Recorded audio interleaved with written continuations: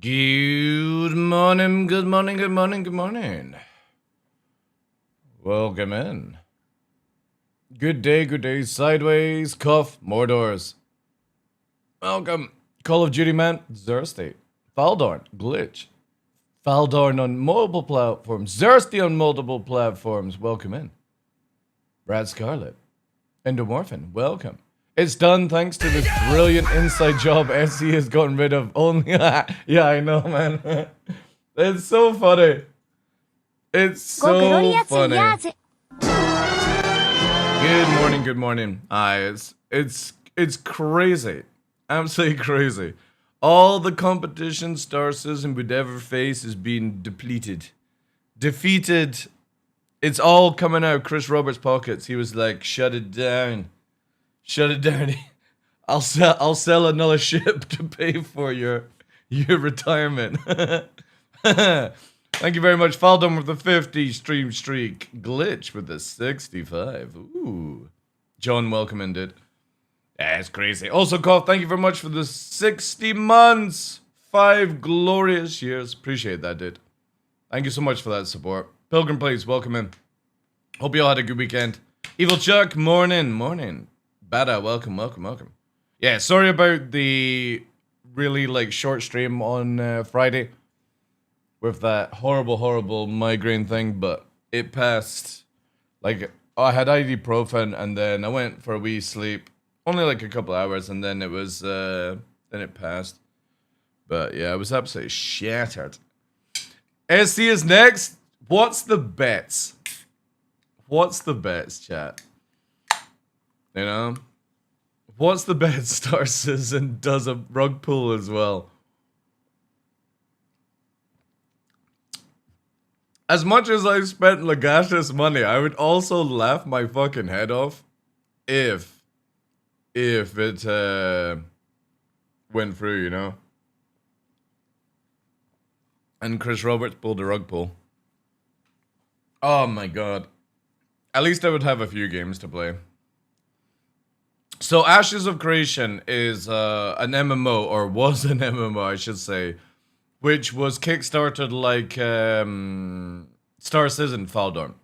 And it's like a open world fantasy MMO, basically like, you know, World of Warcraft, you know, any of those type of games, right? And literally, what's we in Scottish? Yeah, small. Yeah, small. We as in small. Yeah, so it was basically the same as Star Citizen Kickstarter. Everyone was paying like $500, blah blah blah blah blah blah blah. The same thing as Star Citizen, right? And then you got early access and stuff like that. So basically, it was looking really good for a game. You know, people were like, "Oh, it's getting better. It's getting better." The graphics were a bit meh, and they just released to Steam like last month. And over the weekend, they shut it down. Because they did the same thing that I said CIG can do, is once CIG releases Star Citizen, releases Squadron 42, the next week they can shut it down. And there's nothing we can do about it, right? And it's in the TOS of Star Citizen, the exact same method that's in Ashes of Creation. So they've shut down, you know, blah, blah, blah, blah, blah.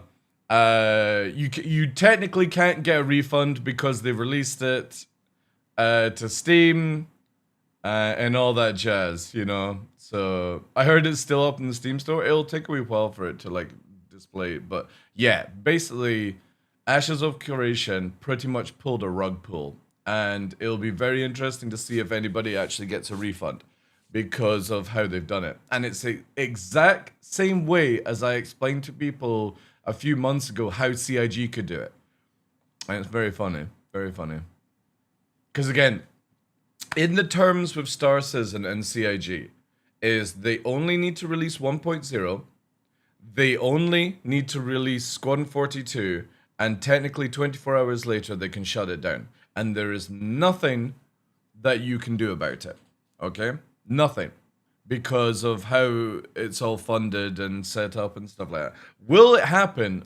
We will find out on the next episode of Who wants to be a millionaire? But it's super funny. It's really funny. So that's the final one. So Star Citizen is the only Kickstarter game right now that is still going. The other one, what was it called? It was alongside Star Citizen. It was that sort of like medieval game. I can't remember the name of it. Where the crossbow comes from. That one got shut down. Was it Camelot Unchained? That's what it was called? And now Ashes of Creation. So yeah. Does this mean Stream will blacklist them as questionable game developers? I'm hoping so, Stacks. I'm hoping so. Because again, the only people who technically might have issues trying to get a refund are the people who kickstarted it. Because whenever you Kickstarter, there's terms. And the terms were the moment that it was released, like playable release, that's when they took your money. Steam should be able to get their money back because you can do certain things like what's the thing called? I'm trying to remember where you can go with it. I've always wanted an MM that's just one planet, one ratio. Apparently they're doing PlanetSide free. We'll see how that goes, Mordors. That's kind of like what you're asking for. But one thing would be amazing, right? And I know it'd be very difficult to pull off, but you know the level of DCS World, Mordors, and then like Arma or Squad and stuff like that? Imagine if you combined those games together. And it was what you were talking about, a one-to-one planet. That would be... Bro. But the interesting thing, this year, War Thunder brings out their FPS version of the game. And in the FPS version of the game, there's jets and helicopters. So it's basically like Battlefield, basically. You can check out the video on it. Now, it's in early access and limited space. But War Thunder has boats, planes, tanks, and now it's going to go FPS.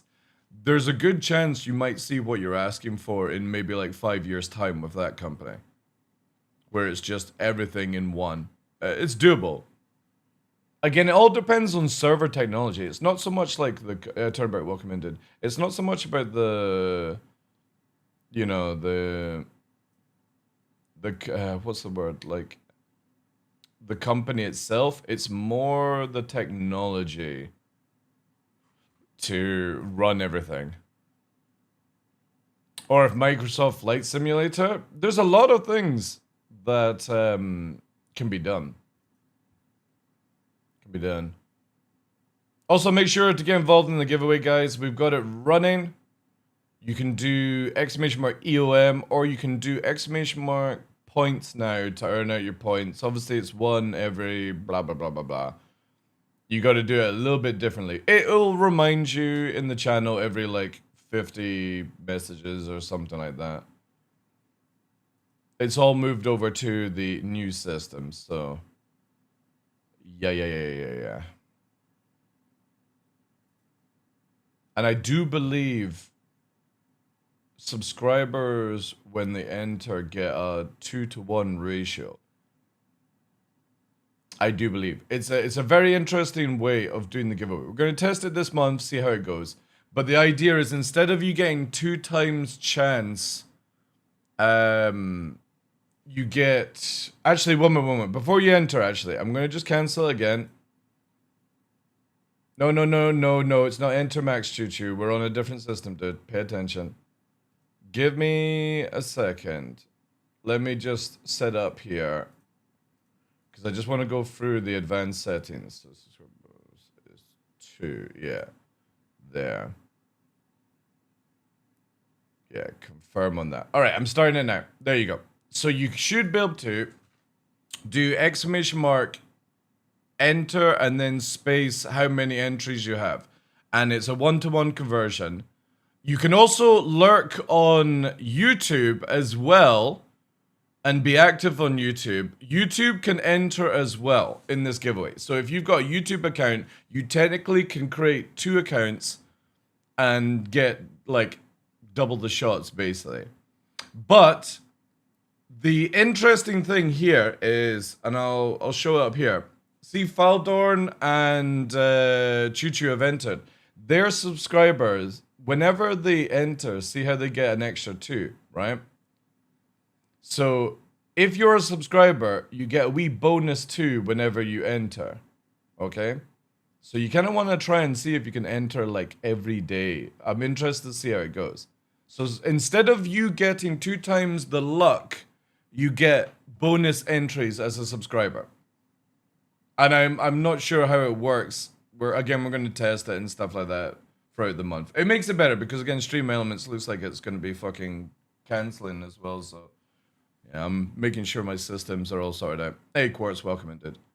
Is there any way to enter all the points? There's not, sadly. No. It's the problem with every single bot that there is for a content creator sideways. One bot does this well, one bot does it this well, one bot does it this well. None of them do anything good altogether. So, yeah. Sadly, you've got to check your points and then enter. So there's Cough. Cough has entered 10, he got 12.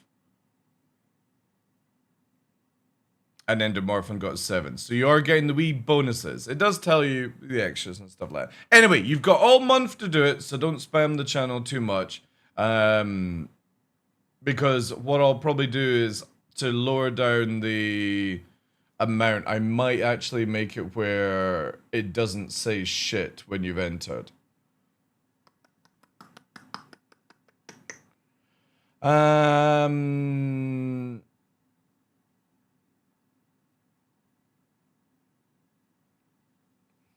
But then how would you know? Ah, thank you, John. Appreciate that, dude.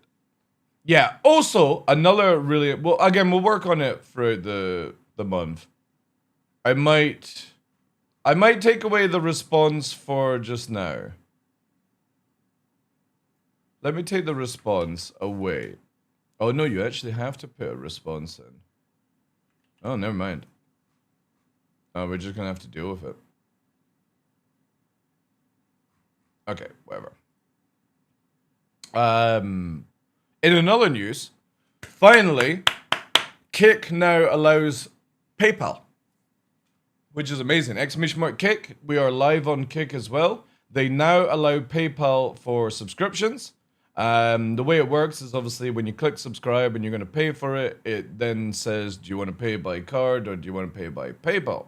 Which is fucking awesome now. So finally, they've got it. Now, they don't have it on app, but again, I wouldn't trust any app the same as I don't trust Twitch's app because Twitch's app is fucking terrible. But yeah, just to let you know, I posted that on Discord over the weekend, which is really cool. I don't even remember how I subscribed, so I can show you here, if you so wish. Say you go to My Beautiful Mug. You can click here, and then obviously I'm not going to do it because whatever. Oh, look at that. Somebody can drop 500 subs if they really wanted to. You click here, and then... Actually, wait. I'll probably do it with, like, Cutlet, right?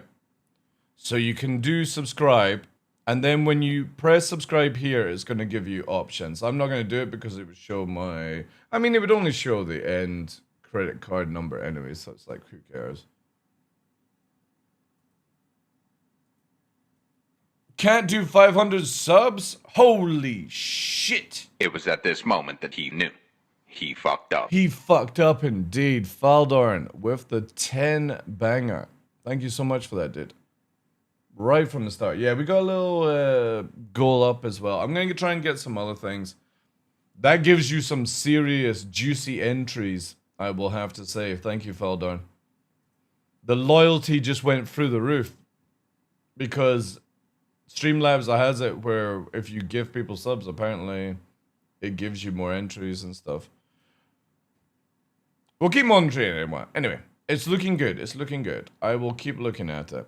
But yeah, just to let you guys know, We now have it where you can enter the giveaways if you're lurking in on YouTube as well. They don't have it for Kick yet. Hopefully they do. I think you have to like type in the YouTube channel. I don't know how well YouTube works. I'll pay attention to it because obviously nobody's at any hours right now. Yeah. So we'll see what YouTube does. It's every 60 minutes you get an entry basically by lurking the stream. Obviously if you're active in the stream within the hours period, you get extra as well. Giveaway pay to win? Oh fuck yeah. I'm all about the pay to win. Pay to win. Bills have to be paid. You know?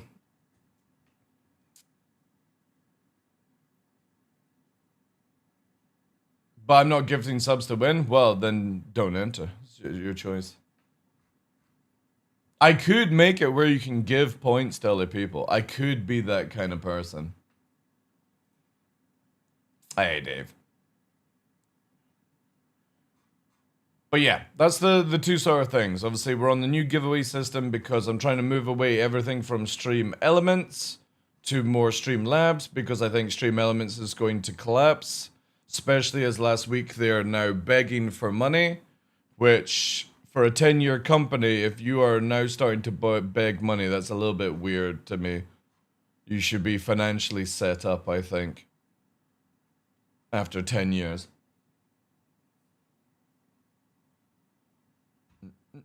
I'll never win them? Well, not with that fucking attitude. Not with that attitude.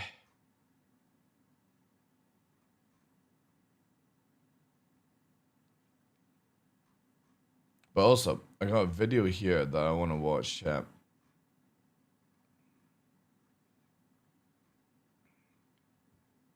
Where are you? Where are you? But yeah, they are the two good things to begin with. The good news.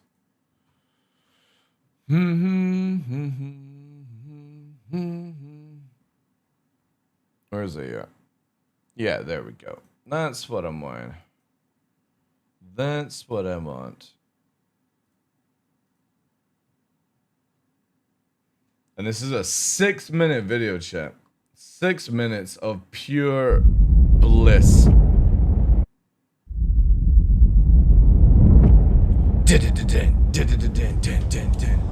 gonna have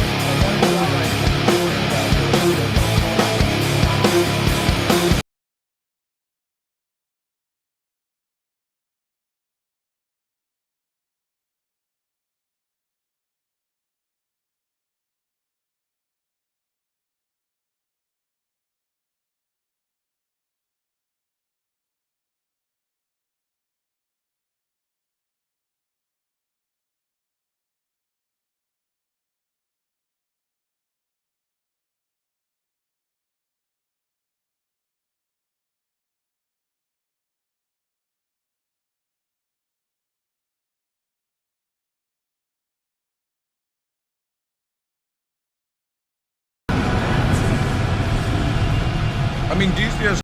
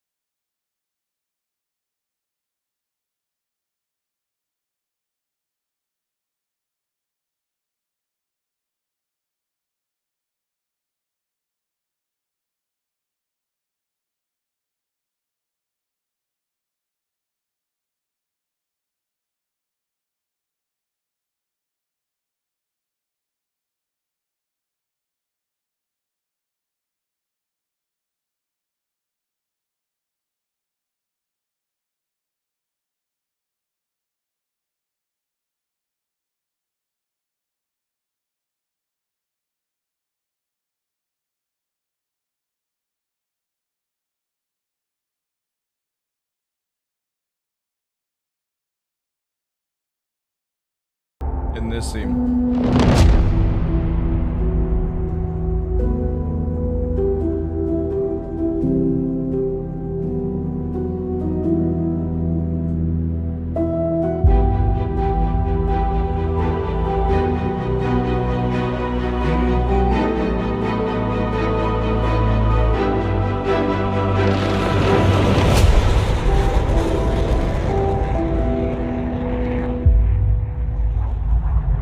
Who can tell me what that was? No, it's not a typhoon. No, no, no, no, no. The Raphael! It's fucking sick, man. It's looking good.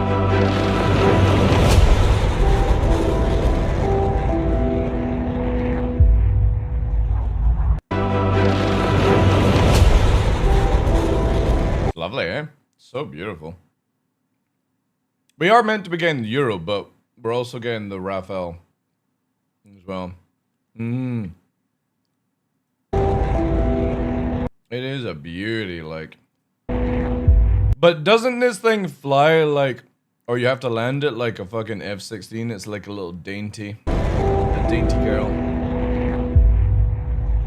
And then obviously we got the 35 coming in.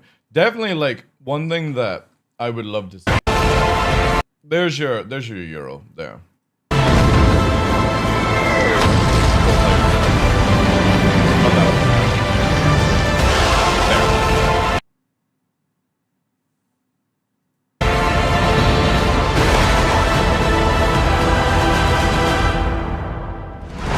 Was that the rough?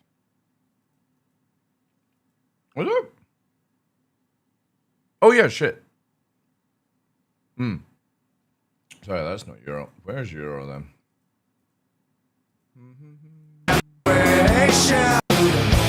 This looks so good though, the map update. Like, really cool. Let go! It looks so much more cleaner. Like, really, really good. Really, really good.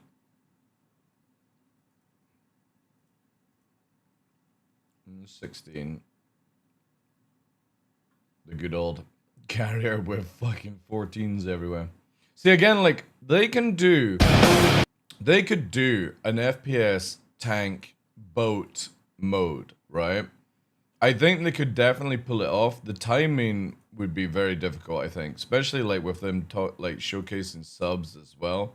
And you already have troops that load up in the game, and you've got cargo missions that you do with helicopters and stuff. They could do the full package. But I think they would need some heavy investment, by the way. Heavy money.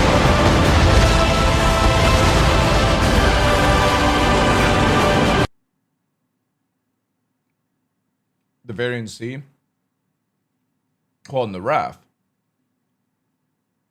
It'd be amazing. Yeah. Is carrying the Meteor? Alright. What's the Meteor? Isn't it like, what, 60, 70 nautical miles? Or is it more than that? I can't remember. It's like, way. It's a GG missile, if I remember correctly, like.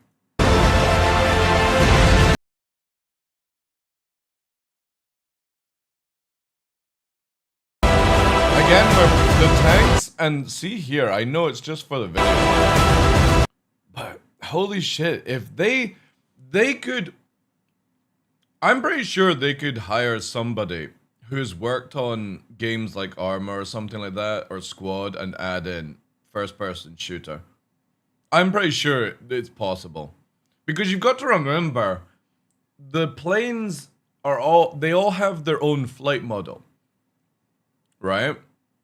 So you don't need to worry about that. You would just need to basically make the ability to control the character. 75 nautical miles confirmed. Holy shit. Yeah.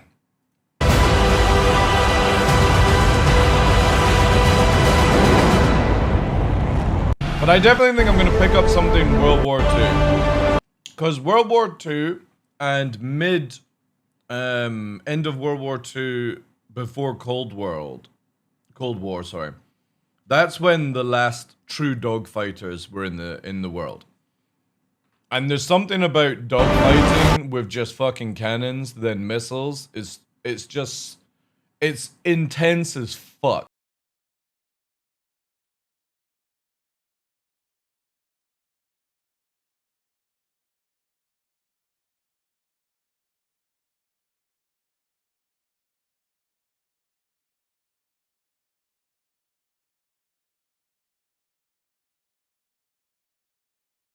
Yeah, see, look. Here you've got loading into the back of the Chinook, I think it is.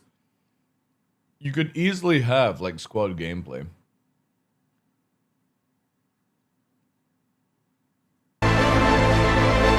Yeah. I'm gonna get something like this. Or, the other game that I was looking at for this year is this one here. I've showcased a couple of times. It's IL-2 series Korea.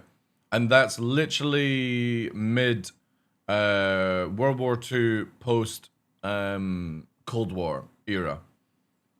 So you have no missiles and you've got jet fighters. Really fucking sick. And I think it's the last time they started putting stupid fucking sized cannons on planes as well.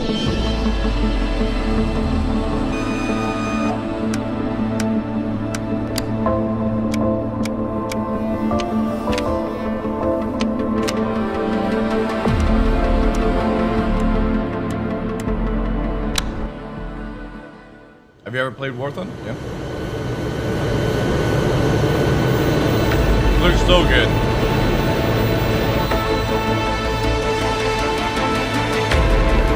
This game will be so much fun.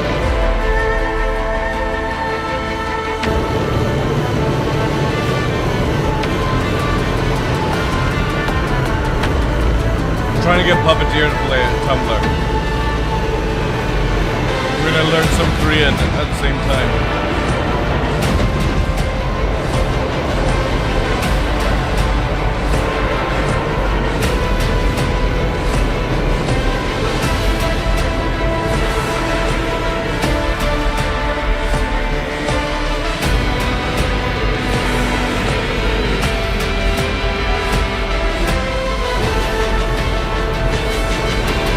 So good.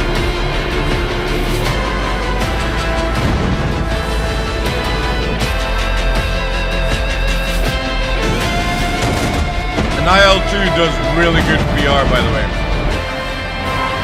They're a very good company when it comes to VR. It's not as good as DCS, but it's really, really immersive. So again, yeah. Going to be buying that one because again that's like just before the Cold War, so you have no missiles, you've got the old fucking bombers, and it's jets with the old-fashioned cannons before they started to strip these cannons off the planes to make them lighter, but then obviously put the caliber up. But it's just at the last point where you had giant fuck off cannons, so it's all about dogfighting. No missile gameplay. I don't think they'll probably add bombs into it because it looks very much just like, you know, anti-bomber like defense. But yeah, they look really fucking cool. We got fucking a video from Puppeteer. Look at this shit.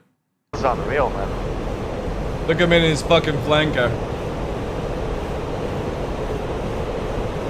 He even like panics at low height. Watch. Oh, I'm too low. Oh, I'm too low.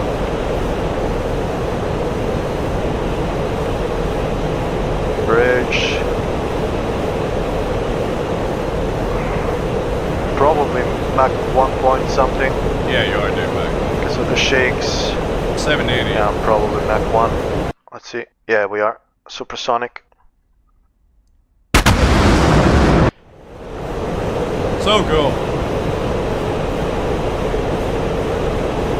All the windows on these buildings are getting blown up right now.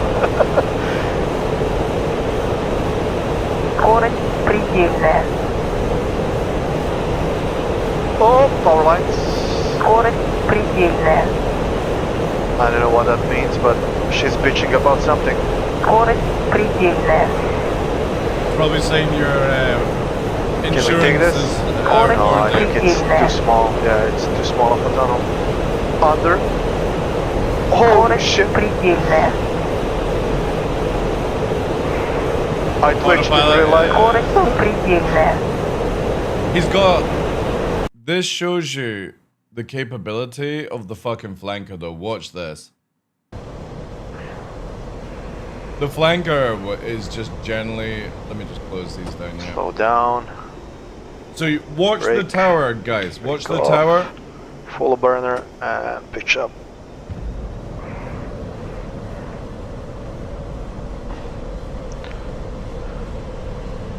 A lot better. Here we go, here we go, here we go, here we go. I don't think the F-15 could do that.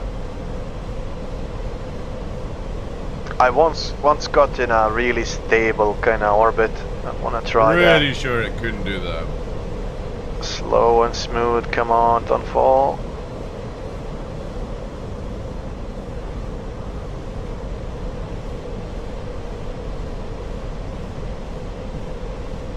But yeah, this already is crazy. Like, apparently you can't do this It's a anymore in crazy DCS. flight They model. made it where the wings snap. there we go.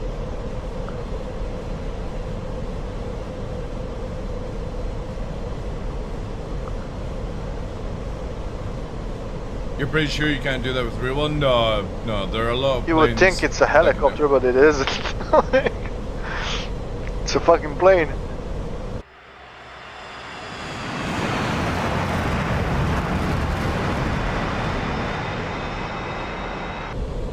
I already did it You with could the do knife. one circle, but you're not doing multiple like he's By the doing. time.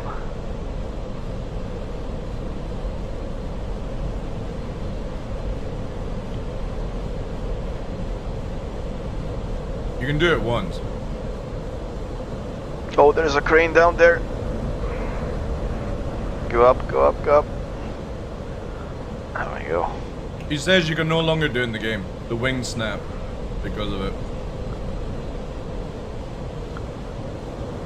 But it's kind of cool to see. Crane. Whew.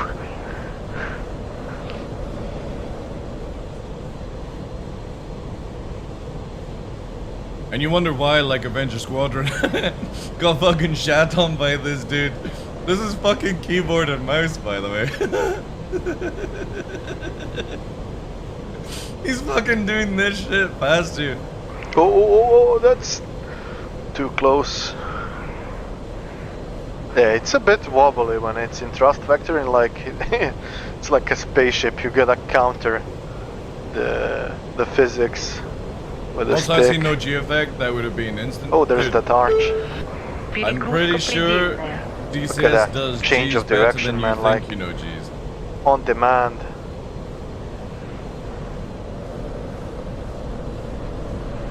Yeah, he's now got right stick and he's still Oh, keyboard though. stalled out, but it still pulls out.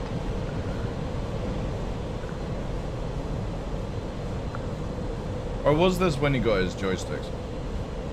No, this is keyboard and mouse. Go for a second pass. There's a police car down there. Popo.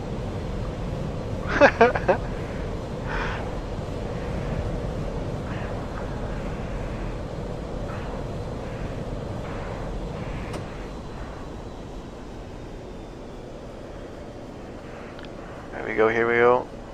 And full burner now. Pull out. I didn't even recognize Can this, we make this it? map.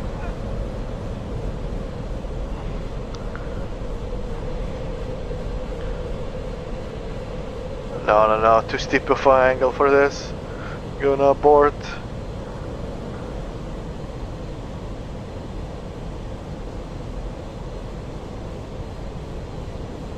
It's cool as fuck. I don't own any Russian plane.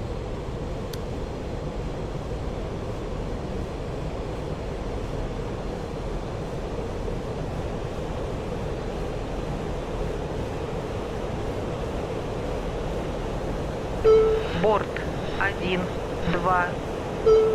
I used to do it all the time in Arma 2 back in the day. Like I was literally a Black Hawk pilot. Love that thing. Holy shit. Big fat ass. There's also this. Now obviously, Microsoft Flight Simulator is kind of arcadey, but still. This dude is #1 in the world for being able to pull this stuff. And you can see at times where the skill comes in.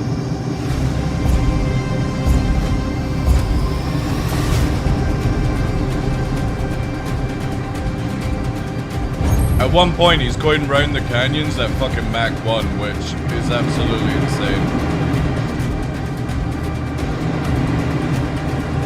But the funny thing is though, right? This shows you, I had this conversation with Sofa. The problem with Star Citizen is it doesn't show you good, what's the word? FOV. Because this is actually slower than most jets in Star Citizen. We just don't have this verticality, you know? But he's doing 650 nautical miles. And at one point it pushes over 700, which is over Mach 1. Round the corner, there you are, 700. Absolutely fucking nuts.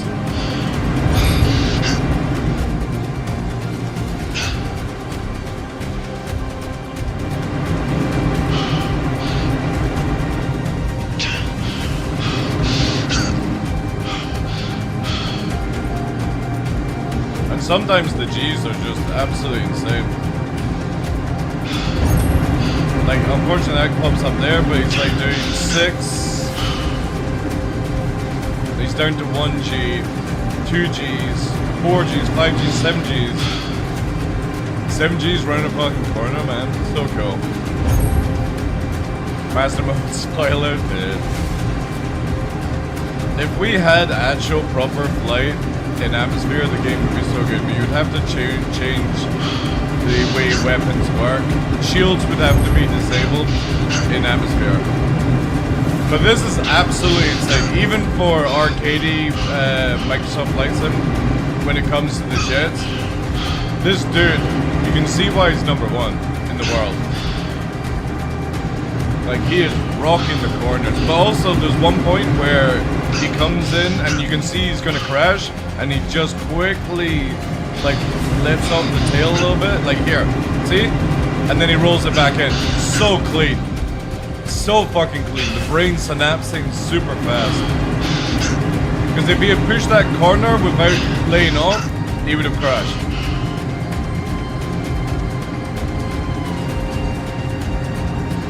Absolutely insane.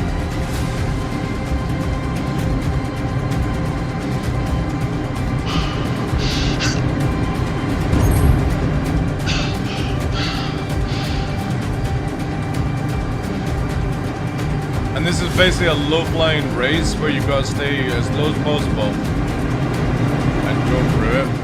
My fucking head's tilted in real life. So sick.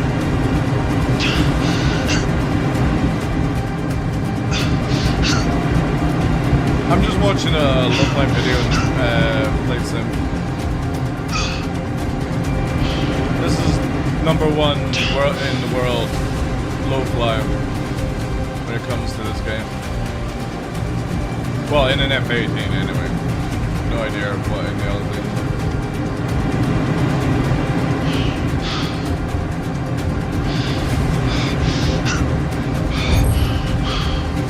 It does show that the Top Gun scene could actually be done. Would it ever be allowed? I don't think so.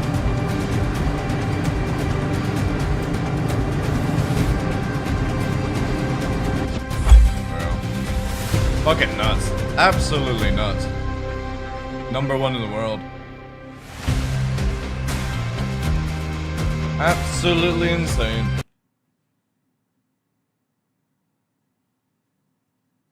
SD graphics are looking good, yeah. The flying looks great, but the constant hearing the grunting would put me off in the game. Nah, I like that. I like the tick maneuver. Or sorry, hick maneuver. It brings realism. We used to have it so much better in Star Citizen as well, but they've toned it down. Toned it down massively. Anyway, fucking, that is one hell of a pilot. #1 in the world. Can't wait for Canyons? I know. Imagine if Star Citizen had this depth. Like, oh, it'd be so good. But I don't think CIG will ever make it like this.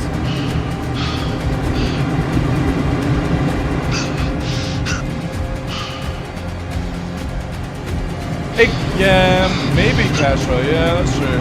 I love this maneuver. See how if he had kept going that line, he would have crashed. So he let off, went up, and then dipped it right in hard to keep the time. Most people would have just fucking smashed.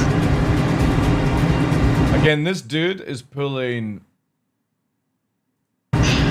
386 nautical miles. He's doing 7.8 fucking G's in that turn.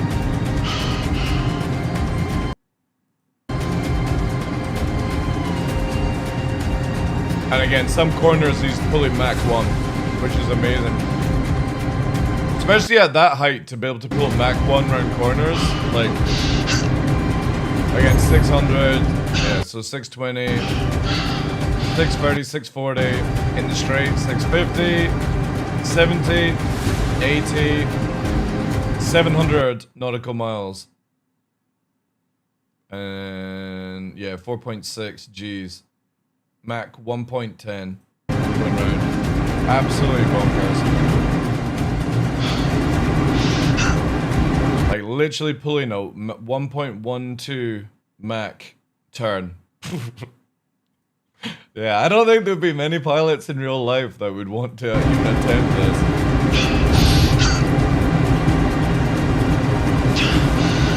Absolutely insane. Man, if Star Citizen just had that, we would be rocking.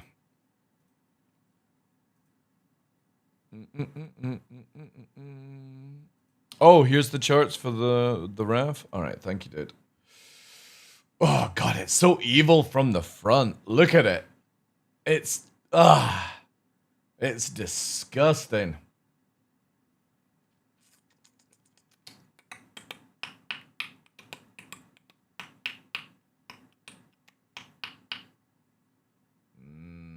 Juicy, juicy, juicy, juicy. Fucking 4 meteors. Oh my god, what fucking... Does it have the radar to even accomplish it? Wait. It doesn't say here, does it? No. Can it? Does it even have? It's 1 every hour, more doors. You gotta be here for a whole hour, and if you leave and come back, it cancels at that timer. It said no more strike. Yeah, they can be daylight launched, right? God, it's so vicious, man.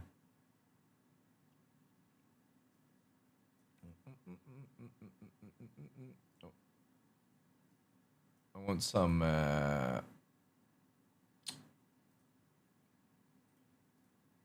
want to see if anybody's got a Mac run with it. Oh, here we go, here we go.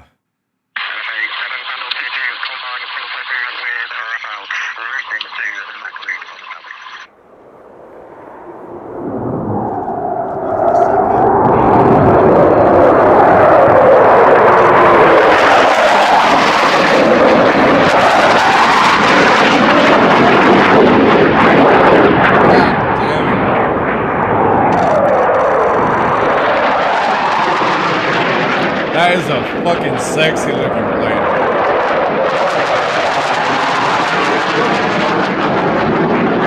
That's the... Isn't it the Typhoon at the front? No. There was a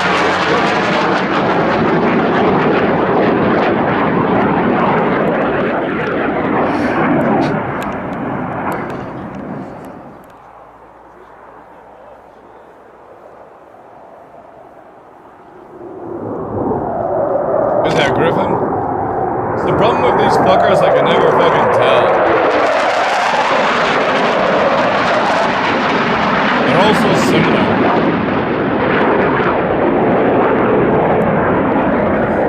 God damn, look how fucking evil that is, man.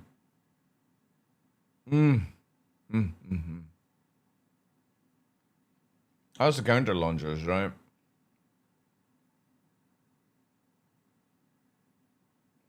Do the Carnards actually fucking move on this thing? Do they sleek back? Ooh, look at that beauty. Ah, right.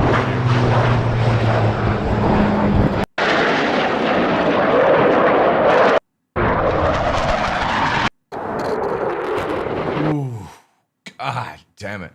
The F-15 is also still one of the most beautiful fucking planes. Like, look at that bubble canopy. Just, oh my god.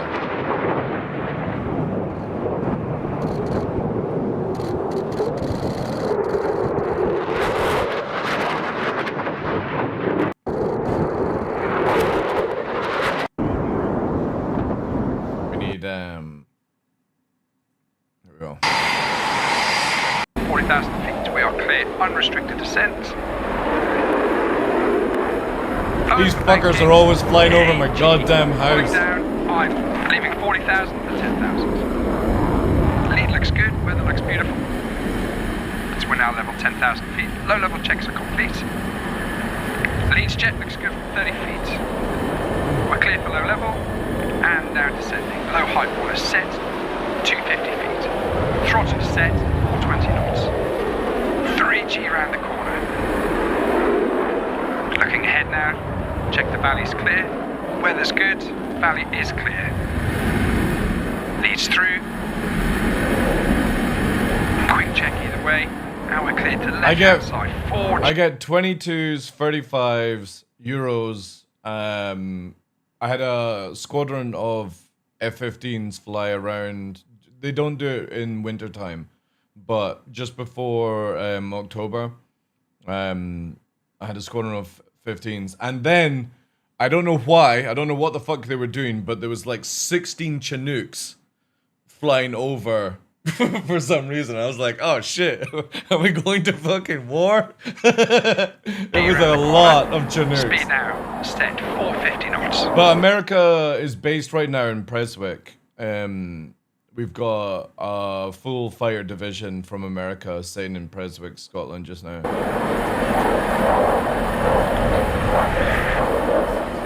Entering the McCunliffe Loop, northwest. Oh, the Americans, like, we've had, last year, Apaches were in the area. I don't know what they were doing. They were doing a lot of hovering exercises, which, again, when I see the 35s and the 15s fly past, I'm like, just whatever. When the helicopters are around and they start hovering, I'm like, what the fuck's going on? Because there's no operation area in here to do sortie. 5G over the top, speed now 420 knots. Back down 250 feet. Valley wall flashing past the left-hand side. Yeah, but over water? And shortly to enter into the Lake District. Now back down to 250 feet. Hard left turn. The lead 6 o'clock is clear. The weather looks good ahead. Lining up the valley. And speed's now coming up. I've said this so many times. The only thing that's gonna get me back to playing DCS is when they finally release this fucking Eurofighter, the Typhoon. But now I'm kind of like, maybe I might go for the RAF, you know? Especially, I mean, to be honest, the Typhoon carries meteors as well, so. 480 knots. Positioning for the overbank. Waiting for the lead. There goes the lead, and overbanking. 5G over the top.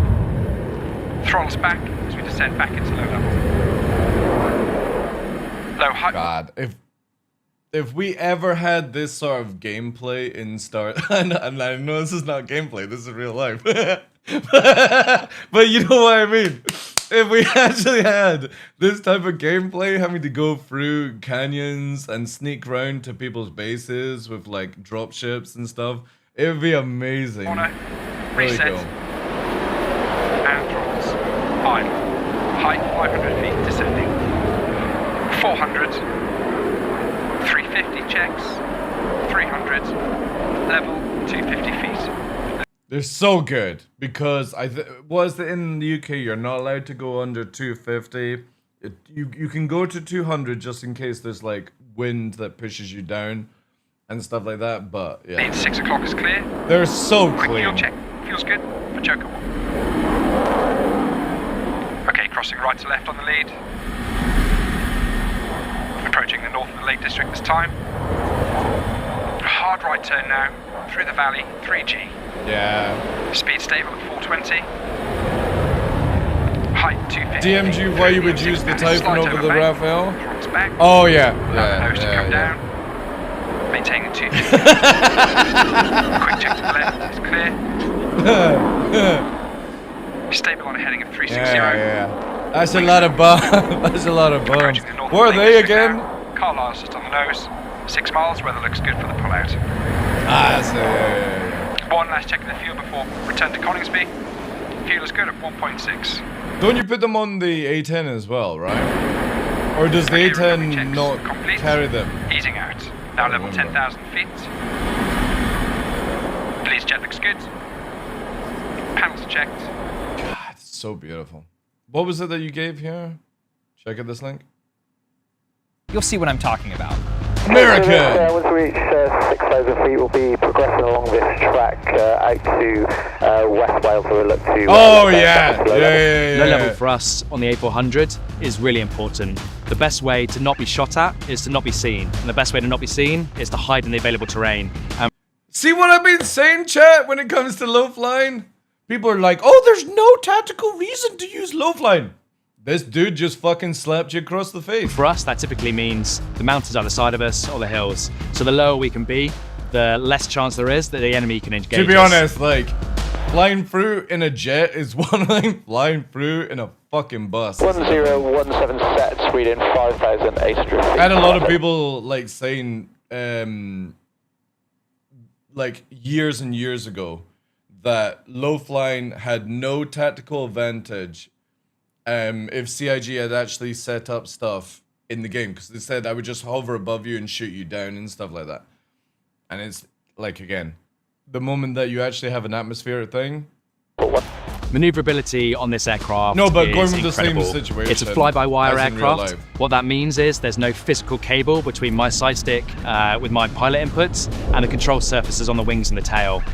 Our max angular bank is 120 degrees. So what that means is from straight and level, I can go past my 90-degree knife edge and keep on going another 30 degrees. But in SE, are you really worried about anti-air? I would be massively worried about anti-air when the new flight model comes in and if CIG actually make realistic missiles. Oh yeah, I would be definitely worried about anti-air. Whilst we don't use this on a regular basis, it's a nice part of the performance envelope to have in your back pocket. What the maneuverability of the aircraft allows. CIG have done two things in 4.6. They've made it where the missiles on ground vehicles are so much better now. They have unique own missiles, and you apparently can now take them to location to get rearmed as well, which is really cool. Oh yeah, when atmosphere comes in, Callie, it's going to be huge. Allows us to do It's broken. is to we stay in test tight, narrow valleys. So you where other can't rearm then. aircraft might typically not be able to. This might give us a tactical edge in a warfighting That situation. Have HUD tack is on the right, our ref we have set twice. These are drop no, cut winds no, That sucks, yeah. not by flat. Now, one thing I want you to listen for during the low-level portion of our flight is the communication between the crew. Granite terrain, you can see middle distance with the sun on it. You come in left before that. Roger. The coordination is razor sharp, and every single person is locked in, calling out wires, towers, terrain, birds, I and fucking love the cup holder, man. other aircraft that might be in the area. Fucking window down. I'll have a strawberry milkshake, please. Yeah, thank you. Yeah. And air deflectors are out. So now how to God damn, it's fucking nice. It's nice, man. So ramp and door. The crew knows how high stakes this portion of the flight is, and it was pretty cool to hear how dialed in everyone was. In the A400, we fly our low level at 270 knots. That's roughly 4.5 miles a minute. So when we're in the mountainous terrain, you really have to be on it. Look at the fucking shit they've got everywhere to not fuck this up. If you man. turn too early or too late, the aircraft's not going to be in the right position to make that turn. You always have to be focused on what's coming up ahead, looking for any cloud, rain showers, or any terrain that might affect you. So it's about a 25-minute transit now to West Wales, over the sea, and then we'll get you on the ramp and door for the Mac Loop. The Mac Loop is pretty famous in the aircrew world. Essentially, it's an intense 5 minutes of flying around some of the most beautiful mountainous scenery in Wales. It's incredibly useful for us in the training environment. Within those 5 minutes, we get a variety of terrain to fly over. From narrow, winding valleys to steep-sided high mountains. I think it's fair to say if you can fly successfully around the Mac Loop, you can probably fly in most places. The valley creates You know, these planes are just slightly bigger than the fucking Stinger in our game. natural racetrack. Tight turns, steep terrain, and dramatic backdrops, making it the perfect place to train. Because of how close you can get to the aircraft, it's one of the best places in the world for plane spotters to hike up and capture high-speed, low-altitude footage of military aircraft doing what they do best. Oh yeah, if you ever get a chance, go to Wales Mac Loop. We've got one up here in Scotland, but it's not an official Mac Loop. It's basically just where military do off training to fly through. And of course, I want to give a huge shout out to the team of spotters who hiked up to film our flight and are behind the shots you're about to see. Holy shit. Now, if you guys have been a fan of our channel for a while, you'll know my favorite thing to do is called ramp riding. It's where you take this harness right here and walk to the edge of the open ramp door to sit and look out on some of the most spectacular views in the world. Elevate 17, flat out 41, single 800, low level, enter the Lake District, Windermere routing north, elevate 17, flat out 41. Now, while I've done that before, what I haven't done is do it here in the United Kingdom, where we get to look over castles and lakes and some truly incredible scenery. I can't think of a better way to close out this video than bringing you guys along right here to go ramp riding. Just flying through the Mac loop alone is cool enough, but I knew this might be my only shot at it, so I wanted to do. So right now you have the American forces are in Prestwick Airport area in Scotland, and they do their sorties. So like, obviously not right now, but during like spring and summer, I have every fucking day 35s, 22s, 15s flying around here, doing whatever the fuck they're doing, and they're low as fuck. And there's one area that they're allowed to go below the 250 a little bit down, and they are really fucking pushing it out here. But it's not where like you can book it in to like go and do photos and stuff. That would always be at the Mac Loop in Wales. Something pretty incredible. I didn't want to just watch it from the flight deck. I wanted to feel it from the edge of the ramp door, staring straight down at the valley below. Oh look, CIG, a ramp that can open up multiple ways.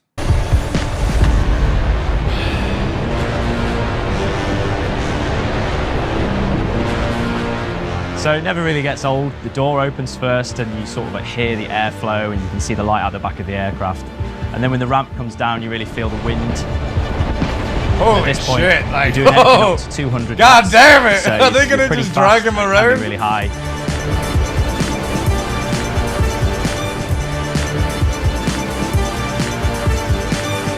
That's some James Bond shit, like. Wow. Look at that fucking picture. That silhouette is pretty badass, like. Holy fuck. So they're about 250?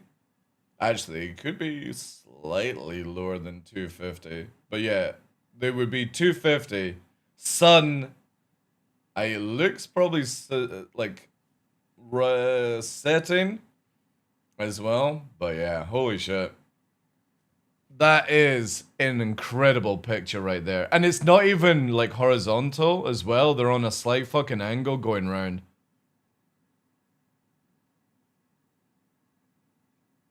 That's about 800 feet to 1,000.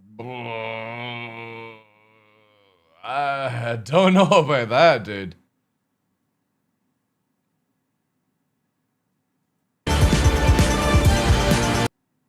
That, yeah, sure.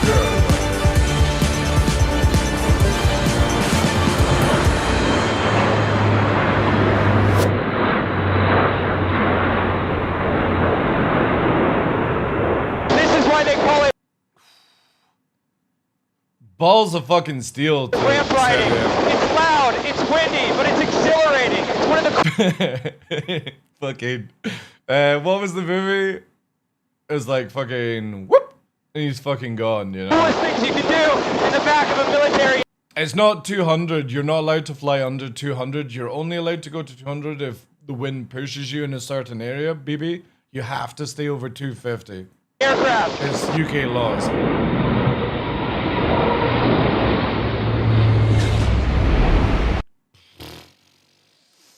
Fucking hell. Fucking hell. Holy shit, man. He's actually having to lean back. Fucking hell. Okay, let's get this one. That's...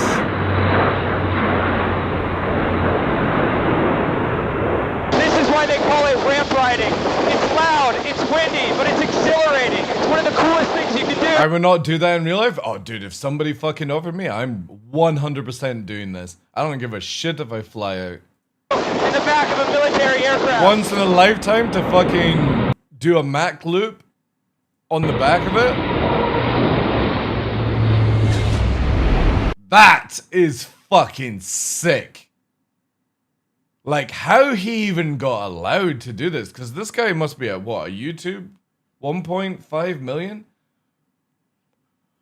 I wonder what the fucking... Oh yeah, but he's also on the steel chain as well. He's got the strap that goes to the first part, and then he's got the safety wire as well. So strap from there to the first cable, and then he's got the safety wire. And that wire is not easily fucking snapped. The tension on it is insane. I am interested to see how the military even allowed this to be happen. He must have signed some crazy waivers. Because that bank right there, you see him leaning back because, like, fuck me, that is pretty, that's baller, like. He's getting thrown around quite well.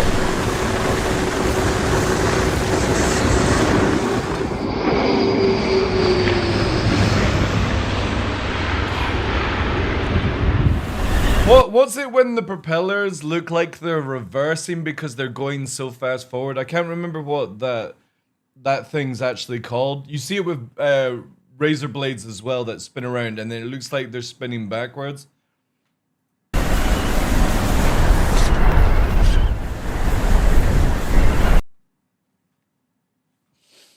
This is where just like a gust of wind, whoop, the fucking phone flies out your hand. Holy shit, man. That's pretty cool.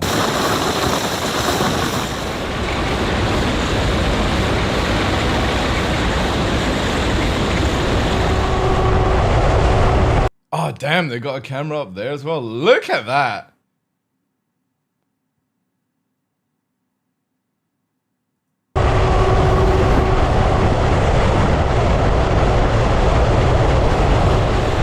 Oh, that's a, yeah, it's definitely, yeah.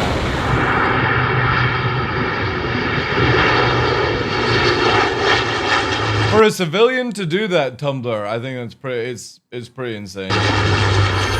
Yeah, I mean, these things are not exactly pulling 9Gs round the fucking corner, but still, like, big balls. Big balls for anyone to sit on a fucking ramp at that height and not feel sick. God damn! And he's got a fucking smile on his face as well, which makes it even more fucking cool. Man,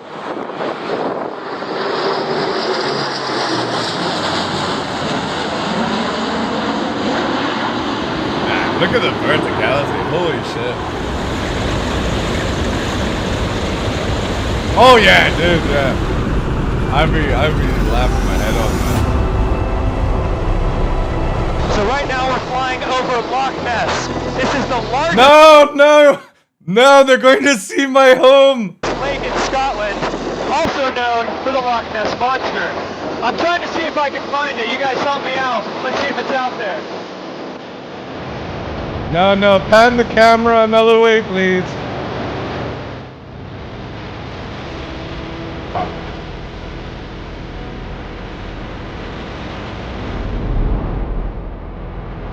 Essentially, we've been around once, so this will be us doing the eastern side of the Mach Loop before heading off towards Lake Bartlett.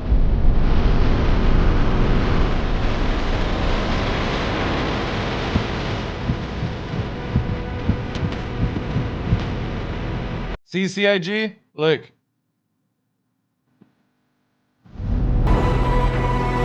Watch this area. We've been around once, so this will be us Look, doing CIG. the eastern side of the Mach Loop before heading off towards Lake Bartlett. Right, far back. Watch. Windscreen wipers CIG. Imagine, right?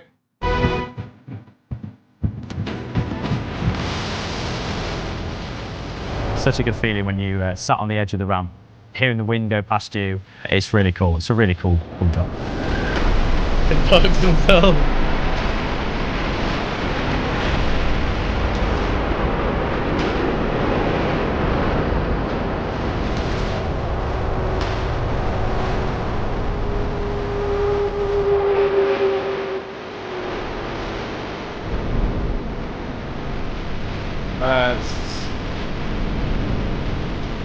Oh yeah. I know where they are now. Flying over 200 knots all the way up into Scotland, passing sites like Loch Ness, Ailing Donan Castle, even the Harry Potter Bridge, it was Oh my god! This is very close to where I live. pretty surreal. We are so lucky with the terrain that we get to fly over in the UK. On a beautiful sunny day, there's nothing better. It's such a unique perspective that we see the world from.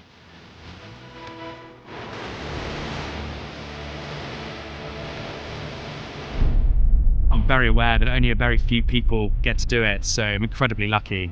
At the same time, we shouldn't forget why we're training in that low-level environment.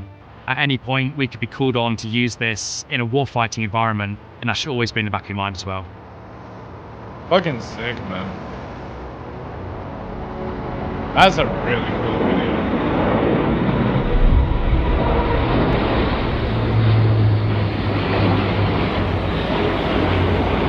Does this guy have any more like that kind of shit? Oh my god. Wait, he went up in the fucking Viper? Right now I'm flying in an F-16 Viper, one of the fastest, most versatile fighter jets ever built. If you've ever wondered what it's like to pull 9 Gs, or 9 times the force of gravity, get ready to strap in, because I'm about to experience the most violent flight of my life. Will he handle 9 Gs? This is the F-16 Viper, one of the most versatile fighter jets in the world. For decades, this lightweight, agile aircraft has set the standard for maneuverability, making it especially lethal in a dogfight. But to really showcase what makes the Viper so powerful, you can't just talk about it. You have to experience it. Strapped in, canopy down, for the ride of a lifetime. And there's one team and one pilot who flies this jet more violently than anyone else. And what I'm about to experience will push my body to the extreme limits of what I thought was possible. Oh my god. That was crazy. To truly understand what I'm about to experience... There's a Russian guy who can pull... What is it? 12 Gs or something, and he can do it for like 15-20 seconds. The dude is insane. An absolute monster of tolerance. We have to go back to where it all lightweight, highly agile Viper starfighter is a daytime dominance. Now that we've learned about and our pilot, and we showcase the full limits of performance capabilities of the F-16. Our hope is that people walk away with a piece of America in their back pocket. And it's still the only plane that we as humans can't fully test. Apparently, what they're thinking about putting unmanned in it, because then that would actually allow it to go to its full capability. But the thing is, though, is we don't really dogfight. Oh, they already did? To serve their community. Pennsylvania, it's FEMA checking in from the F-16. It's because I would like the F-16 is one thing, but it's like we don't really use it that much anymore. good to be home. This is the greatest country in the world, and dreams do come true. To fly the F-16, the power that the airplane makes, it feels like you're putting a backpack on that can take you anywhere. During my flight, I had to wear what's called a G-suit. It looks like saddle pants. It goes over your flight suit. So when you're under Gs, those bladders fill up with air to help push blood back up to your head area. To go from 0 to supersonic in 45 seconds, that is a capability that only the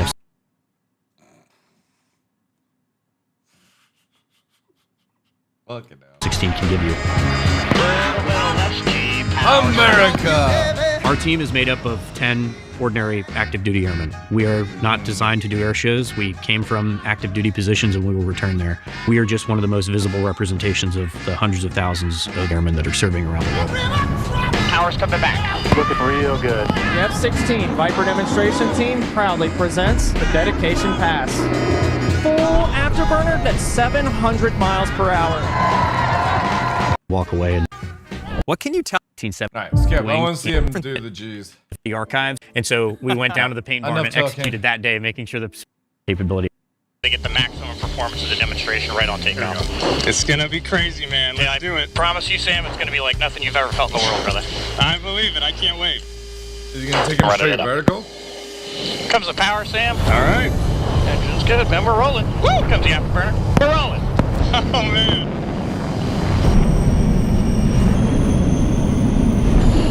knots. There's 130 knots. There's 180 knots. 200. Oh my god. 220. Altitude. 230, 250, 260, 270. Over we go. The fuck?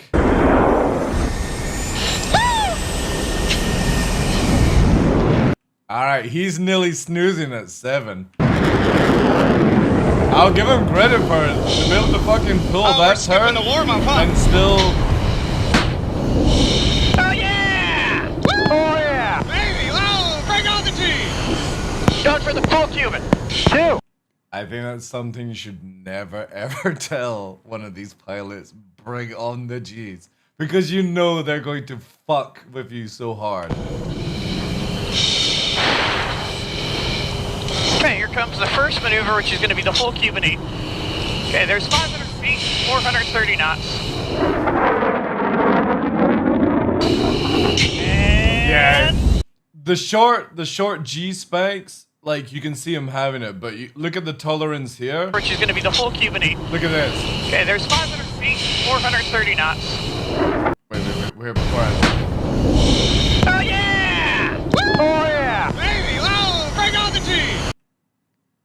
He says that, but then look at the eyes. For the full Cuban. 2. Yeah. that's a fucking dude regretting his words right there.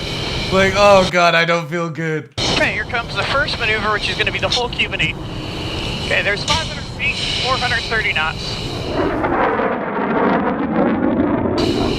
And up we go. Flex those legs for me.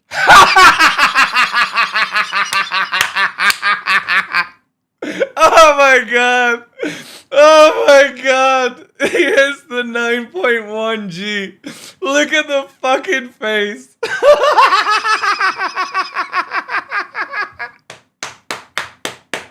Oh my god, that was pitch perfect. And up we go.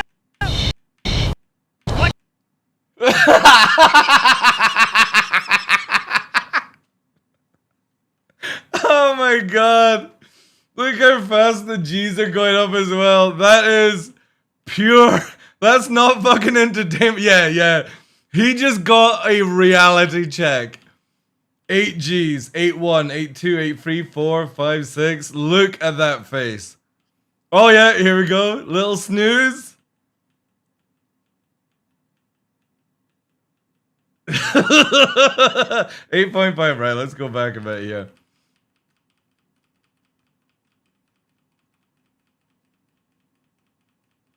Yeah, exactly. Yeah. Because everyone thinks that they've got high G tolerance, and it's not hitting 9 Gs is the hard part. It's the build up to 9 Gs, which is the worst part. Flex those legs for me. He's doing well, actually. He stayed. He didn't pass out.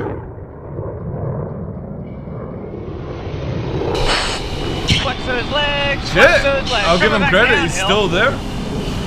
45 degrees nose low. Power's idle for a second, then coming back into max. Feel this acceleration. Look at that fucking angle on the right. Like, as much as I would be in my element right now, super excited, that's also a fucking scary sight. 1,000, 1,500. How fast the ground is coming Flex those in. legs. Keep flexing those legs for me. There's 8 Gs.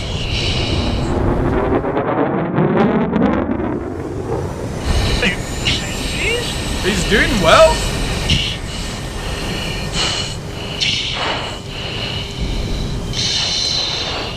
Woo! Back down hills, or afterburners back in, and flex those legs. Going out front. Holy shit. He closed his eyes. He closed his eyes. You know when people close their eyes on roller coasters? I remember when I was in Florida with my son. Obviously, he was super young, and he had his eyes closed. And I'm on the roller coaster with my eyes open, just like, way! And everyone like behind me is like that. It's the same sort of feeling. Like, why do people think closing your eyes makes you safe?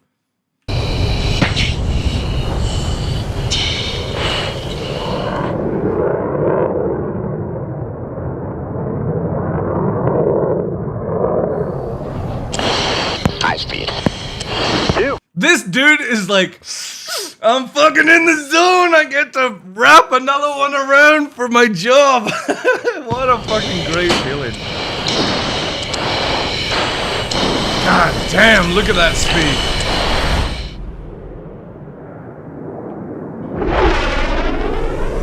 There's 0.9 Mach 2, 615. Oh, dude, yeah. You'd know this guy would take on like fucking 10 Russians by himself. And he'd probably succeed in winning because he's just a fucking adrenaline junkie. That's over the ground. Oh, it's a rocket ship. Whoa, holy There's a big pull, shit. right? Big pull. Keep those legs flexed. Up we go. Out for the triple. This dude doesn't even fucking flinch. He doesn't care. He's done this so many times. This is a fucking arcade game for him. Exit gauge. Upper body relaxed. A good breath. The fact that you can talk through 8.3 Gs into 9, into 7, down to 0.2 is insane. There was 8. Ease it off to reposition for the triple roll. Like, that dude's tolerance is amazing. Absolutely amazing. Comes a triple roll, 3 rolls to the left.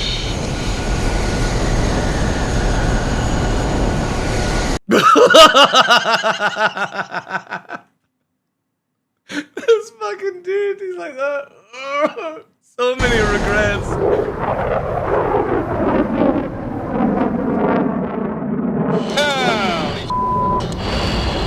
Okay, Sam, this is 250 knots right now. We're gonna get the airplane slowed down.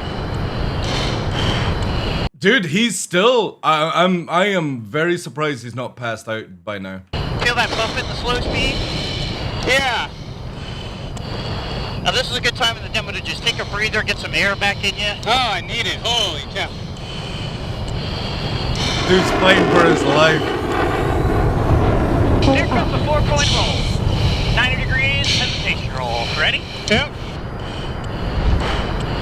1, 2, 3, and Oh, I love that so up we go.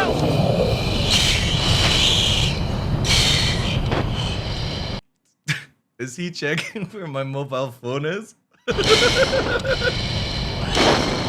Warning. Did I leave the fucking oven on? Oh my god! On my top 6.8, 300. Good number. Jesus. Fuck.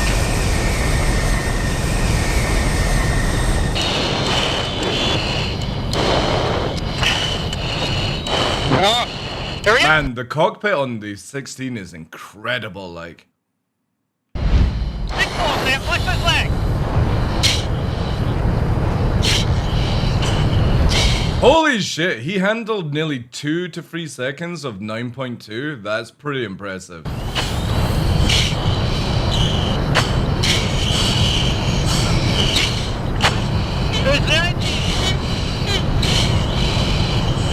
Wow, he is over 10 seconds at 9 Gs. And he's got his eyes open.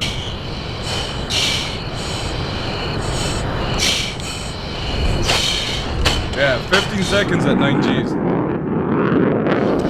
I think this dude is building tolerance as it goes along, Tumblr. He's gone from like squished into the fucking chair to actually like being able to open the eyes now.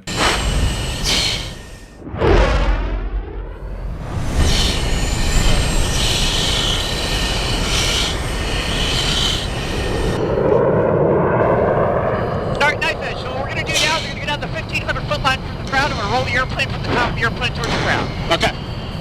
I bet you he didn't even understand a fucking word that dude just said. He's like, yeah, I'll agree to anything right now. Here we go. Up and over and unload. Wave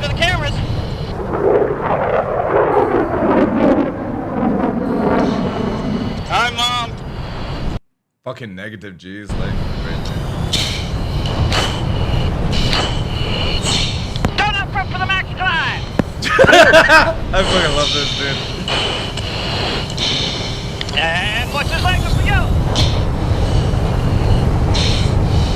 Yeah, shit, he's handling it. He's not passed out once.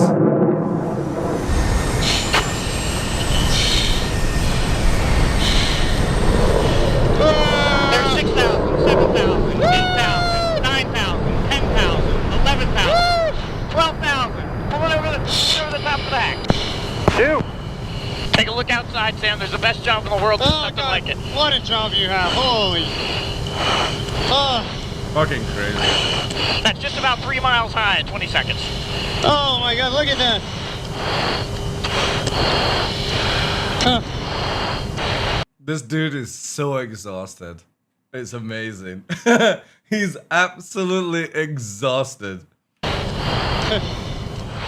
So at this point, with my body on the verge of breaking and the demo and the bag of shit underneath me almost complete, I had yet to pass out, but we still had one thing left: the minimum radius turn. Arguably the most violent flight maneuver to ever exist. A 20-second, 9G sustained turn. Fuck me, like 9 Gs for 20 seconds? At almost 500 miles per hour. My last 2 years of G-force training versus 20 seconds of hell. Stay awake, and I accomplish my goal. Here's 90 degrees nose low. Point you right at the ground, and here comes a pull back down.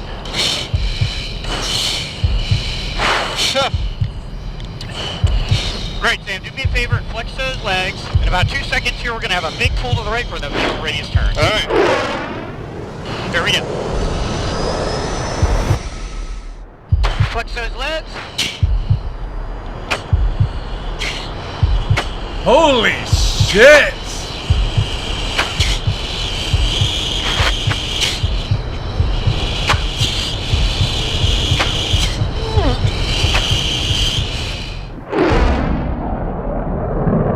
God damn!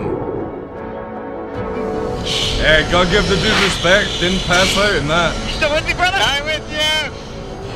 Barely. Yeah, he's about to get the scene in Skyrim. Oh, it looks like you're awake. You were trying to cross the border. Holy shit, man. That is... God damn. About 2 seconds here, we're going to have a big pull to the right for the minimum radius turn. All right. There we go. Flex those legs.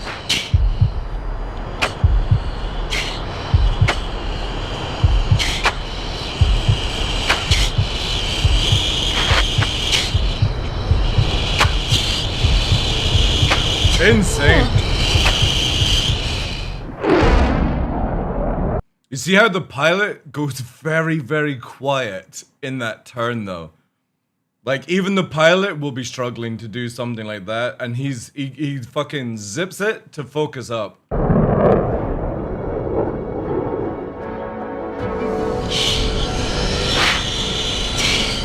still with me, brother? I'm with you.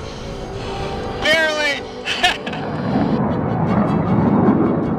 Crazy. Press line right, Falcon 50. The F-16 is just an absolute monster. And you know the crazy thing, right? We can actually push this plane even further than what it's doing in this video. It's just humans can't tolerate it, that's all. It's such a marvel of engineering that the limitation of it is the pilot. Falcon 50, clear to land right. It's very old, yeah, but still absolutely incredible. The technology, the design, everything about it, just insane.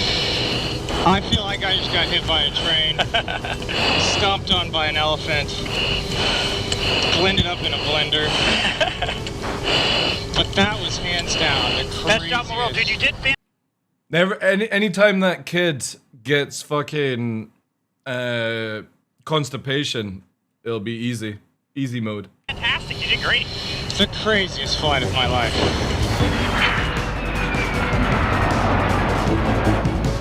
I think the only other thing would be like going up in a rocket after that.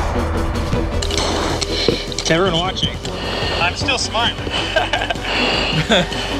You ever seen Hot Shots when they take off the mask and the dude's face is molded into the mask? I always imagine that would actually happen to somebody. You take it off and your whole face is like the mask. It'd be so funny. That's absolutely insane.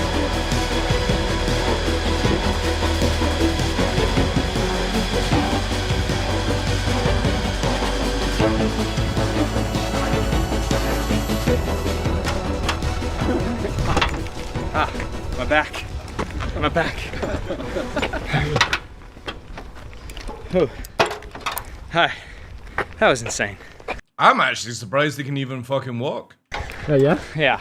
He's waddling, but... we need to wait a second before the outro.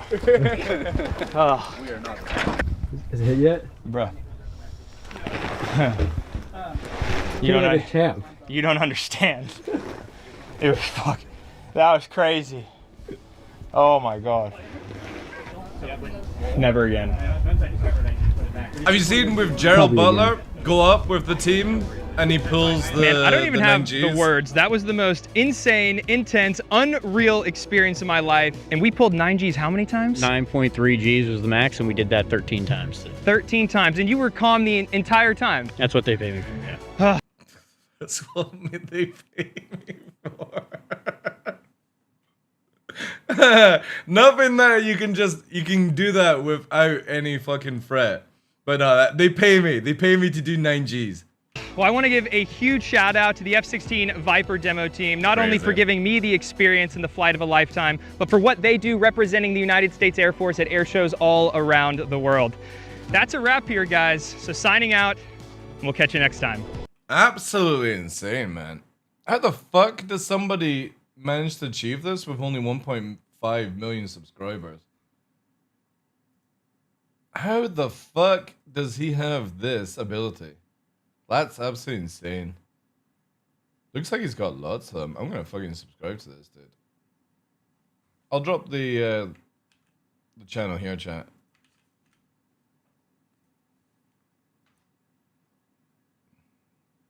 Crazy. Look at all these fucking videos.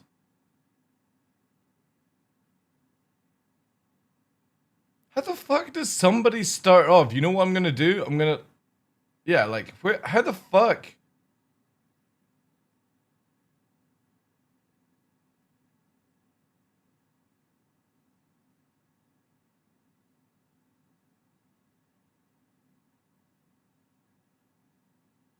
God damn. Man, I could spend all day watching all these videos. Beautiful. Awesome. Right, let's fucking actually play a video game.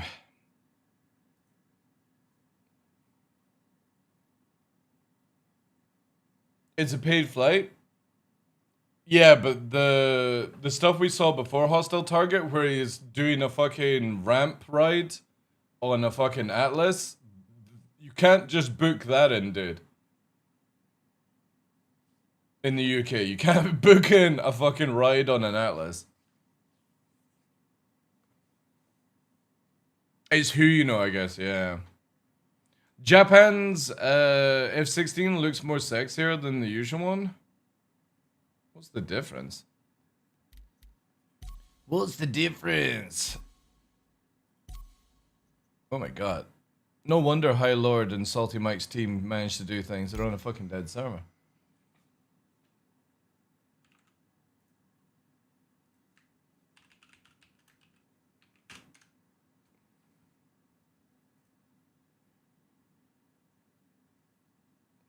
What's the difference then? Just the paint. That's actually quite nice.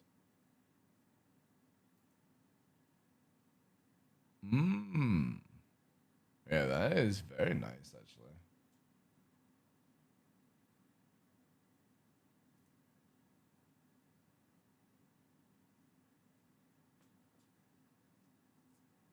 They had to change a lot of things, including the wings.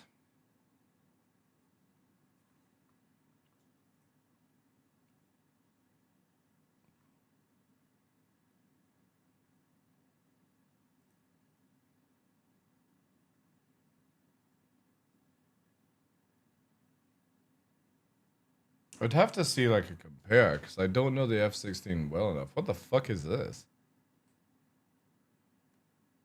That is a nice paint though. I'm not a big fan of digital, but that also looks like DCS.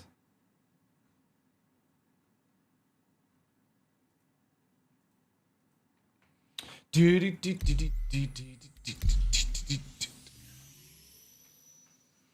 you think that Star Citizen's future will be like Ashes of Creation? I'm not a betting person, but it's now 2 out of 3 have gone the same way, Galactic. And I've explained how it works in with Star Citizen, where CIG can release 1.0 Star Citizen, release Squadron 42, and 24 hours later close it all down. And there's nothing we could do about it. They have that ability in law to do it. So we'll see. We'll see. It's always something that you should always be worried with anything Kickstarter. You know? What the fuck is this? What the fuck is this? Is this legit? Is this legit on somebody's fucking plane?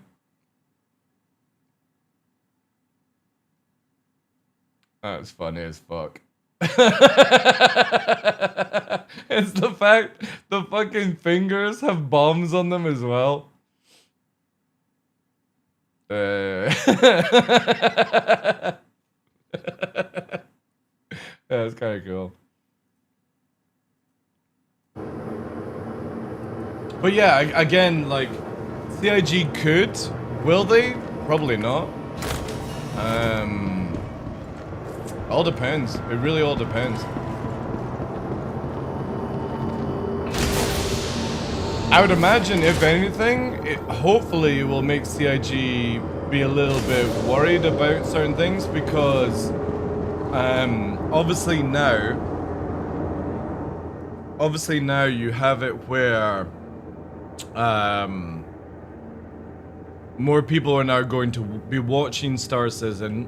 As much as we can give credit to CIG for building the game, the problem is, though, is majority of the game, let's say 80 to 90% of the game doesn't work. And I know you'll have your white knights out there that goes, the game is working, I get my 1 hour a week video game gameplay and it's always fun. That's amazing. But for anybody that actually plays more than 10 hours a day, you will come across a ridiculous amount of bugs and problems in this game that you have to know workarounds to be able to actually play the game. So my problem with Star Citizen is CIG are fantastic at building the video game. The problem is putting the game together is my biggest worry. Because you can add in 1,000 locations, 1,000 solar systems, 1,000 planets, you know, 1,000 missions that are always the same mission, and so forth, but if nothing actually works, are you truly playing a video game at that point? Or are you just being played? So we need to see. Because Ashes of Creation was working, but it was full of fucking bugs, apparently. And then you see how it goes, right?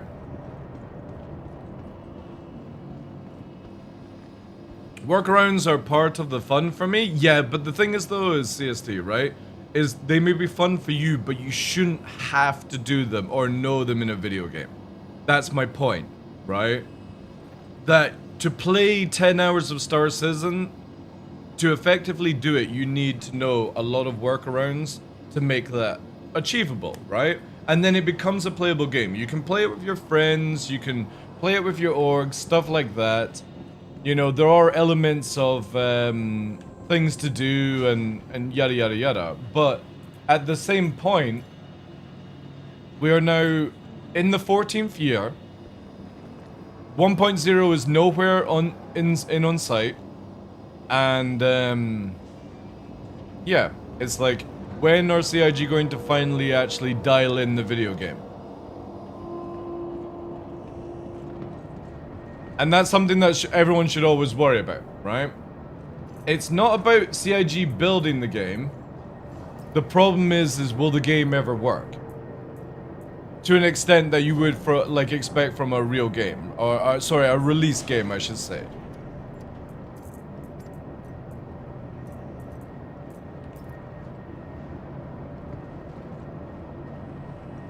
Again, CIG are doing a really, really good job at building the video game. Making sure that it all works is the iffy part. And the balancing around the game as well is also a bit, at times. So, again, for me, I'm one of these content creators where I kickstarted the game in 2012. I played this game before I ever became a content creator for the game, and I will always give CIG the ability to push out 1.0, and I will give it 6 months after 1.0 before I make a decision on this game. But there are a lot of this at times, and I would just like CIG to just do this. They don't need to do this for my favor. They just need to stop the wave of rockiness, you know what I mean? Like, for example, the 4.6 patch going to live. It was very rocky. It would be just cool if it's like, patch comes out, you don't lose your stuff, you don't get reset, you get back on with the game where you left off, and it's just smooth sailing. If CIG can get to that stage, I will be very impressed, to be honest. Because I am sick and tired of every time a patch comes out, you get spawned back at the starting location, you've got to move all your stuff again, you've got to build all your ships again, you've lost modules, you've lost items, you know, you've maybe gained something from the past and stuff like that, login issues, people's accounts not working fully. These are the things that they really need to sort out.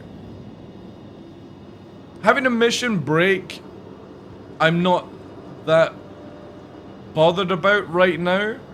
It's more when a patch comes out, it should just be a simple transaction, patch, back to the gameplay. Patch, back to the gameplay.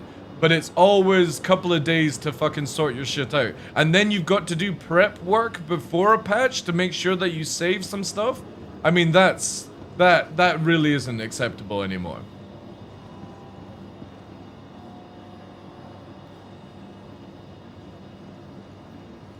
Full of goes before this I play SC or Arma Reforger? Yeah. Oh, I won't buy any more EA or Ubisoft games. Just not at all. The only game that I might buy from EA would be a Titanfall 3, but I don't think they would actually release it with EA anymore. Vehicle selected. Stand by. Your vehicle. You know the funny thing is, CSD, I was literally watching the content creator Clean, who sometimes does Star Citizen. I was watching him for a week play Ashes of Creation, and I was about to pay for it. Because I was like, it reminds me of Arcade, but open world with no fast travel. I was like, sign me up for that. And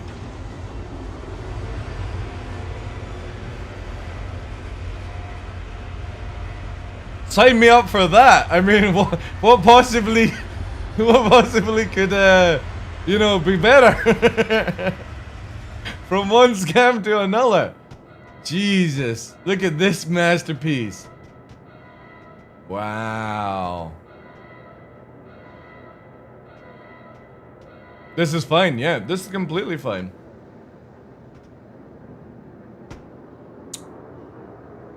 Yeah. This is beautiful. They should do on Steam, Spooner. I don't think you'd be able to refund the Kickstarter, though. Chat, I don't think I'm going to be able to actually get into this without maybe dying. It's fine, it's fine. Yeah, new ship display model, yeah.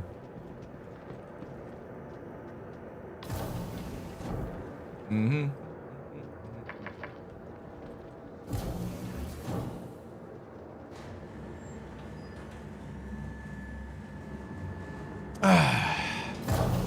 So yeah, going back to just wish things sort of worked, right? There's so much content in Star Citizen.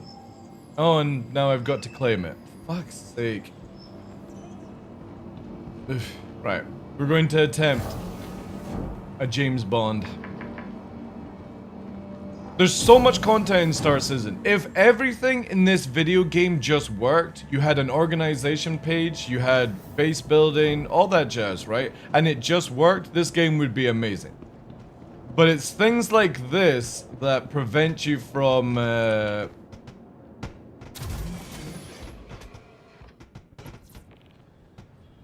lost 50% health, but I succeeded in rescuing my ship. Oh, now you stop. Oh yeah, you just flop over now, eh? I see how it is. Look how it behaves itself now, chat. I don't even have to touch anything. What a nice arrow. What a good arrow. Alright. There we go. Takeoff complete.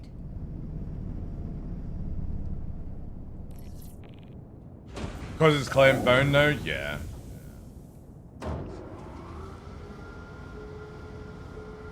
But yeah, if CIG can ever get that, I put money on that Star Citizen would be one of the best video games in the world to play. If you took everything in this game, you added base building, you added the instances, you added organization and proper party systems, a little bit of UI clunk sorted out, I definitely think you would have one of the best video games to play. But until I see something like that, it's very difficult to actually work out, will we ever make it to the finish line? She's just happy to see. I know. My arrow loves me. I gotta go and treat her to buy some bombs. I remember when they said server meshing would help the server FPS. Well, true, but also, like, for me, I'm always waiting for the dynamic server meshing over anything else. We'll see. The problem is there's just not so much to do now in the game until certain things come out.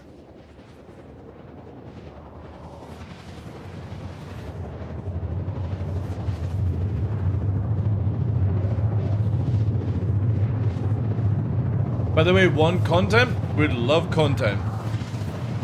Do I have to join Shadow Moses to get that content, Tumblr? It seems like everyone's going there for content these days. Except the group party doing missions in the server, gank them? Oh. Yeah, I don't know.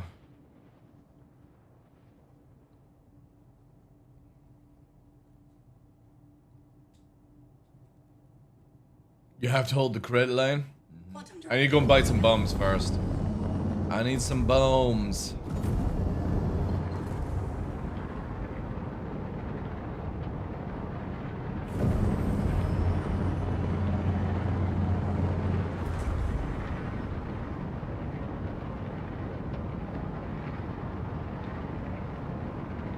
Isn't the founder like 80 years old now?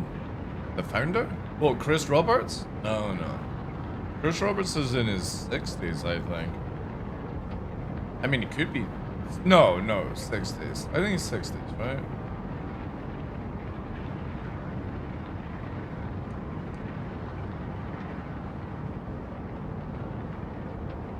I do love how the arrow can... Like, no joke, the CIG just keep making the arrow better. What would be great would be an atmosphere flight model. Is he late 50s? Really? Ooh.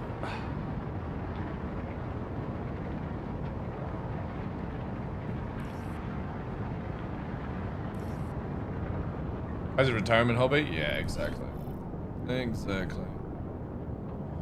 That is... Oh yeah, I don't have my persistent here, that's why. Shields online. Where are you? Oh, you're up there.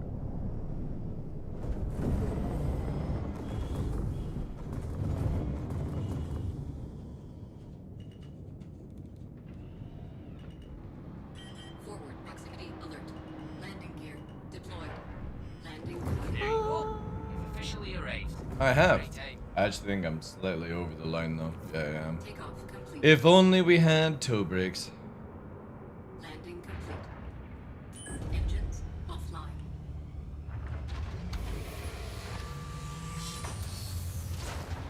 I see retardism.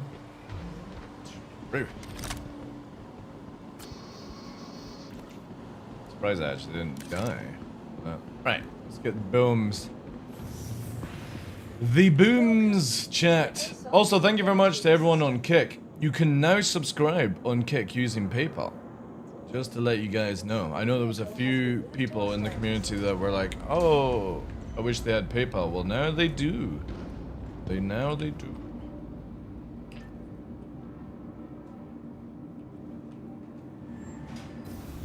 Do do do do do. Do do do do do do do do do do do do.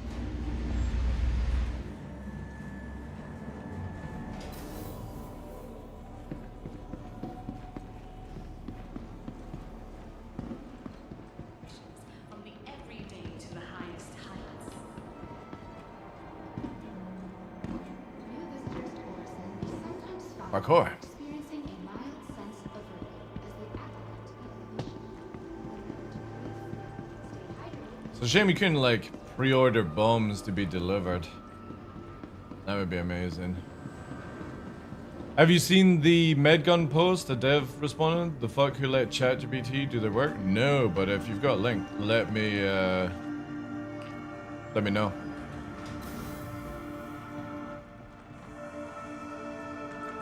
I'm always down for some good laughs.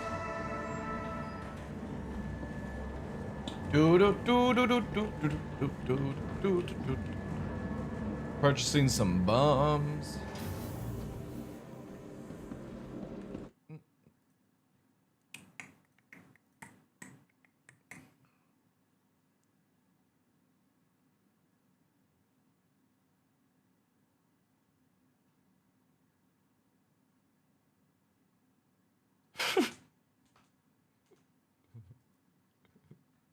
And was the response by the devs?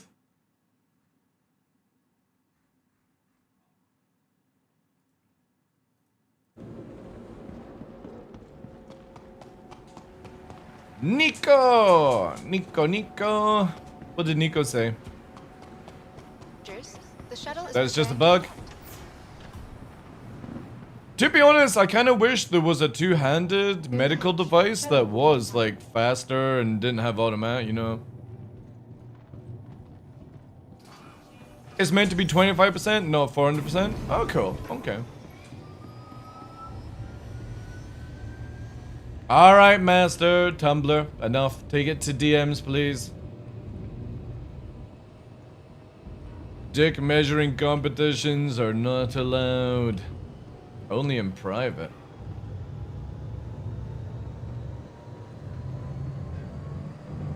I think what CIG should do is remove like the auto system on the handhelds and actually make it where it's like a medic has like a skill check basically.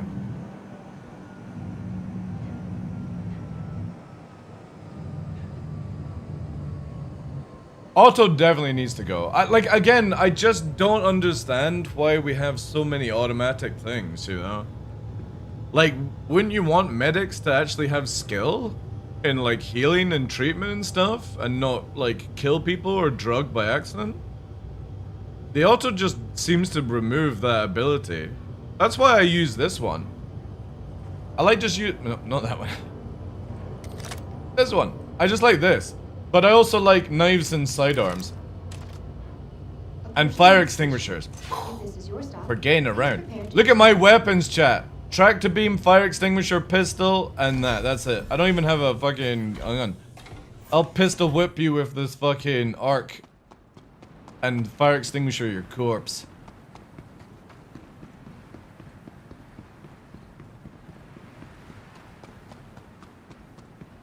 I use a med gun for healing when chill cover. Yeah, I mean, I suppose that. But again, like for me, I really wish, Nelson, there were like roles in this game or like classes. I think it would be really fucking cool to be like, I'm going tank, I'm going sniper, I'm going medic, I'm going engineer, you know, stuff like that. And the armor only allows you to do certain much. I'm not a big fan of all armors do all things. I would like some diversity. Oh dude, the interaction system in this game is dreadful. It really is. Like, I would love to have a reason to be a dropship pilot, as you all know, right? But until FPS is ever fucking fixed, oh, look at this guy. This guy's medicaled out of his mind, look.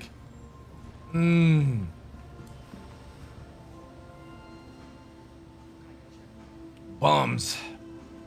I need booms. Booms, chat. Actually, no, I'll take 10. No, it's my console.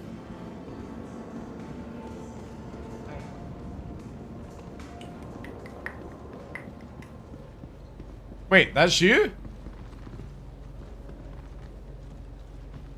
That's you?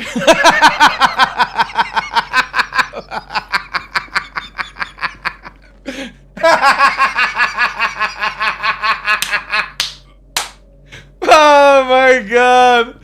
Ah, chat! What the fuck?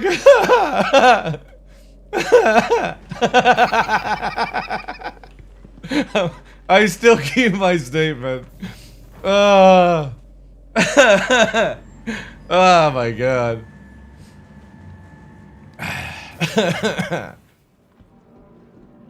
Yeah, I know you can't make it up, eh? Alright, let me fit bombs. I need to go back to Mikrotech as well. I forgot to pick up some weapons. There we go. Put my bombs in. Oh, I didn't change out the guns as well. I got gas. Alright, yeah, I definitely need to go Microtech. Who would wear that stuff? I don't know.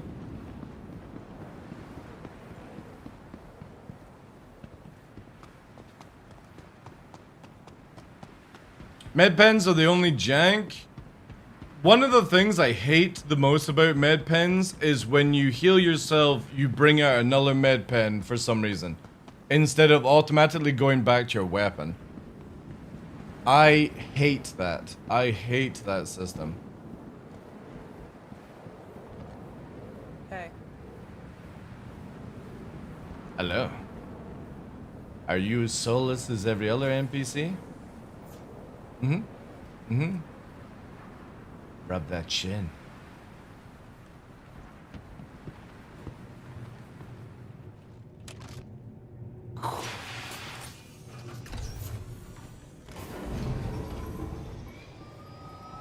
Per Tumblr game bullet. Yeah, but the thing is though, like, that's honesty. Alright? You know, most people will be like, oh, I'm kidding. No, I'm just honest.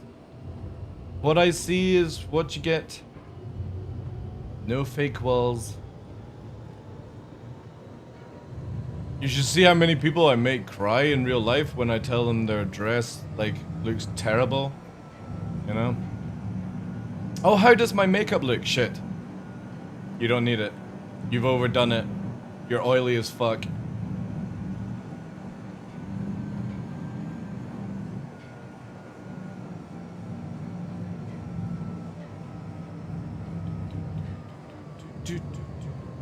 And the FPS is actually not too bad. You know what your drip is? Shadow Moses?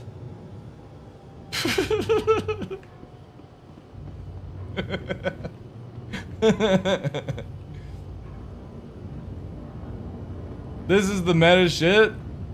Approaching next Oh, the station. green suit. If this is your stop, please prepare to disembark. How's it meta? Does it help when you go jogging at night? He doesn't wear org-approved looks? Does Shadow Moses even have org look? Or you just go for the Tina Turner look like Virgil does? Or is he the only one that's allowed to have the shoulder pads? I always love that one. You can always tell when Virgil's walking down the hallway. It's the only dude with like a skinny torso and giant shoulder pads. Like he's just busted out of a Tina Turner concert.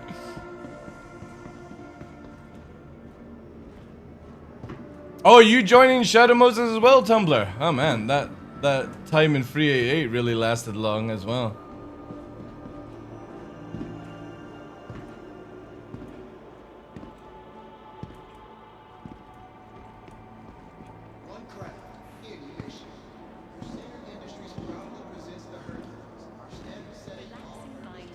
Forgive Nona, he's German. Ah, it's forgiven. All forgiven then. I'll do it this way just in case it actually breaks.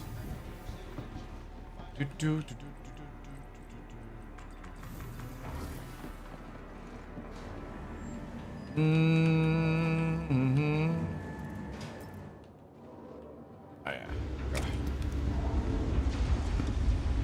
Every other PvP org 388 Shadow Moses pipeline. I know. It's a shame. Like, it's dwindling down to where there's like, it's just like 3 organizations really left now, right? You can't count Squadron because they're fucking GG'd. Ram is GG'd. I was actually hoping that Ram would do a villain arc. Oh, look at that. Exclusive. That would have been cool. But yeah.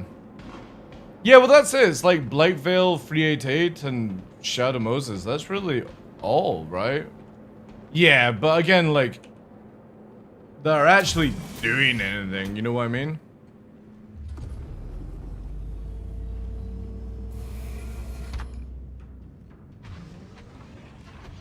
Like, I generally hope it's not just going to be where by the time this game comes out, you've just got Shadow Moses. I think that would be, like, no offense to Shadow Moses, that would be so fucking boring. You know what I mean? Like, one of the best things in EVE is when you've got the sort of, like, constant people against each other kind of shit, but it doesn't look like it's going that way, right?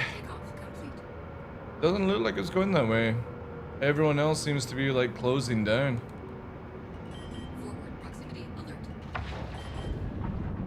The red menace is growing? I'll believe it when I see it.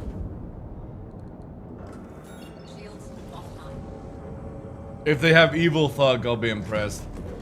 Isn't Ram basically a bunch of retirees who are addicted to World of Age at this point?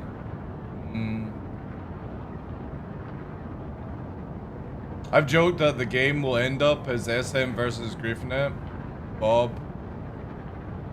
Oh yeah. But that's not even a joke. That's probably what will happen. You'll have like the moment that you have alliances in the game, or the ability to blue up, you'll have Shadow Moses and their pets, or like friends, as an alliance, and then you'll probably have like the other groups maybe like sign up and stuff like that. Shadow Moses is one of the top PvP organizations in Star Citizen and has been for... When did Virgil turn up? 3-4, that was like 2018. 8 years now? 8 years I think Shadow Moses has been in the game? Yeah, 8 or 9 years. But when they first joined, it was more just like Virgil and a few people. And now, I think in the past like 2 years, they've sort of started to focus on becoming like a full organization instead of sweaty PvPers. Like, they've got logistics set up, they work with Mike, with his organization. I think they're the only ones that are sort of doing it correctly, if I think about it, right? But the biggest issue is because of how the game is going, everyone's sort of funneling towards the main orgs instead of doing other things, right? And that's our support is more capital fleet. Yeah, but you know what I mean? You've got logistics, you've got capitals, you've got your main brand. Do you all join the main organization now, right? Or do you still have like fucking 5-6 different organizations for some weird reason?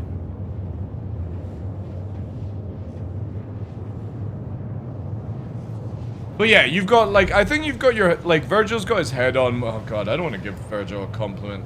No, actually I retract everything I'm saying just now. No. He still has to come and apologize. You know? He has to apologize. The claw, yeah.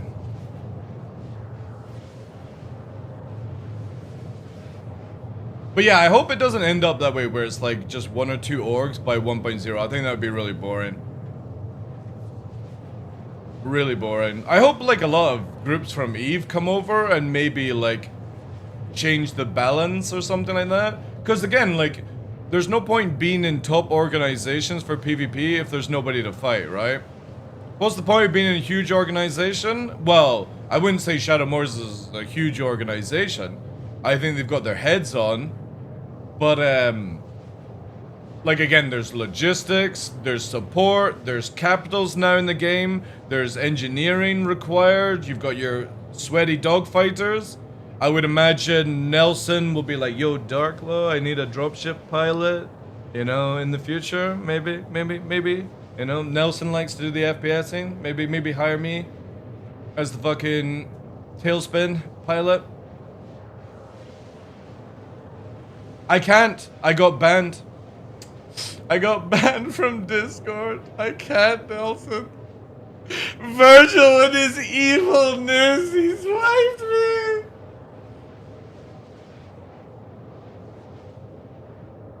Well, that's what they're training for now. Yeah, well, they should hire the best low flyer in the game then. Nobody else can fly a prowler like I can.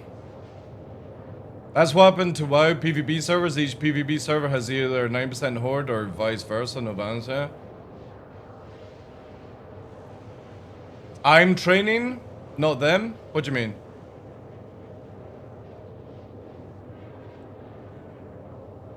Oh, dude, I would love that. I'll get a fucking team together. I'll hot drop you into any fucking situation. I don't even care. Train for fast deployment. Mark the spot. I'll land you on it.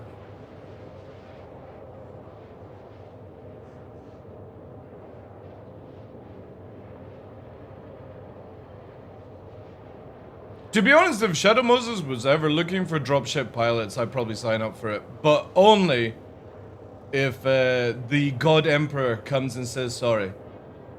And to remind him that before he kicked me and banned me from Shadow Moses Discord for no reason, because he crashed out, he sent me bath time foot pictures, which I still have, which he deleted from DM, but I have them saved on my PC. Just to let you remember that, Virgil. Sending me fucking him in the bath with his bare feet. Dirty pervert. I saved those beauties for later. Did he try to catfish? Virgil's a good-looking guy. I've seen a picture of him in a while back, like in COVID, where he was wearing a mask. He's got really good eyes, like really lovely eyes. Crow-feet. Yeah. There was a picture of Crow-feet in a map. Oh my god, I should totally superimpose Crow-feet. Oh, that would be so good. Always have... No, I would never... Like, no. As much as we have a little tiff-taff right now, I would never dox Virgil for no reason. It's my own private entertainment. There's no money in the world that would ever show those pictures. Are his feet also hands? Oh, he's like that chick from that sci-fi movie where she gets hand put on her feet to climb around. Yeah.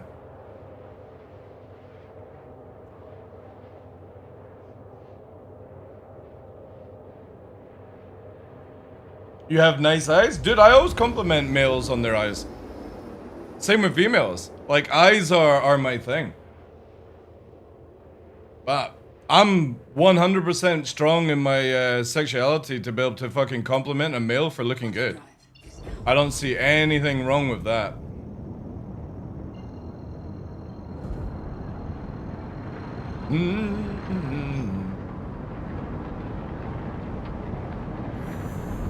Ultraviolet, that's it, yeah. Ultraviolet. That's with, Chalice, isn't it? There's a female sailor I watch who has beautiful eyes. Eyes are my thing. Then it would be ass, I would imagine, yeah. Like, I could spend a long time looking at people's eyes.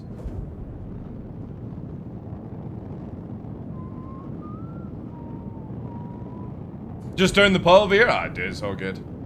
It's all memes on my channel anyway. Hey, BDSM, how you doing? Caveman as well. Welcome in anyone I've missed.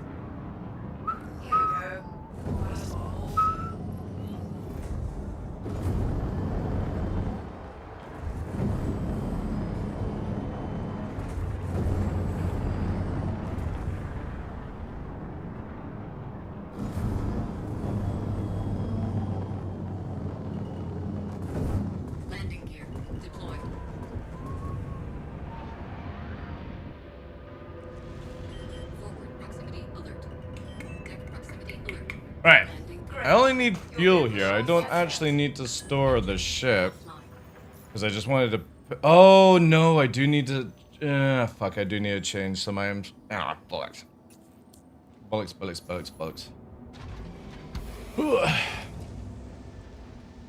Don't say mean things about the Godfather. Oh, yeah. Does Tumblr want to see perfection? Perfection, chat. The ultimate warrior. Look at that. That is the best dropship pilot in the world. Right there. Look at that jawline. So good. Actually, wait. Before I put the helmet back on, I should actually put some glasses on. Looks like an octopus? Fuck you. That's what perfection is. Welcome. I do not see the difference. I wish I could grow a beard like that. And a long mustache. It would be beautiful. What's wrong with his head? Nothing. It's peak male performance. You know, the birth was clean. When I was born, I slid right out. Aerodynamic. It's molded to the helmet, yeah. Right, I need... What glasses will we put on? Can we put a monocle for fucking... lols? What does a monocle look like? Oh, yeah. Perfection. Oh, wait, shit, I need to take...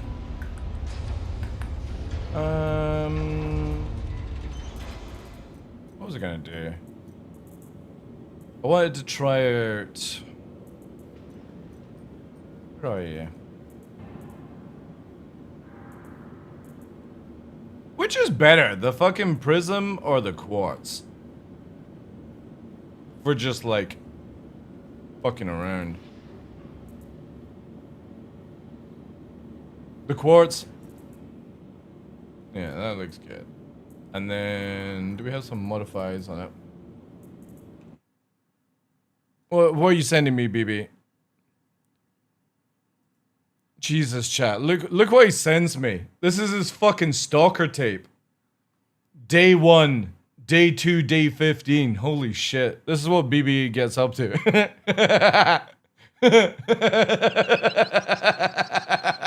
It's just her TikTok fucking profile, but yeah, she's got good eyes, yeah. I saw her like Hazley. My God. She changes into a cat. White woman Instagram. Need that. Did I pick all the scopes though? I don't know why these are here. CIG is still bleeding in. I'll take that so it's out of the database. Do I have my scopes here? I might have to go to Grim Hex. Fuck. Yeah. Oh well. I'm gonna go Grim Hex. Hello. We got to be. And I need to change out the ballistics on the arrow. I've actually been finding that the arrow with full laser build is actually really good.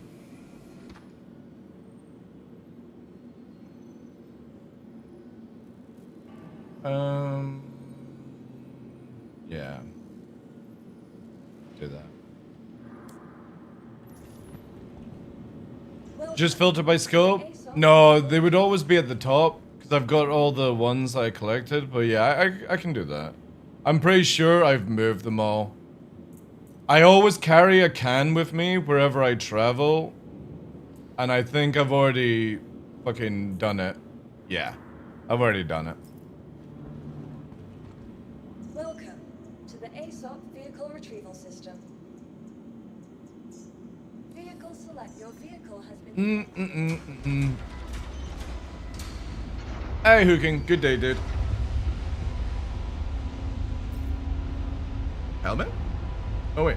Why is it going to there?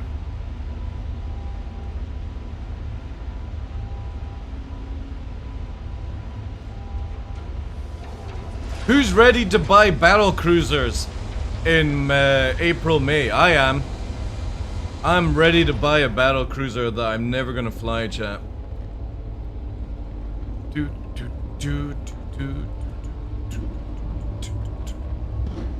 A 700 player battle cruiser? Yeah. Oh, don't you fucking dare. Oh my god. This fucking game. Goddamn Houdini shit. That's called poetic justice. It's called fucking extra large hanger bugs. This is why I carry all the tools to get around the workarounds.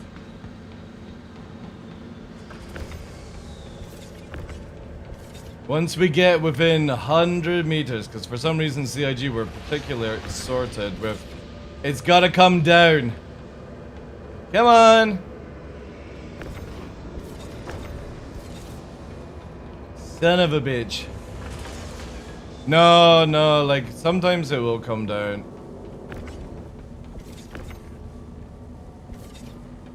All I have to do is find something to stand on as well.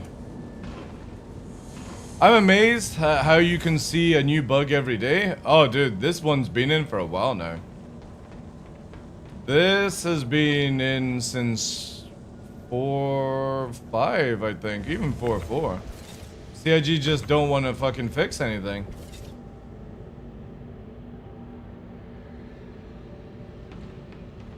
Come on. Nearly there, chat. She's coming, dude. Once it's within 100 meters, I can grab her. Oh, it's only happening in extra large hangars. Because the funny thing is, I turned the engines off, and whenever you spawn a ship, the engines are back on again. CIG love persistence in a game where Chris Roberts loves persistence. Come on. Nearly there. Oh no, you're going higher up, are you?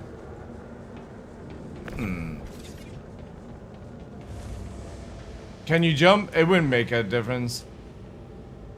I'm gonna get in there. There we go.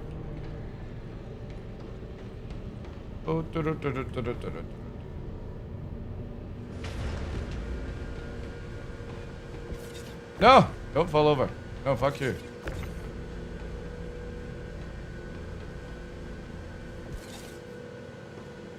Alright, it's doing some weird shit. It's floating.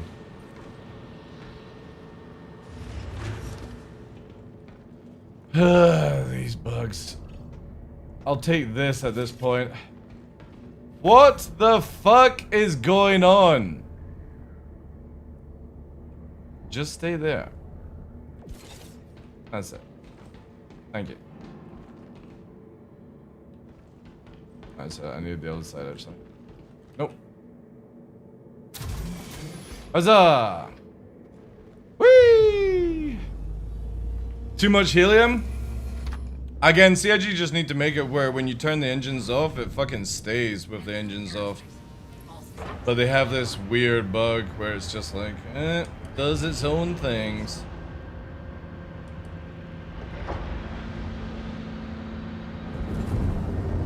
Does its own thing.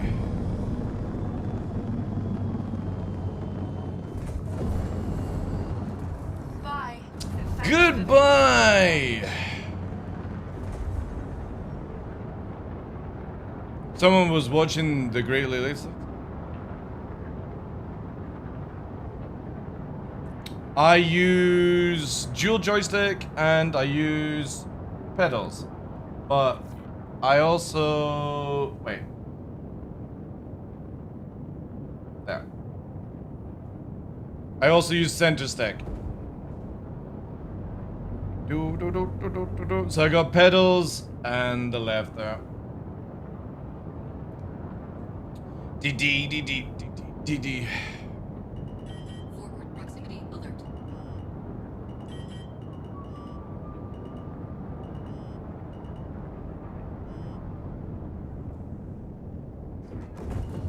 Forward proximity alert.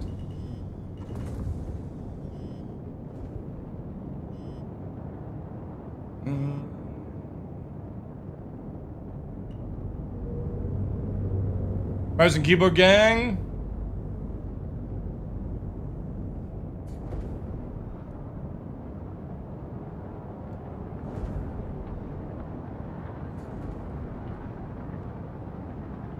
Is that a screen for ants? It is, yeah.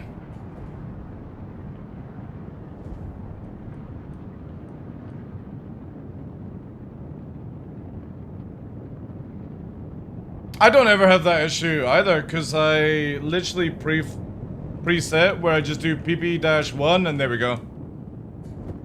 I never have that issue, because you can revert it back by actually using a script.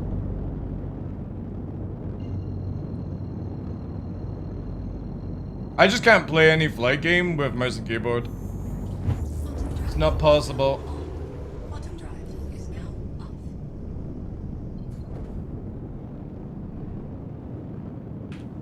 Alright. Let's get back to Grim, see what's going to go.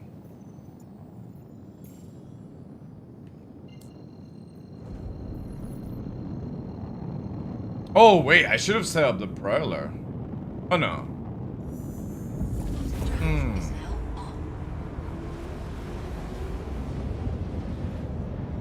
Wait, actually, chat. Now that I think of it.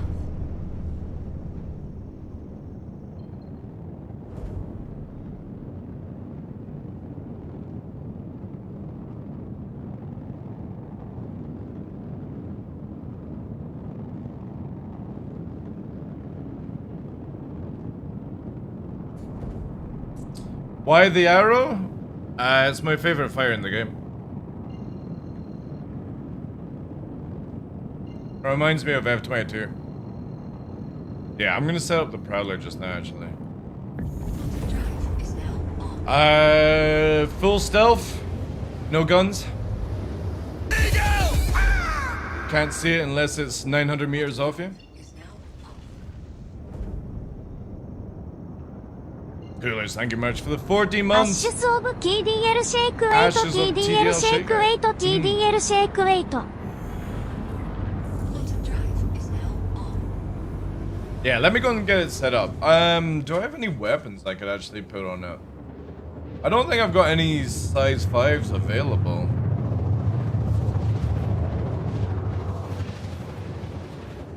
But yeah, generally with Prowlers, I don't put weapons on them, because it's just things that get caught in the ground.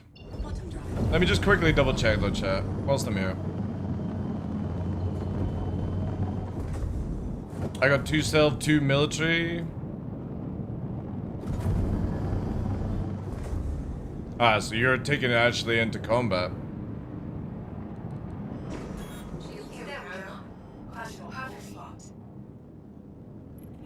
It took away my streak? Oh no. You can stealth snipe with the Prowler? You can, yeah. But again, like for me, I rather hyper focus on just getting the guys in to the objective and then getting the fuck out. That's what the Prowler's really for.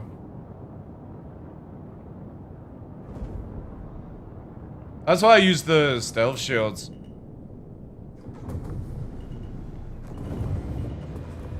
Let me just double check.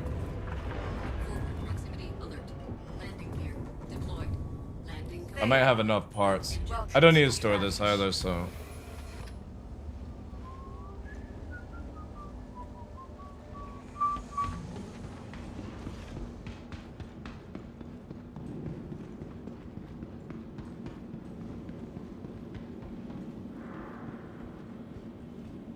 Welcome to the ASOP vehicle retrieval system. Oh, you're doing it that way. Yeah, do I even have...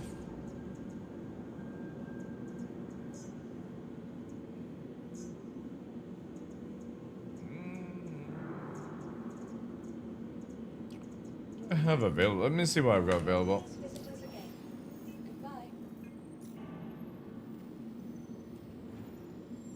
Yeah, I see what you're doing, yeah.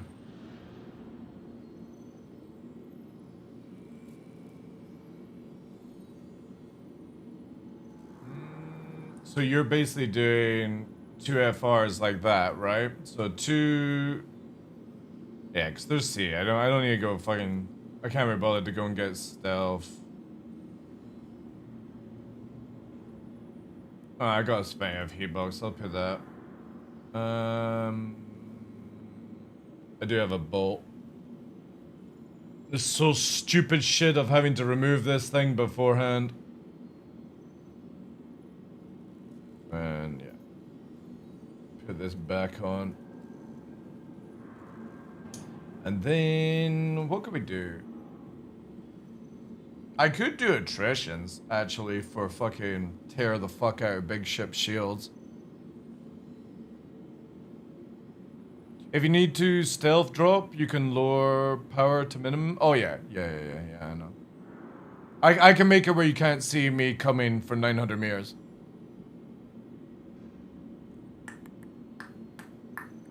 Thank you for featuring No Rest for the Wicked. I never heard of that game before, been playing. I got another game coming up this week as well, which is kind of cool. I'm in talks with a company though.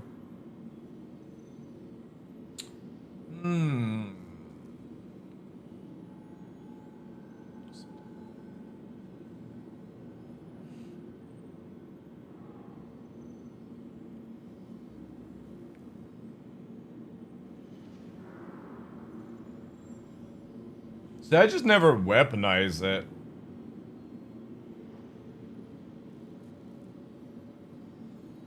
Oh, look at all these fucking meme guns.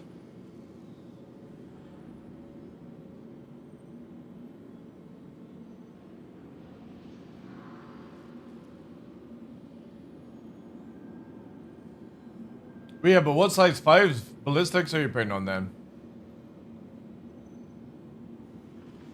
Yeah, I was thinking that, but it would be like where I get the what's it called? Oh yeah, deadbolts actually might be kind of fun, right? You got the Gatlings. I kind of want to like do a toe tickling competition. I haven't even looked at the stat from the ones from the event, to be honest. M cannons are so shit in the game that They're not even good in PvE. Like, cannons are dreadful because of it.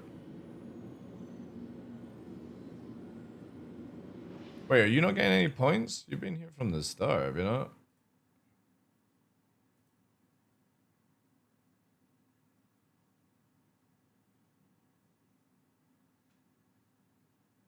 It's like every hour for points.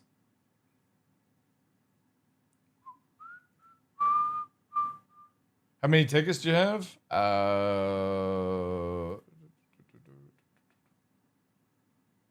None. None, apparently.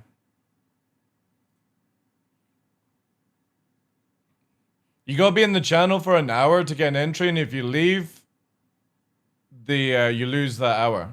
Just an FYI.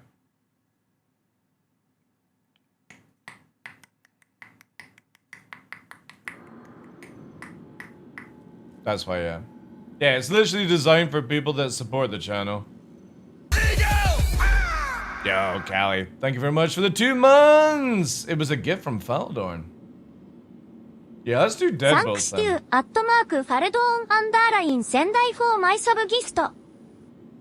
Subgifto. Yeah, I'll just use Deadbolts, because again, I don't really fucking use that shit.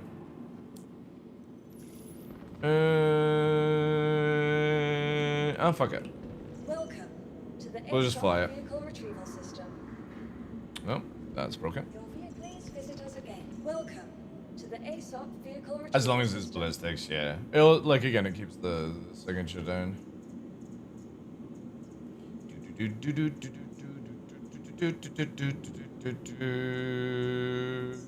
Vehicle select. Also, I can always just do the downscale to size 4 if need be. It's a shame that we don't have access to the size 5 fucking GATs. That would be really cool. You know, the ones that are like Revenants, but they're bigger. Can't remember what their name is called. CIG like to add weapons to the game and then lock it down. Have you seen how nimble the 600i is? Well, since there's no changes since the last time I flew it, I would imagine it's still the same.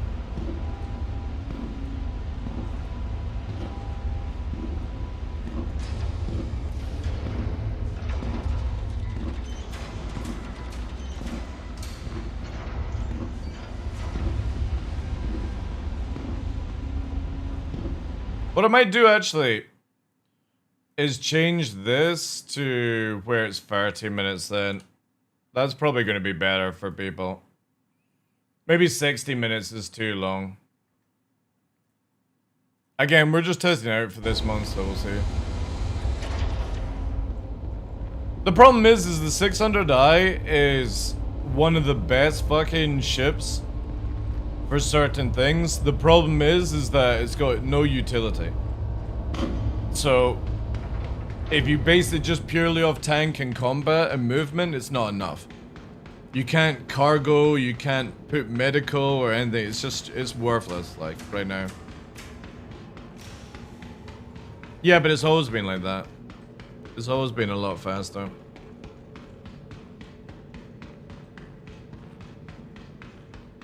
Yeah, I know. CIG need to balance a lot of weapons. Nice stream title? I know, I know. I spent all night over it. How is the Prowler? Prowling. It's really good. But the Prowler's been fucking amazing for like 2 years now. People are just finally realizing it. Like, this thing is literally a fucking ghost.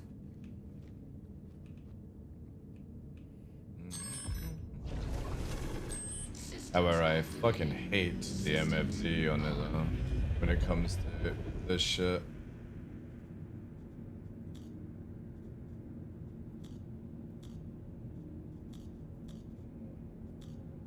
Can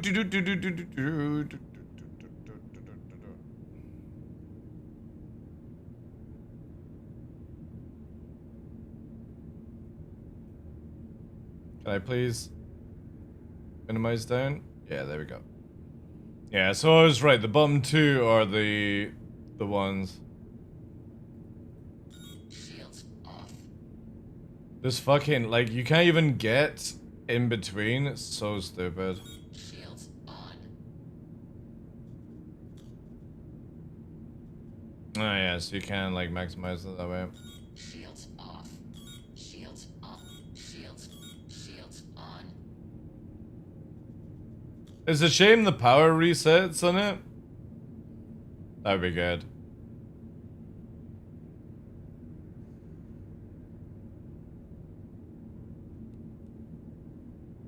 Oh, really?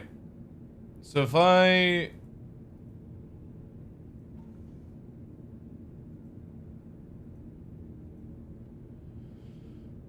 Fuck me, man. Just work. Shields off. So you're saying like that? Shields off. Come on, you stupid game. Oh my god, who designed this shit?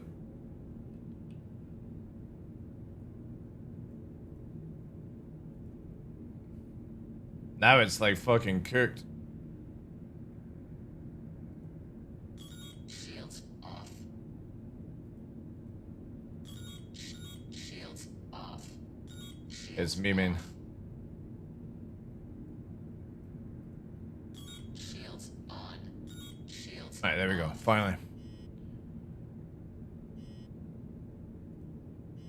So we do this, and then you're saying, yeah, see, it wants to fucking turn that off for some reason. Does not want to keep both them on. Shields on. Shields off. Shields on.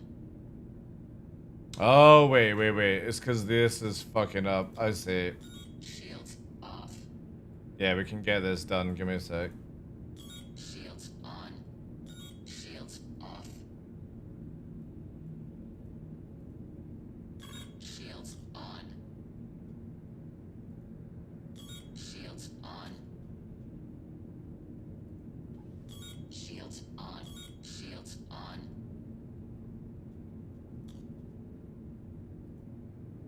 Shields off.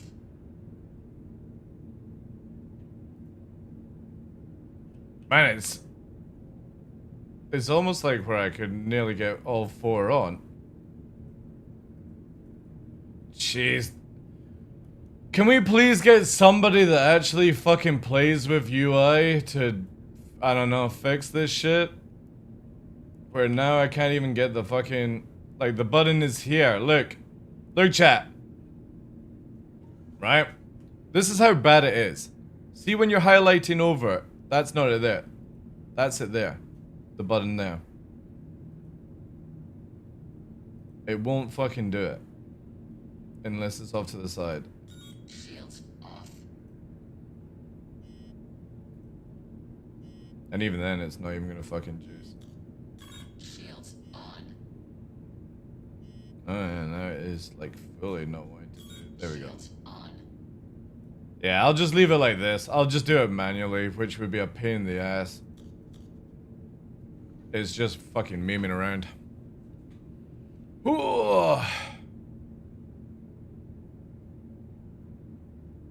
So if you have 2 Umbra, 2 FRs, you get the shield HP of the 4, but only emissions of the 2 Umbra. Right, okay. Again, I don't think it's gonna help much in combat anyway with that, but whatever.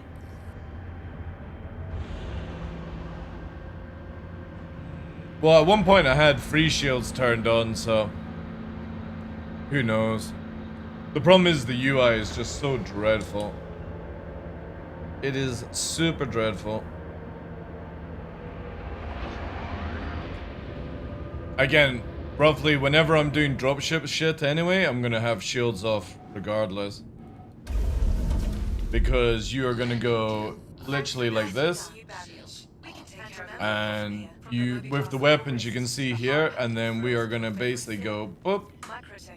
And now we are literally going into fucking tiny signature. So I'm at 1-3, 1-2, and then if you know how to play with cross-section radar, if you come from behind somebody, they won't see you unless you're 900 meters off them. By then I've got everyone out. So, yeah, when you use the Prowler correctly, it's fucking invisible. I usually have shields on. Well, the thing is, you can do if you so wish. You could basically go down to like that, for example, right?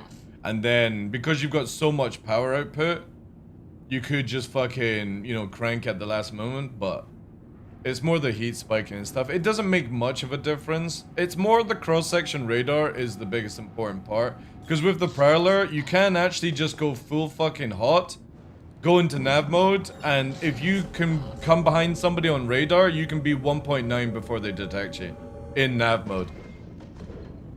It's an insane ship when it comes to these sort of things. And I hopefully CIG don't change it. And because it, like, I kind of feel like CIG should really lose its tank now because of the way it works.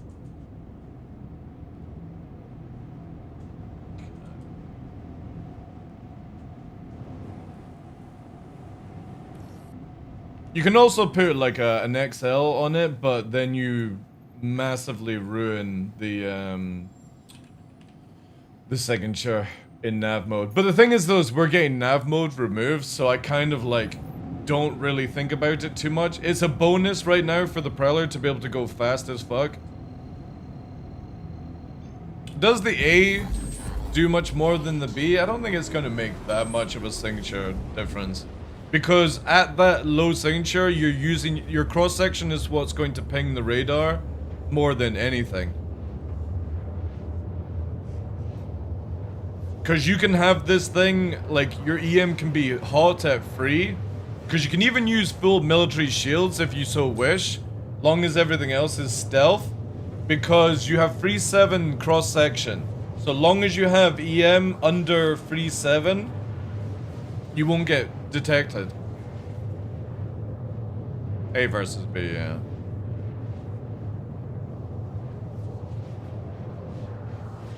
It's not so much armor, it's because the Saber only has 2 pieces of, like, they just have the nose and the body HP parts. That's what makes it tankier. The Hornets have a little bit less, or like more parts. That's why it like fucks up a little bit.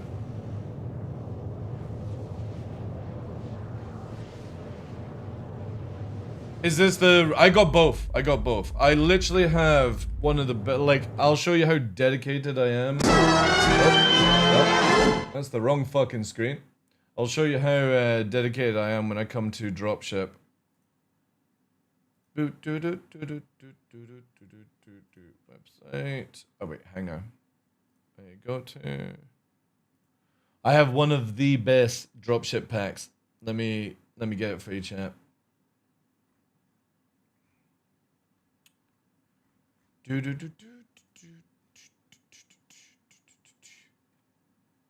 There it is, chat.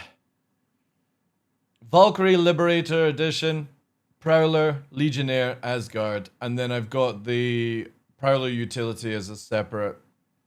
If I was to do hot dropping of like ammo crates or something like that in the future. And then I've got the Liberator, not the Valkyrie Liberator, but the Liberator for big hot drop. And then I've just got the fighters that I enjoy and Javelin. That's it. And I've got enough credit to get the battle cruiser as well. Because either if I stick with my organization for 1.0 or I find another organization to join beforehand, like the idea would be where I give the Javelin and the battle cruiser to them to use and then just use all the dropship stuff. Because I got credit. It's not like I can get my money back, you know, from it. Well, I mean, you can, but I'm not going to.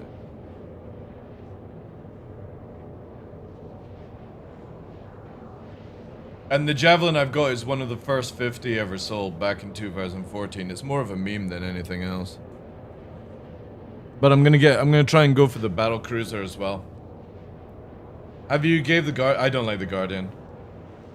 I don't like the Guardian at all. It is worthless. Rather take a Scorpius. Or an F8 actually. F8 over Guardian any day of the week.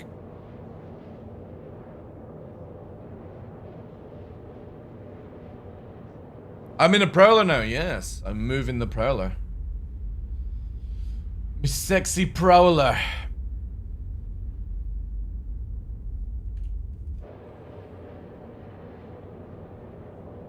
You prefer the MX over it? Prowling's for what? Dropship. It literally has dropship capability. However, I still maintain that the front should be changed on the Prowler. It doesn't need all these chairs. It could have utility instead. Like where the two front chairs are, you could have side gunners just for when you're deploying. And then you could have had an opposite chair, ladder on the opposite side for climbing in. And you would have still had places for more utility. Because even the ones at the back, like you have 8 successful droppers, but then you can have up to 12 if you include the 4 in the back as well. And they just go out the backside. And it's got a really cool mechanic.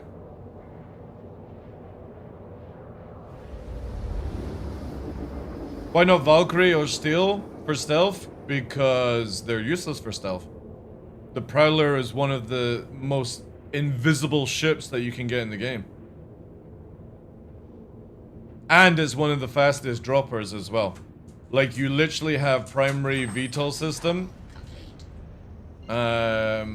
Which other ones have? I'll show you for example. Let me take it to demo.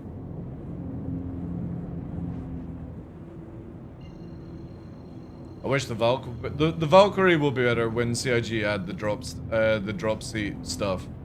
So for example, we know that CIG want to make it where if you're not sitting down, you won't be able to go into warp or wormhole without issues. So eventually down the line, you'll have people sitting down for certain things. And once you're in quantum bubble, then you can get out of the seat like it is in a real plane, right? The Valk is useless with the Asgard? No, it's not. No, you're just looking at it from a different point of view. The Asgard does not have seats. The Valkyrie does. You can't deploy 20, 30 people on an Asgard when the new system comes out. You can only deploy vehicles. So no, the Valkyrie will have its place when you actually have to sit your ass down in a chair.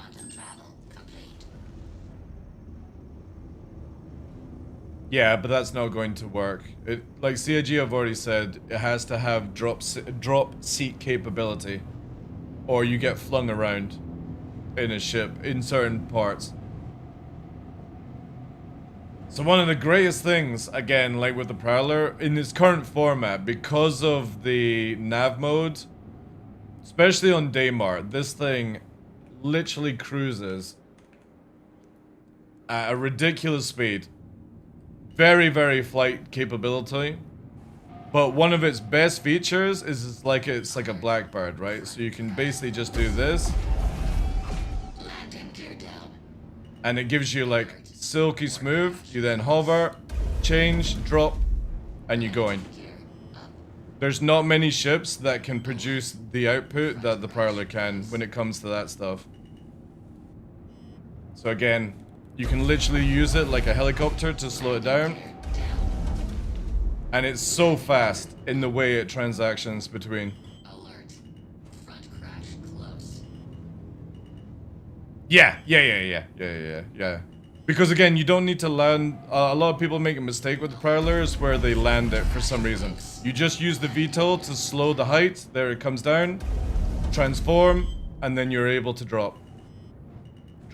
Drop, and then you're instantly fucking pushing off. There's no other ship that can deploy. You don't land. You don't need to land. And the reason for that is, I'll show you this, right? I just wish the Afterburner would regen a little bit faster for dropships. Watch. This is a thing that a lot of people don't know about the Prowler. In its current format, look. Alert. Deck crash. Engines off.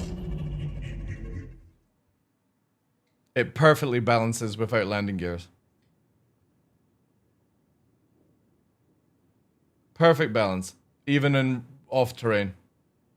Long as you've got the thing down. And obviously we don't have the gravlev capability on it. So people waste their time going into landing gear when you don't need to. You only use the VTOL switch, and you can use it so fast to change. Because when you go into VTOL mode, for example, it loses massive forward speed, and it will lose even more in the future with atmosphere flight model. So you can deploy people rapidly fast with this thing. No other ship can do it. Because, again, I've shown this many times. Let me go actually into land. One of the most craziest things that the Prowler offers for fast deployment, especially in combat, is the fact that you don't need to open up the doors at all until, like, near the end. But even then, for example, if you've got everyone on comms, right? And everyone's in their drop seat, the person in the drop seat can actually open the door from sitting down. And all you do is when you've been told to deploy, you just press forward and shift, and it instantly does this, and you're out. There's no other ship that launches you out that fast onto the ground. I can deploy 8 people in 5 seconds if they are on comms willing to listen. I open doors. I don't open the doors. I let the people who are actually jumping open the door, just purely because the problem is if you have the door open and it gets shot, you can't fucking close it because of the stupid game. And also, just in case, like, you're landing in a hot zone, somebody then goes up the ramp. If you could just open the doors at the side, would be amazing. But it's also the ladder coming down can bang you when you're coming in. Because I don't use landing gear. So when this is like this, trawling down... Actually, wait. Yep. When this is trawling down, it's just a bit of a hindrance if it hits anything. So I just try and keep it as simple as possible. I let the people who are dropping open the door. Because they can do it from a set position. Now, if CIG gave me a button which could open all side doors, that would be amazing. But I don't like allowing somebody to walk in. Even though I'm secured inside as the cockpit, it's just like, again, 8. You've got 8 here. You got 8 doors, and then 9, 10, 11, 12. If you do it correctly, 9, 10 go to the opposite side as they're swapping over. And they go that way, right? And they do a sort of crossover. Don't fire down here. It's not worth it. But yeah, it's just so much easier.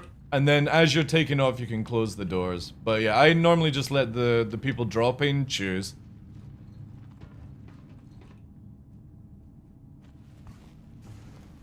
Lock the door from engineering, if that's possible. It should be, yeah.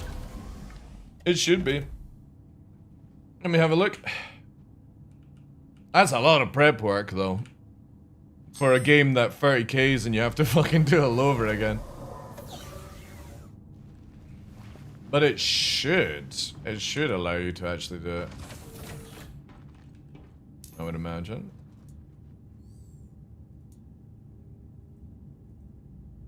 Yeah.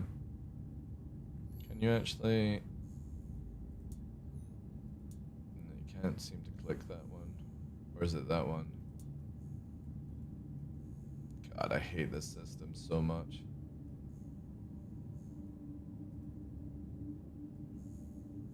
This is the problem with this fucking game.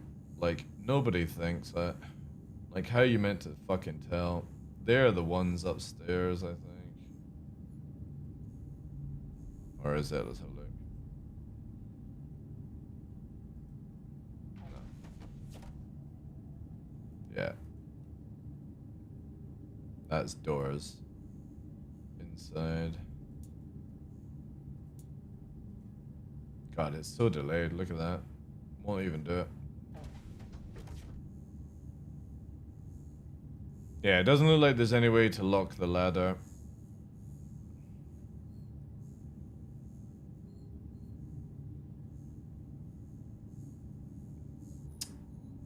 So stupid. Because the ladder is on the downstairs. Those doors are on the up. Can you actually lock this one? Yeah, you can. Yeah, so you can lock that one. So it would just be like, if you could only lock the ladder, then it would be perfect, right? If you could lock the ladder, it would literally be perfect. But you can't. CIG have it as one of these stupid fucking things. Because you can lock the rear. Obviously, you would need to have an engineer that could unlock it for you. This is why I always say that the gunner should be upstairs instead, so that they can actually be engineer as well. Yo, Critical Blaze, thank you for the 3 months, dude. Thank you, thank you, thank you. On kick as well. Appreciate that. Come on. God, it's so painful. There we go. That's not. Yeah, so like gunner should be here, in my opinion, so that they can access engineer, and pilot should just be downstairs and take away the control system. Personally, to be honest, I think what they should just do is like remove this area in general and just make it where it's like a seat. Doesn't turn around, doesn't rotate, doesn't do anything, but again, like, that's CIG for you.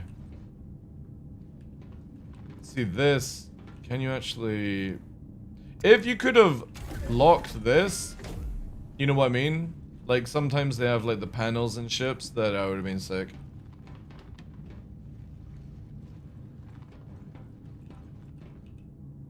Yeah, all the components are upstairs beside the pilot.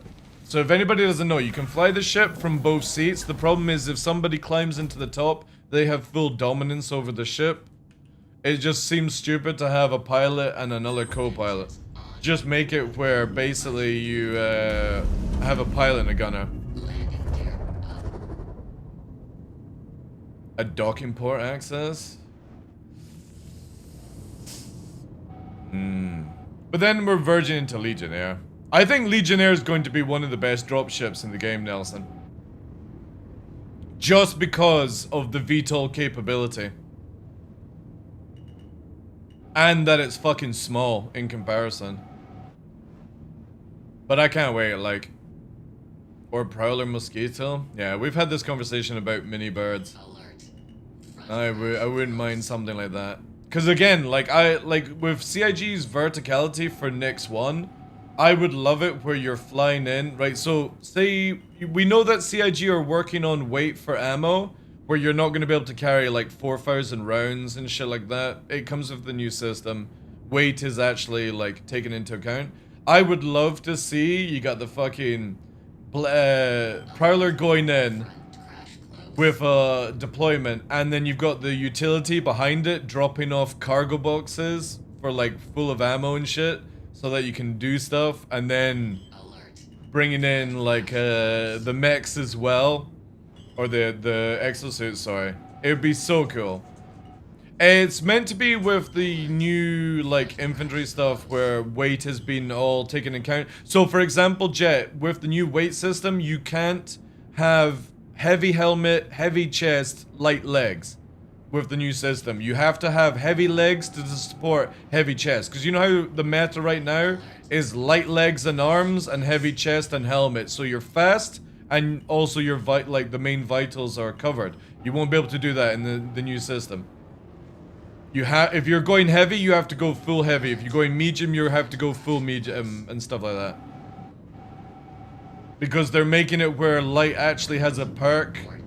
It allows you to slide more than heavy allows you to do. We'll see it when... We actually should see it this year with the new Squadron 42 stuff that they've been working on. Which is being able to slide cover to cover. If you're in lighter armor, you get more capability, all that jazz.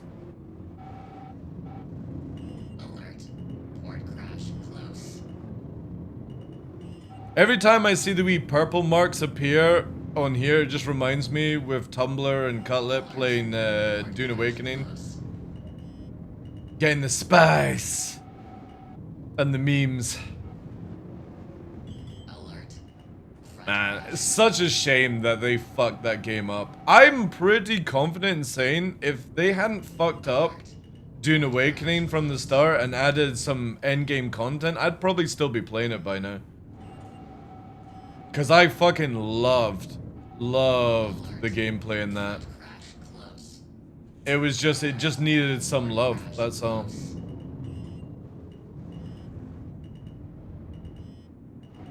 But again, this thing is insane with its movement, especially with the wingspan.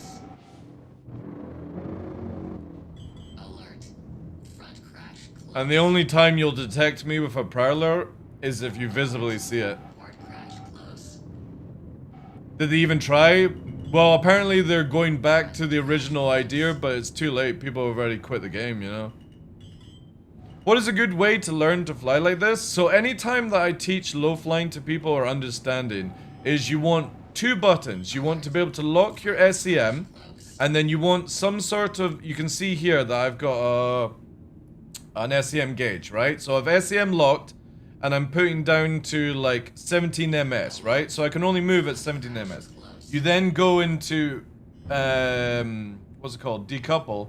And maybe set to begin with, like in your ship, like 40 ms. And what you're going to basically do is learn the control and the shape of your ship, right? So as you're moving with the contours of the world, and you're wanting to go around certain corners, we're wanting to make sure our wingspan clears over. But we can use our gravlevs to move across the ground because, well, they don't work, but they are actually very tanky in this game. And this allows you to get control over flying your ship at this sort of height. And as you learn the control of what the ship can do, so I had to basically upstrafe there to get it round in a roll, in a nice little cheeky aileron. You keep doing this, and then all you do is just basically get faster and faster until you start mastering moving from the contour of the wing. And then you can do it in any place. Like, then you can fly through the trees on Hurston, all that jazz. But it just allows you to get used to it. And all you need is basically that. Then if you want to get technical, you can use, like, for example, I've got this where I can pull down on my actual throttle. And you see how the weight sign comes in because my thrusters can't carry the weight. But it also allows for fast drifting here. And then we pump her up. And it allows it to just move it around. But to be honest, there's not many times where you have to technically lower the thrust output of a ship. But I've got that on my main throttles. So basically my strafes and stuff are on my left stick. But then I can grab the throttle that I have to start down strafing whilst moving forward. By lowering the output of the engines.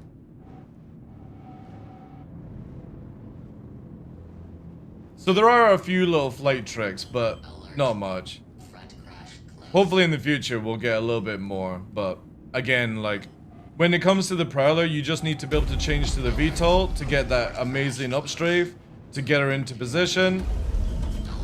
Then you go for the drop, and then you're moving on. You're wanting it where your team, because whenever you change angle, they could black out. You want to make sure that you give at least a couple of seconds for it to clear and then get them to drop.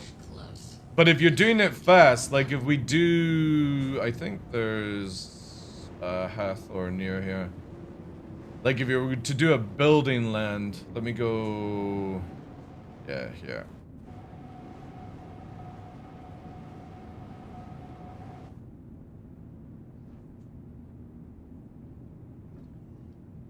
I think acceleration, deacceleration will help in the new flight model for atmosphere so that you can sort of coast the engines a little bit easier, bringing them down to maybe 50%. Because we don't know what's going to happen with the auto landing. Is it going to fucking make your nose bronco like it used to do? We just don't know. So a good way of toning it down was basically, you know, that. Do you think it's feasible that the top deck was like a captain's quarter with bed and such? No, the Prowler doesn't need a bed, no. It should be based off the back of a Kraken, and people are launching it from there. Like, if you had a Kraken, you could have a full Black Hawk set up on it.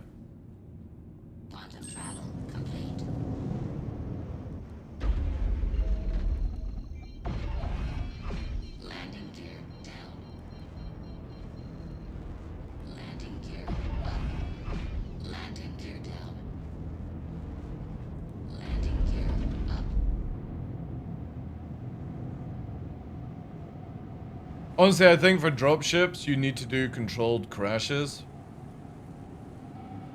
What do you mean in the new flight system? Possibly, yeah. So again, it's like the same, say you were doing Hathor here, right? And we're coming in. We're using the upstrafe to bring around, and say, for example, we're going to do like a good positioning here. At that point, you could actually go into landing gear if you were like wanting to fully put it down. But the best thing is to always just hover. Because you can get people close enough to the ground without it, right? Another dropship. And she works really well with non-VTOL mode anyway. So again, there's the height for drop, everyone's out, you can move on forward. And if you do her correctly, like, again, she can come in undetected, then be detected, and still manage to deploy everyone. Even secretly as well, because if, with the Prowler, generally at low height, it's only through visual would you be able to do it, right?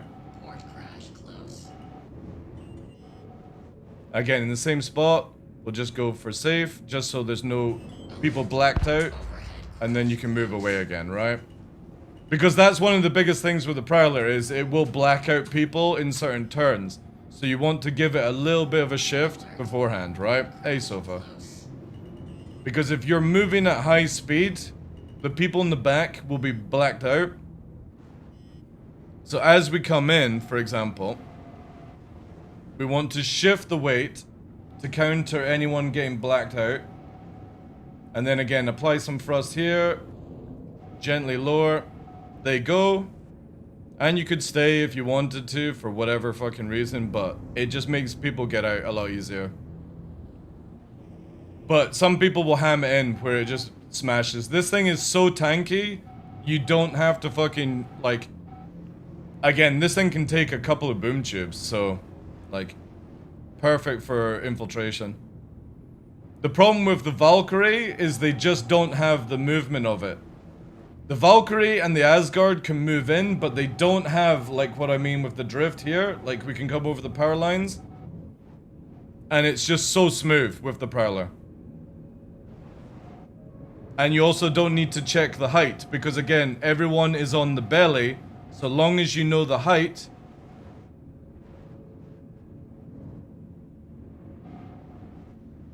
we can move around. Again, it just needs more afterburner, I feel.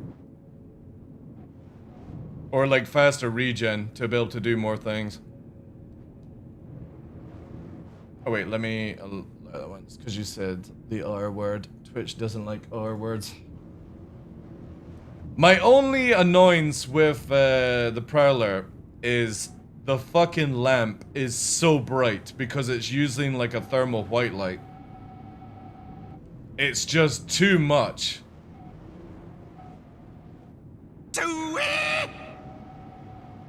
Ooh, thank you for the follow, dude. Why does the Prowler have lamp and then because nobody gives a shit about the talent. I think it's just CIG have not got round to everyone. It's the same as like some RSI ships don't have it.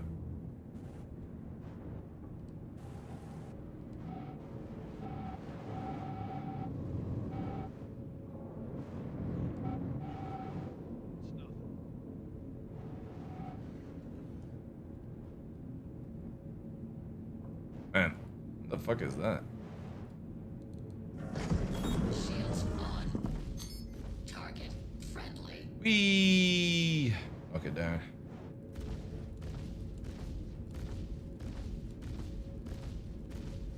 Surprising how many shots that can take. Oh, never mind.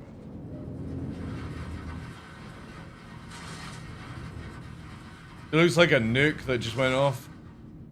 Oh yeah, that's true. We could use it for like simulating nuclear bombs. Ah! No! Run away! Man, I would love nukes in this game. God, guys, stop using the fucking R word. Twitch doesn't like it. Ah! But again, such a cool ship because even in nav, we're at 6.1 on the EM, and we can lower our EM down even more, lowering our thrust. But it takes a wee while to do so. The best thing is just always come in on somebody's cross-section and you can get from 1.9 even with a 6.3 EM because of how the parallel works. But again, like you could come out, like say from this height, right? This height and then instantly come out of nav mode. The problem is that the heat, I just don't think, like getting the shields up is that you lose so much momentum when you do so.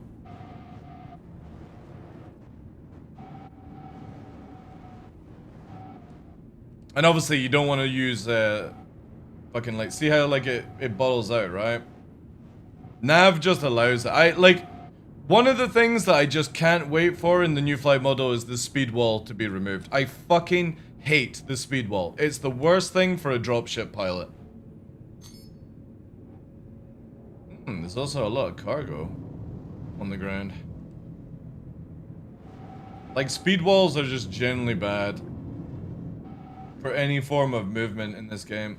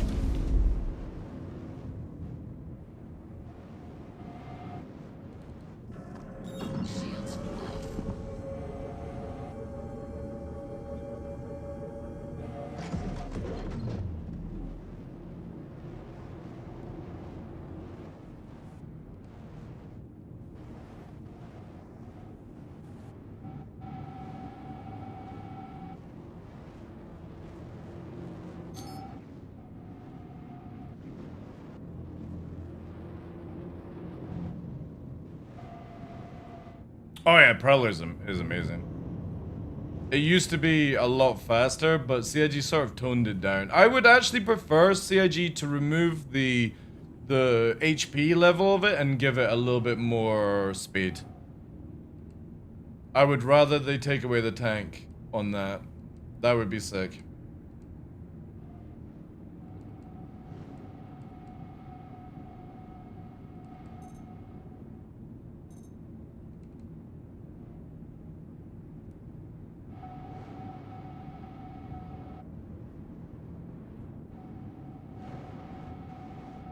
Are you swapped to SB slow down?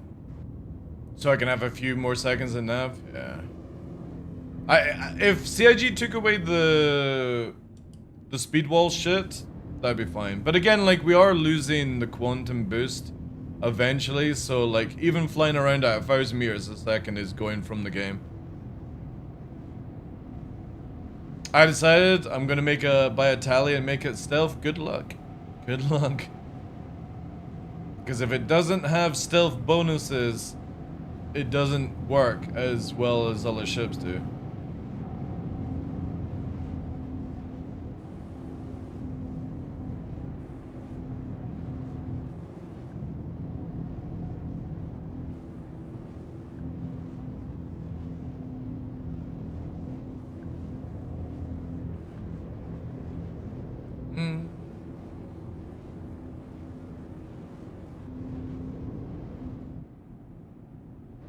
Yeah, but are you actively on, or are you just lurking on YouTube? Tell that to Catnuts Connie? What do you mean Catnuts Connie? Yeah, you won't get any points then, dude. If you're not actually looking at the window, it won't work. Again, whenever you... anything to do with points, like if you go to my channel and then you minimize to go to work, you're not getting any points on my channel anymore. It doesn't work that way. It rewards lurkers, but if you're not actually looking at the screen or looking at the stream, it does not give you any points after 30 minutes. I'm literally making it where botters have not a fucking chance. Plus, that's how Stream Elements, sorry, Streamlabs has it. Shields on.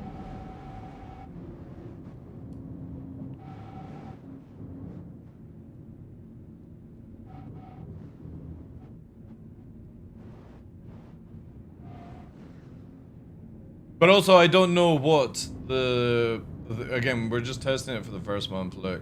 So, no idea actually how it will behave. Shields off. What if I have sound on while doing work? You can mute the browser. If you mute the video, it doesn't work. You know? How do you envisage the flight model if they remove the wall? Well, look at this way, right? You say, for example, you're flying in a straight line and you hit the speed wall, right? And you turn around and you try to apply thrust. What happens is you hit the wall and you can't basically move. You just keep sort of doing that.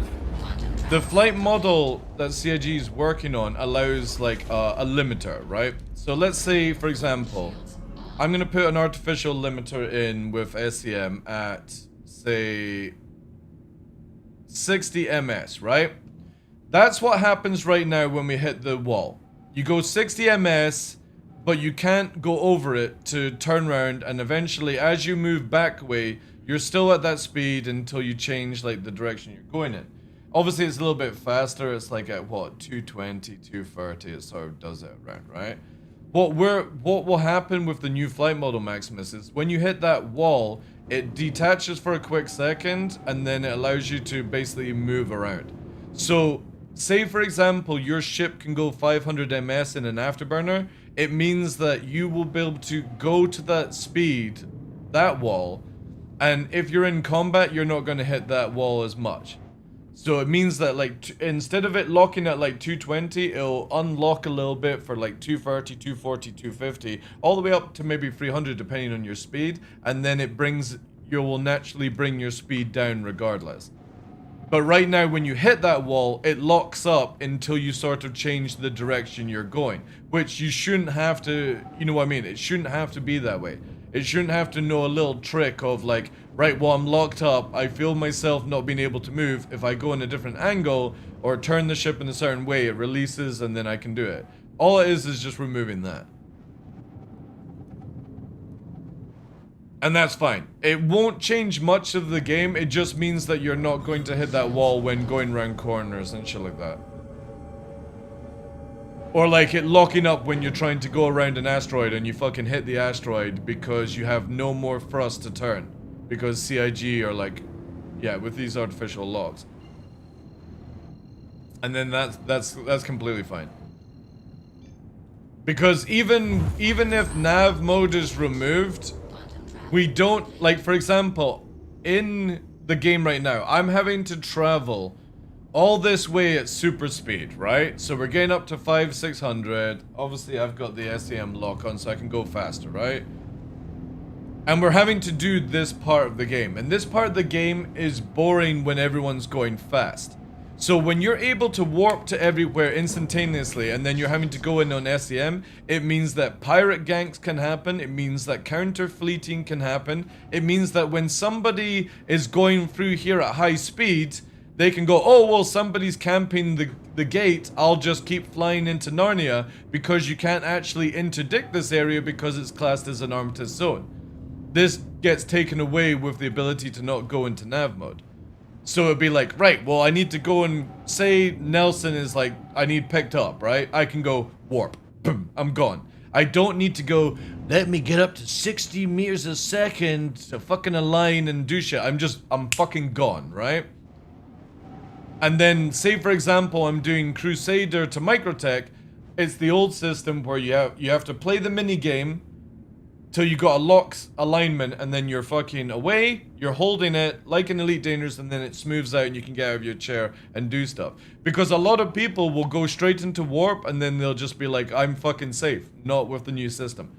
You actually have to play a mini game to get safe, and apparently, from what I've heard, in that mini game process, you can be interdicted. It's only when you're fully locked will you be safe. But again, CIG could change this by the time this comes out, because we know that CIG have worked on the single player version of it for Squadron 42, and multiplayer is a different story. They also want to redo interdicting altogether, and EMP and missiles, and God knows when that will get done. So again, it could just be a flappy idea that never actually happens. It all depends on when they give it to us, right? I wonder if they'll let you... No, you can't, no. Because we used to have blind warping in the game, Sputty, like, years ago.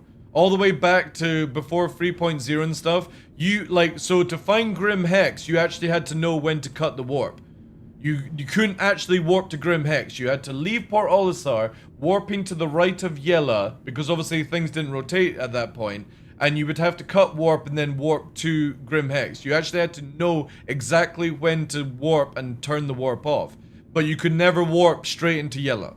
It would never allow you. Are you unsafe for the N2? What, to be interdicted whilst you're coming out of the bubble?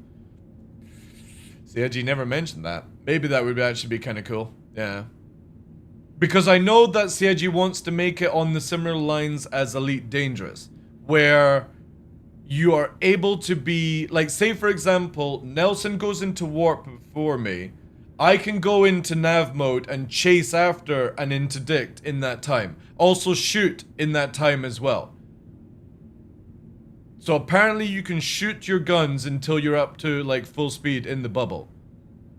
And I would imagine this also helps with fleet warping as well, since they talk about the bubble quite a bit. So either you can be pulled into it, or I don't know. Again, it's all just major ideas until we actually see it.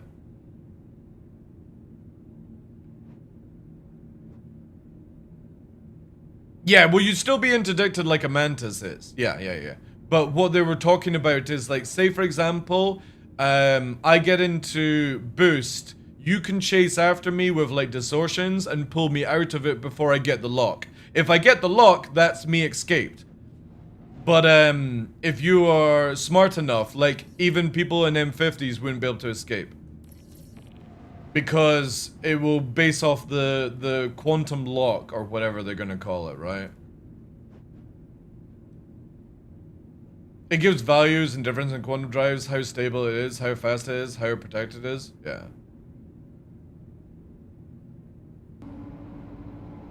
Let's hope they limit crafting so crafters can't turn their ship into gods. I don't think CIG, like again, I would imagine if anything, tier 5 would only be maybe 5 to 10% better than tier 0. If you make it like that, I think you're gonna ruin the game. If you make it where it's like, oh, I get 50% bonus if I'm in a fucking tier 0. Oh, sorry, a tier 5. But who knows? And CIG do love to wreck the things.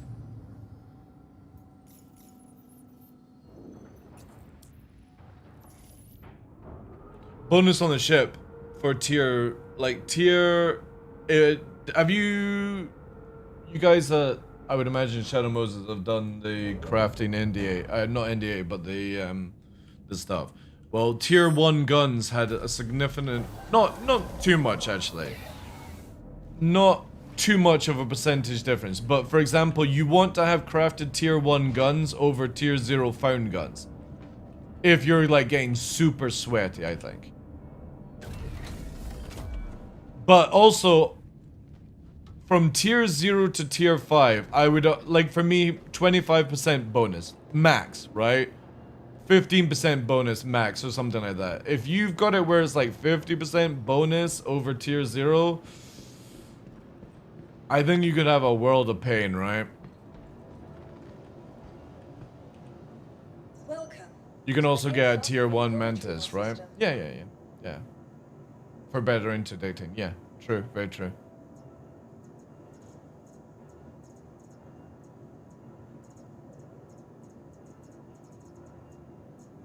Your vehicle has been moved to our storage facility.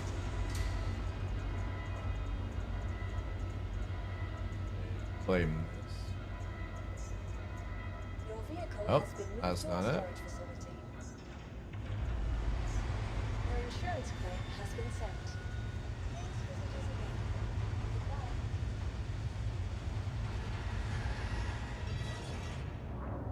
Yeah. Long as it's not stupidly broken, right? But what I would love as well, Nelson, is anything over tier 3 can't be insured. So if you take a tier 4, tier 5 item out, armor out, it's lost. If you die with it. Can't be insured. I would love that, because that means that if you're going to take your good shit out, you've got the risk of somebody else can take it home with them. And that forces you to play within, like, okay, we're going into a giant fleet fight. We are outnumbered. Let's take our bad boy shit out. If we lose it, we lose it. It'll take us a couple of weeks to regain it back. But if we win, we've got their tier 5 shit. Or tier 4 shit. I think that would be really sick. If you can just ensure everything crafted and keep it getting it back forever, then crafting is trouble. Completely agree. Completely agree. That's why I think, like, leave it to, like, tier 1 and 2 to be insured, and then, like, even free, but anything 4 and 5 that requires major work is at risk of loss. I don't think you should ever be able to insure endgame gear. It doesn't make sense to me. Because like you said, Spotty, if that happens, then nobody loses anything in the game.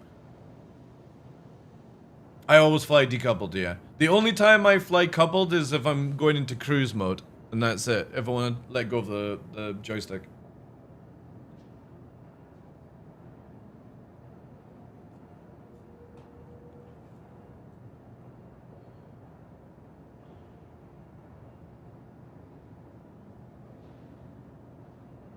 Do you think they will remove coupled? I've had this conversation with Yogi before, and I stated my idea. I think when you go fast, it should go into couple mode, because the computer is trying to stabilize speed. But when you're under, like, say for example, your top speed is 500 meters a second. When you are from 0 to 300, it's decouple, because the computer is struggling to stabilize things. But when you're going in a straight line, it goes into couple to get... Because if you actually don't know this, if you go into couple mode, you can go in a straight line faster than decouple. Because it balances you out at certain angles. And in atmosphere... See, the thing is, though, is like... Technically speaking, there shouldn't be coupled or decoupled in atmosphere. You are... air. You're governed by air and gravity. Personally, I think CIG should remove coupled from the game. And the simplest thing is when you, like you've got with landing gear and stuff, you've got stabilization. We also have gravity and wind assist. It's not in the game though. No, it's not. That's incorrect. Gravity and wind assist is not in the game right now at all. It's in the files, but it's not in the game. It doesn't govern our flight model at all. It's the same thing as when people say turning off gravity assist actually makes it better. Gravity assist, I'm gonna tell you the secret sauce of gravity assist. Gravity assist is only added in because there's a bug in decouple. Decouple was never meant to make you fall out of the sky. It's a bug, and gravity assist is to toggle it on and off because CIG didn't want to fix the bug because people like it falling out of the sky. That's all gravity assist is, and gravity assist gets removed down the line because not even couple will keep you in the air for long. So it's just a temporary thing just now. But see, Yogi left it in where you could toggle it on and off because low flyers like to have it where you fall out of the sky for some reason. But yeah, decouple falling out of the sky in atmosphere has been a bug for many, many years in the flight model. And the easiest way was just to add in a toggle to fix it. That's all gravity assist is. We don't have any wind assist yet. It is in the files. It is in the files for the new flight model, which is integrated already into Star Citizen. It's just not activated on our ships. That will make it very exhausting to mine on planets? No, it won't actually, because any of your mining ships have primary VTOL systems. So, for example, any ship that can rotate its engines, every ship in this game, I've gone through this a million times, every ship in this game has VTOL, vertical takeoff and landing. You can literally go up and down in any ship. But a few ships have the ability to rotate their primary engines, and CIG said any ship that can do that will allow you to hover longer. Now, if you're in heavy atmosphere, the time goes down before they overheat. So your engines will overheat, they struggle, they don't like it, and this is why most likely you won't do ship mining in heavy atmosphere. You'll do hand mining and vehicle mining. Or you have to land the ship and use the lasers that way. So, for example, the mole would be really effective. Yes, the pilot will have to microthrust like a helicopter will, yeah. But again, if you have, and again, I'm pretty confident in saying this, that all mining ships have primary rotation. I'm pretty sure the Prospector can primary rotate its engines, right? I know the Mole can, for sure. I don't know about the Ox, though. Can it? Can the Ox rotate? Anyway, if you've got the ability to and they actually rotate, you will be able to hover longer than your average, like the Arrow. The Arrow does not have a primary rotation VTOL. It does have VTOL, but it won't be able to hover in the air like a Cutlass can hover in the air. So say, for example, they make it that the Arrow can only hover in the air for 30 seconds before it must go forward or land or go up, basically. The Cutlass would be like a minute before engines overheat. But then you can keep in the overheat system beforehand. It all depends if you want to burn your engines out or not. Again, it's not going to be where you just fucking come to a halt and fall out the air, if that's what everyone's doing. However, you will not be able to side strafe left and right at high speed in atmosphere, like we can just now. So say, for example, you're on Daymar, and say, for example, I'm in a dogfight, and it's all FPS shooting, this goes right out of the way in the new flight system for atmosphere. Because you can't strafe left and right, up and down, unless you're under 90 ms in the game. And if you're over 90 ms, you have to go forward and bank. Or if you have coolers that stay, yeah, it would be great if coolers actually did that. Or, hear me out in this, instead of, like, you can lose weapons for, like, heat sink injection would be even cooler. When are they going to actually implement this? So, it's in Squadron 42 for single player, along with quantum boosting. It's already been done. Okay? They then, why it's not being added to the verse right now is because the moment you add the new flight model, you can't nav mode. You can only quantum boost, and quantum boost for multiplayer has not been designed yet. The flight model has. The flight model has. That's all I can say. It has. And works. And is lovely. But the why it's not given to us just now is you wouldn't be able to get anywhere in the game. Do you think they can actually implement this? Well, the brilliant thing about this maximum speed is for the first time ever in the game, we have two flight models. So right now, if anybody doesn't, I'm going to change screen here. If anybody doesn't know right now, we have one flight model that governs the whole game. When you add into atmosphere, your engines are dampened because if you actually turn off your engines, you just fall out of the sky. You can't glide. There is no air. There is no wind in Star Citizen. It is in the system, the files and the equations, but it's not available towards your ship. So when you are wouldn't be able to say if I was, Nelson, alright? When you are flying, for example, the way the ships are governed is with the thrust, right?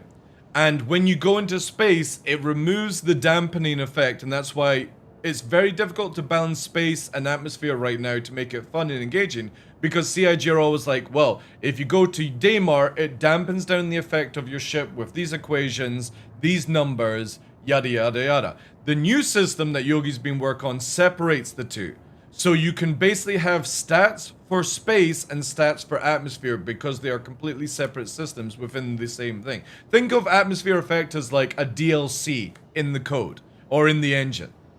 It's there that changes up the flight characteristics of each ship, which means that, for example, like a Cutlass will be able to fly around in space no problem, but when it goes into atmosphere, it's not going to be fucking ballerina and going vertical, fucking loop to loop like you have right now. You're going to be more stationary, you're going to be banking slower, whilst an arrow is going to be able to turn faster into the turns. However, it means that gunners, turrets, will be able to be way more useful in atmosphere, because as a fighter is approaching you, you've got a steady platform to shoot on instead of a shaky Stevens, you know, Lionel Richie fucking setup.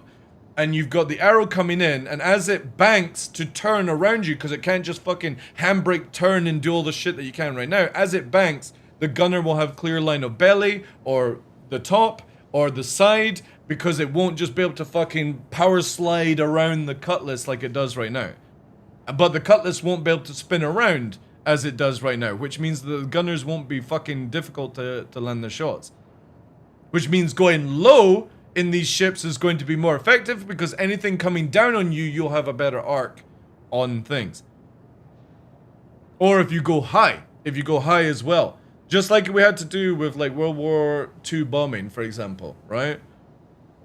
So you had certain planes that would come in with their single bombs, they would come in low or dive bomb. Then you had your big bombers above, where it's easier to be protected, because as the planes went up, they stalled out in certain maneuvers, allowing for gunners to actually hit. There's a possibility that CIG implements that, but I don't think they'll actually do stalls, because we don't have actual intakes in our ship. The only thing we're going to get, from what my knowledge is so far, is speed stalls. So for example, if you come up and you slow down below 90 ms, your nose will then dip in a dive, unless you keep her going above that.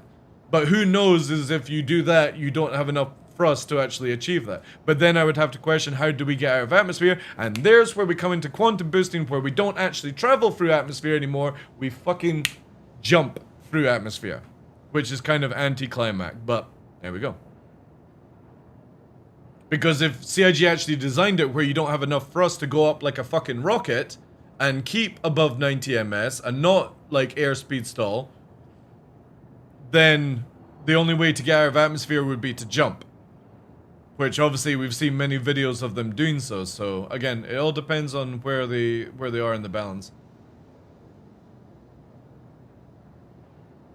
I miss having high ammo energy. The cool thing is you should be able to pull off very cool maneuvers by shutting engines down, because hopefully if CIG does this right, and it's a big hopeful, if you are afterburning, in my opinion, a heat-seeking missile, aka an IR, should chase after you more. Because whenever you're trying to dodge missiles in real life, for some reason in movies they have it where you fucking afterburner and hard turn and drop flares. That's not how you dodge missiles in real life. You have to go cold. So you actually want to de-accelerate and drop flares so that the heat of your engines don't attract the missile.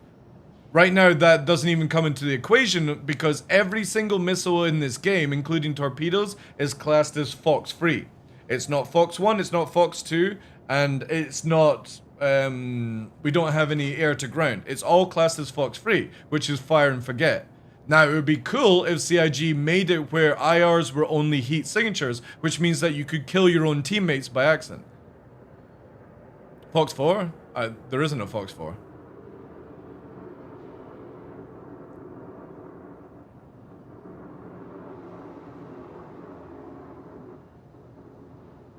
It'd be sick to have, oh, Fox 4 is, well, whatever. Whatever. It'd be sick to have a planet that is 1.5 atmosphere or something, where you had to wear a heavy suit. Again, I always bring up this when we talk about those type of things. If anybody's ever flown in a 6G planet on in Elite Dangerous, it is scary. So fucking scary to come through atmosphere in that shit.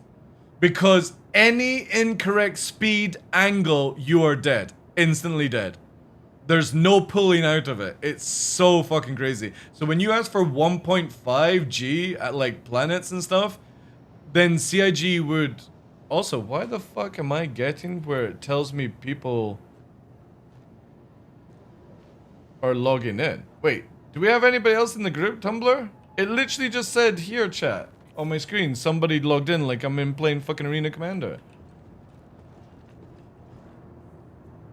But yeah, they would have to make it difficult because the other thing that if CIG add this in, everyone's like, oh, I'll just fucking low fly on Yella and Selin. It doesn't work that way because you're still governed by the atmosphere system in the game. It just means that you might be able to go a little bit nosy down, but the primary thrust is still going to push you into the ground. Not gonna lie, that makes a lot of sense, but also kind of sucks flying from the ground through atmosphere in space, and a single thing of jumping is part of what SE with no jumping. Again, Viral, I'm only saying that if CIG are talking about having the only stall in the game, which is airspeed, going under 90 ms, right? Because you can't have an air intake stall or an air stall because we don't have any intake system, right? We're on hydrogen to fuck us, fly us around. So our engines never turn off, roughly, okay? So if CIG are having it where if you're going up, you have to have a limitation of going up, either that everyone's just going to escape vertically like a fucking rocket. And it also means that if you're diving, you need to implement the ability that if you don't pull up in a certain time, you're going to be creating too much speed that you can't pull out of a nosedive. So that's me thinking it would be that way, where if you pull up too much and you go too high, you're eventually going to stop and then just fucking fall down, right? But we're talking about spaceships, and CIG want you to be able to go into space and atmosphere and vice versa. So if they're going to balance it like I'm talking about, the only way to get out of atmosphere then is to jump. But we'll see. They probably won't do a vertical stall. I would put money on that. Did you see the 26 new DCA we watched at the start of the show, Jack? Oh yeah. Yeah, very excited. Very excited.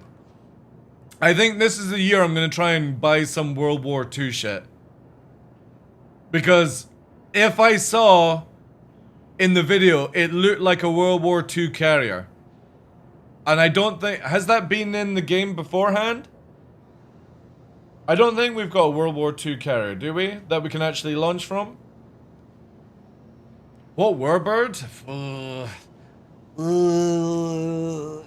Like, my favorites are Mustang and Spitfire, so I don't know. However, I did see that German one that has the gunner in the back, and I do like that one.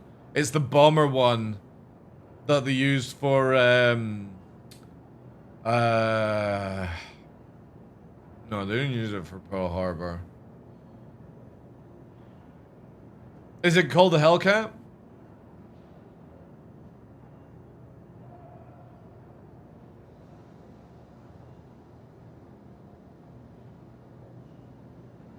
That's Hellcat, right.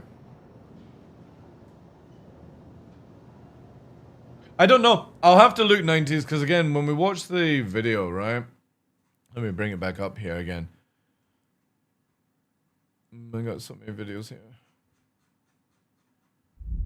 Like here, right? Look at that. That scene there.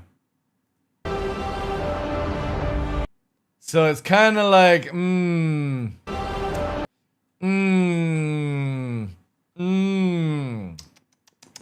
I don't know. I don't know. I think probably we'd have to go Mustang.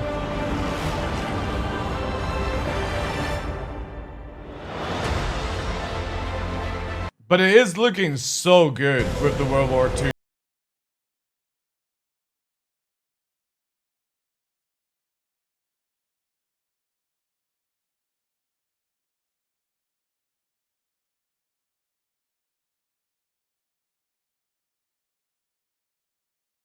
With the subs as well.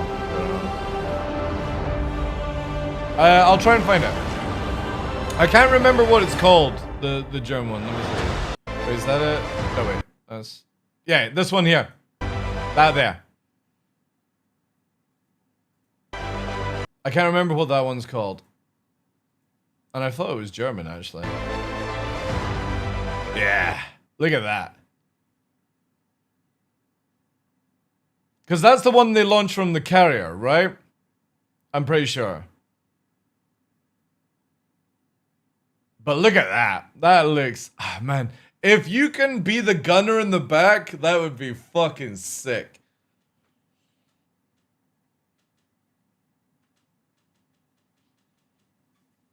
But yeah, their World War II stuff is looking really good. I don't recognize that one. And then it goes modern day. Because obviously their frigates and stuff are looking really.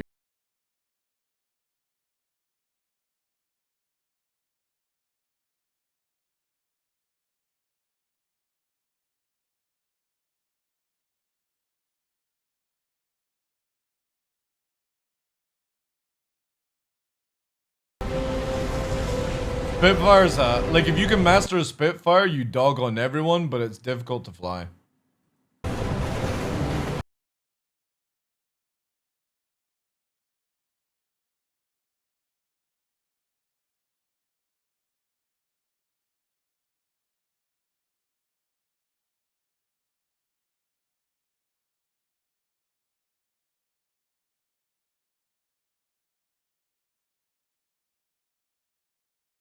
More and more heavy into their World War II gameplay.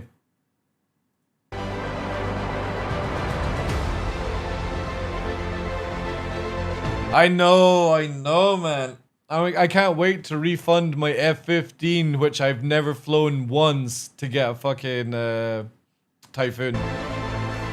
No! Dude, you do realize that if I had actually been born with good mathematical skills, I would be finishing off in 2 years retiring as a Eurofighter pilot. So fuck you. Yeah, but I'm not.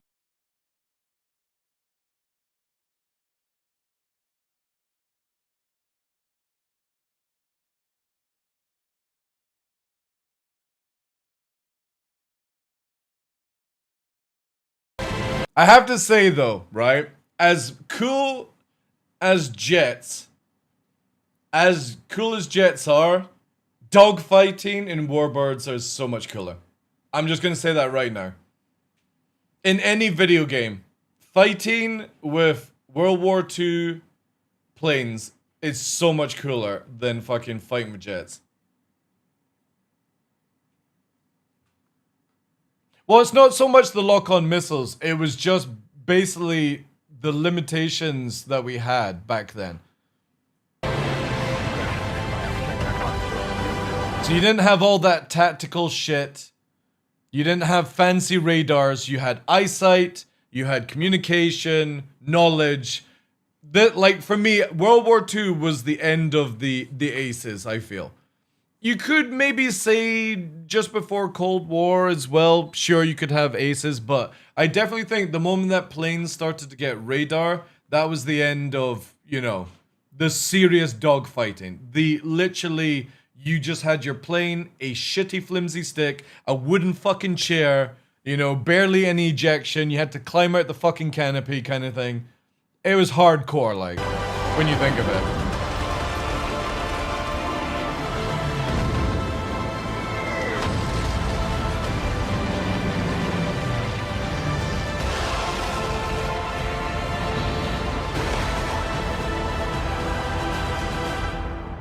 I think when they bring out the RAF, I think we need to rent a server and it's guns only in the game.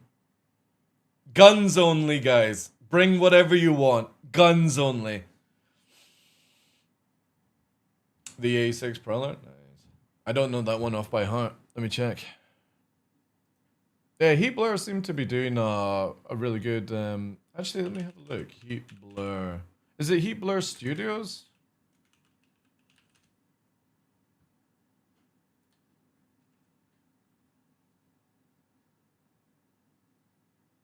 Oh, they did the Tomcat. Okay.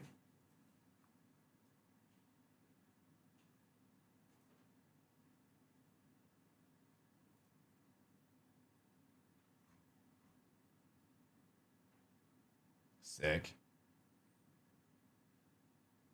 Oh, they did it for Microsoft Flight Simulator as well. There we go. Oh. Wait, is that what you're talking about? This one.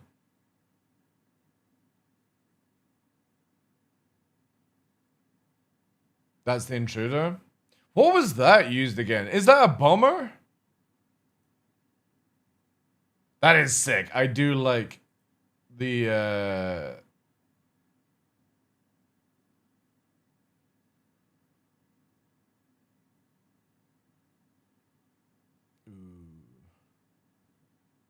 Oh, right. Yeah. Yeah, that is actually pretty sick looking. Two-seater bomber.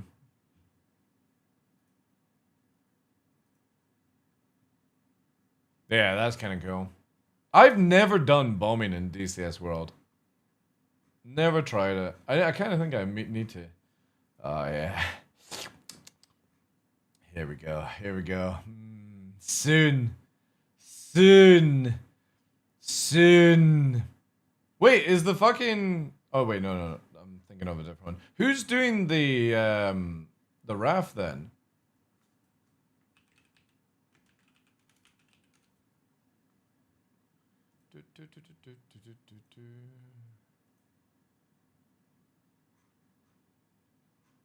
I could watch that video again.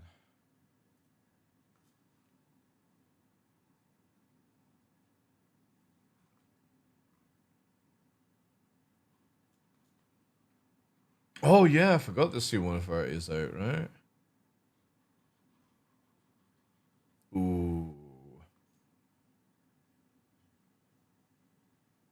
So do we actually have carrier launches right now? Dun dun dun dun!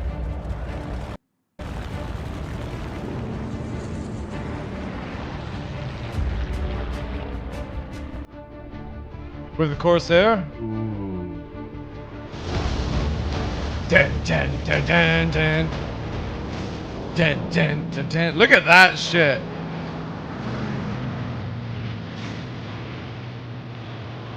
Oh, it's got a nice cockpit.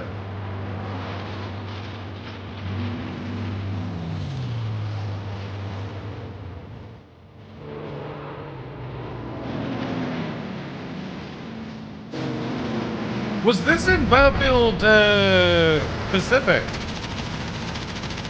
that we had access to?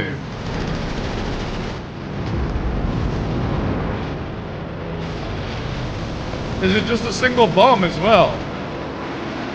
God damn, that's actually... I don't know much about the Corsair. Is it a good dogfighter? Was it used as a dogfighter? Kind of looks like it wasn't. Multi-role, right. God. Yeah, this is the year, chat. This is the fucking year. I need to get a 4 terabyte SSD for DCS only, so I have it always on the thing. And I need to get some World War II shit. I need to get back into my IL-2 days. Do you ever watch Baba Action?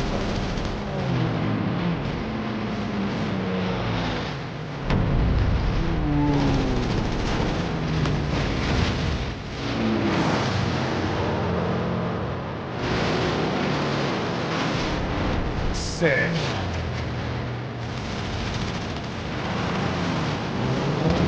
Man, it's actually like, holy shit. I didn't realize how beautiful of a plane that actually looks. And that's the Flaming Cliffs. That's what we're getting IL-2 this year. IL-2 Korea. And it's bringing the, what's it called? These sort of jets in. I can't remember what they're called. Best part of DCS and Microsoft Flight Sim is if you want, you can download all the assets. Goddamn. I know. It's the same dude. If you ever play, oh, Tumblr! The fucking, dude is in Space Marine now. Shit. The fucking Tech Marine. The Tech Marine is released in Space Marine. I'm thinking of playing a little sesh of that soon.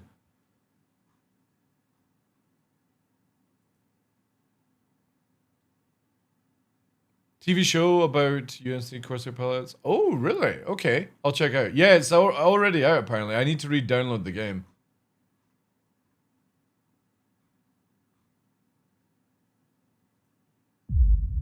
We're looking at World War. There we go. I need to download it. It's like 150 gig. It would just take me an hour. Look at that canopy. They're gonna call the Battle of France. It over. I expect that the Battle of Britain is about to begin. Upon this battle depends the survival of Christian civilization. Upon it depends our own British life and the long continuity of our institutions and our empire. Look at it. It's just you and the machine. No fucking advanced shit or anything.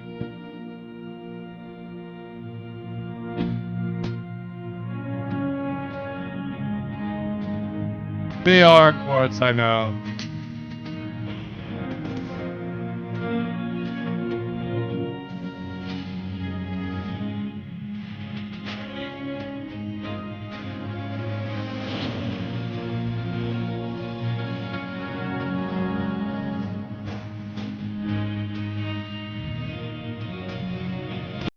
This video is making me want to invade a country.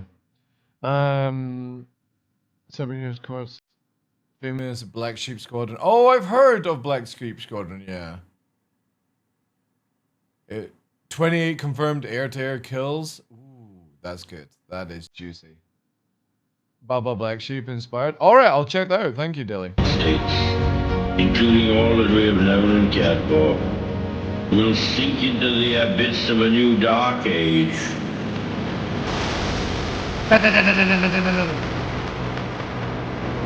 Oh god damn it. Yeah, I have to play some World War II this year.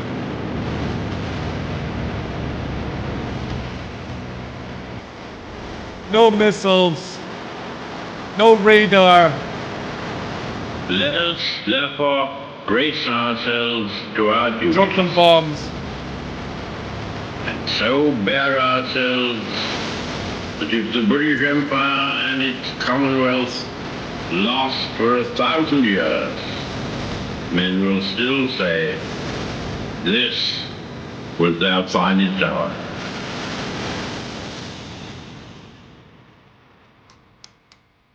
Very tasty.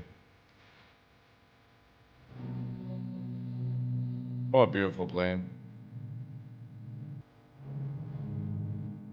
Yeah, I have to say that all the stuff that we've ever sort of made to kill one another is just absolutely beautiful in a weird, sick way.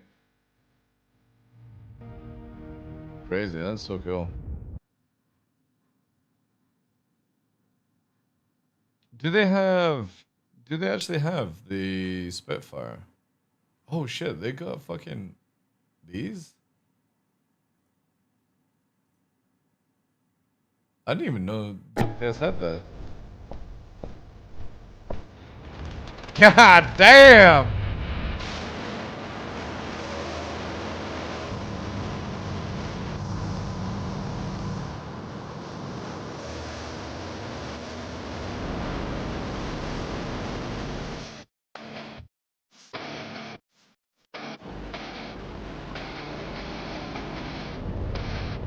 I forgot, like, you can just literally chill in DCS, right? You don't actually have to shoot other players or NPCs. You can, I forgot, people do air shows and shit like that. The yak. Yak.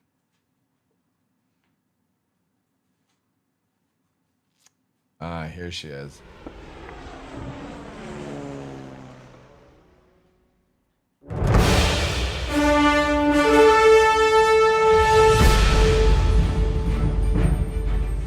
Freedom.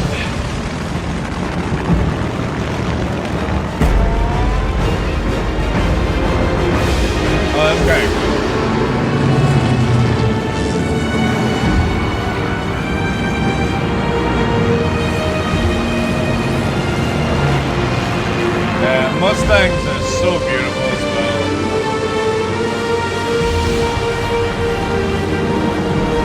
such a beautiful plane.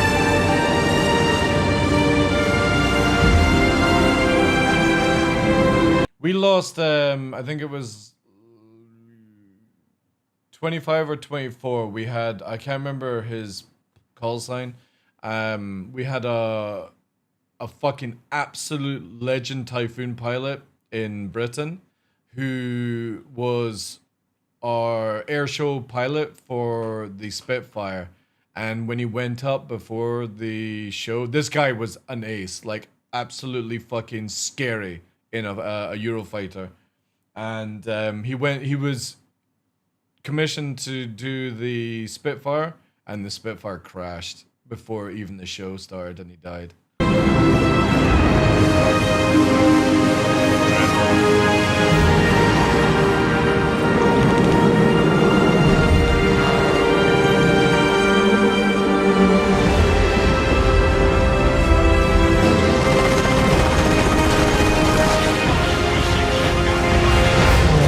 Fight on the beaches.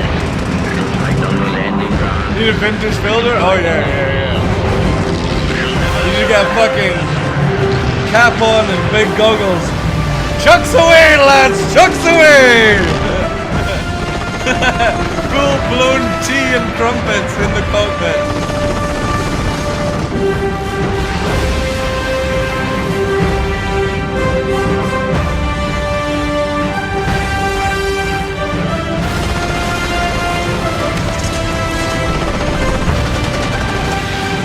Film green, yeah.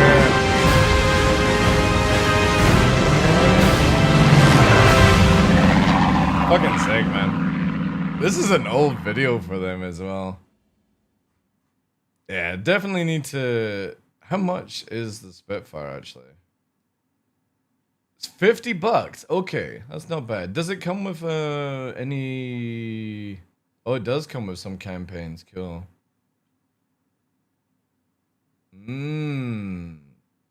What is the, like, the big... Is it the...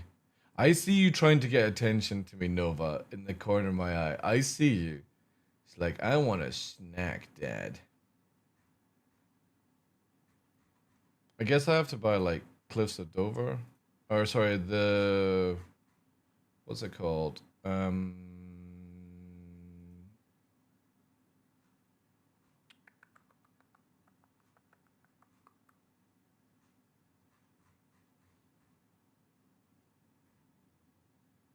I don't know what it's called, actually. No, it's not. Ooh.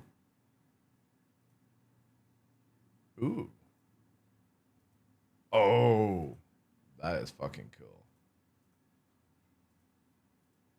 These are all the assets. All right. Oh yeah. I said I'm not going back to DCS until the Euro is out. Because I need to refund my F-15 that I've never flown to buy it. And then this year I want to get some Warbird shit. And yeah, I know there's like a Cliffs pack or something you can buy, right? There's some pack you can get. Yeah, is it this here, Falling Cliffs? You get like a huge range of craft, right? If you were to buy this. Yeah, here we go. So you get quite a few of everything, but this is not the Warbird one. Which is the one that gives you like a few World War II planes. There's like a pack, right? Is it the Corsair? No, not the Corsair. I might get the Corsair, to be honest. That did look really beautiful. Maybe do the refund soon? Yeah, I know. I need to get into it. Just the skins? Oh, right. Okay, it's just skins? Okay. So I'll probably...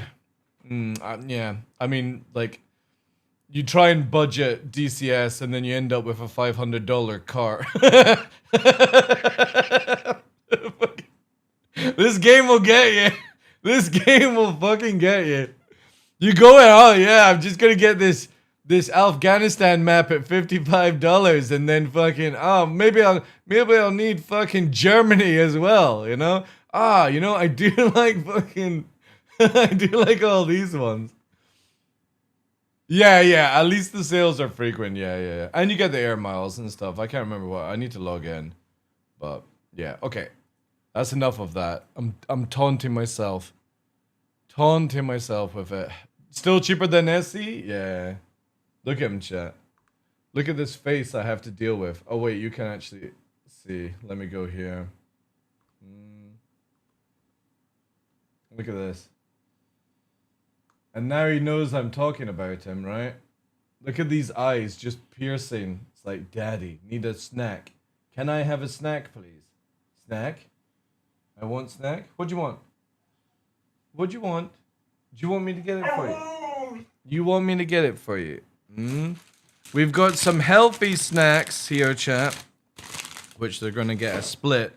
Nice teeth cleaning snacks. Minty fresh breath, because Nova's got fusty old man breath. There you go. Yum. Oh, sorry, kid. The fusty. Right. Rejoin the server. I don't know what I'm gonna do today, chat. I don't know what to do.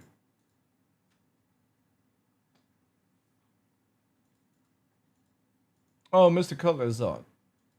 Mr. Cutler's on. Wonder what Mr. Cutler's doing.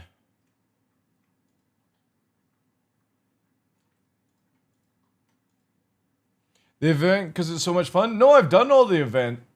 I kind of did it on day one, which was slightly annoying. I shouldn't have done it so fast and furious, but here we are, chat. Here we are.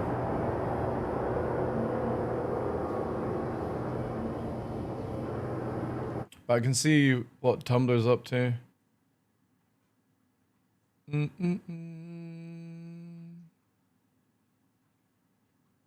Oh wait, what's this?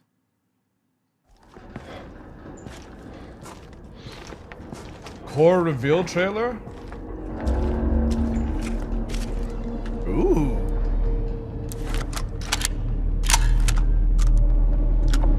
What's this?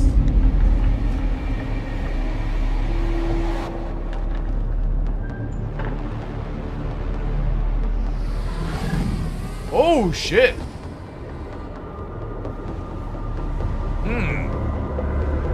The new Tarkov in space? Oh, is this by the fucking guys, the same Tarkov guys, right?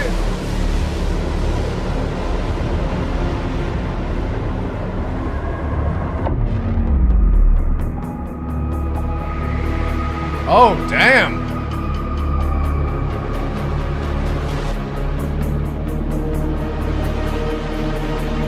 We're not in Kansas anymore.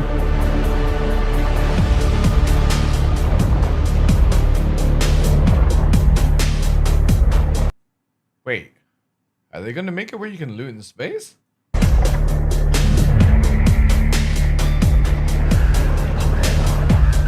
Oh shit!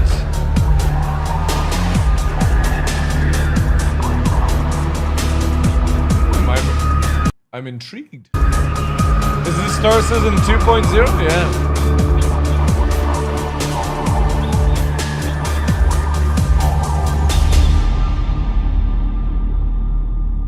Interesting. Fucking Dr. Disrespect comes up as well. Core free. Core free. Tarkov. Let's have a look.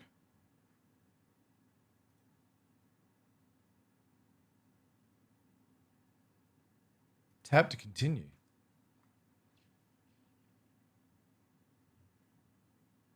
Ooh. There's no sound. There we go. Is it somebody pushing? Wait. Oh, nice. It is actually doing a little aliens kind of style.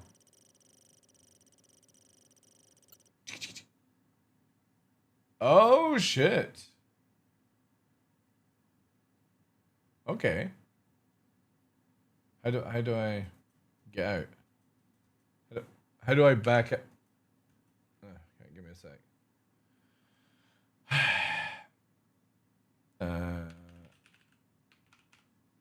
Actually, I'll just do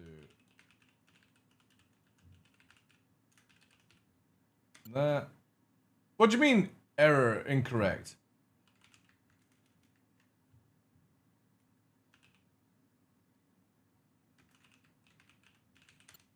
What do you mean error? The fuck?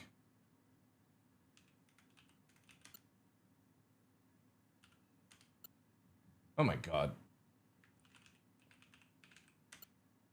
Invalid format? What do you mean fucking invalid format? God, this is like working back on it. You like the title vlogs, like it. Enter your ID. Is that it? Authorize successful. What the fuck is this website? Do I need to have a fucking hacking degree to actually log in?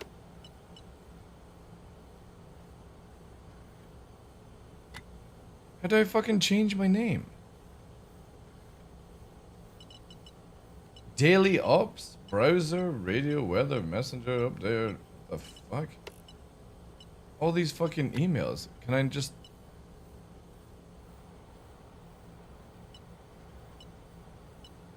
What the utter fuckery is this, chat?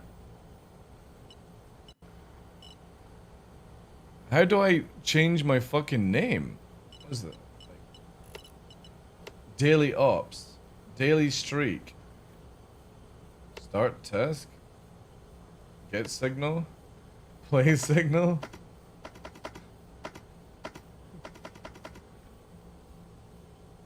Select encoding. What the fuck is this? I just want to register. Does anybody... How the fuck do you do anything in this thing? Log out. Log out. I don't even, like...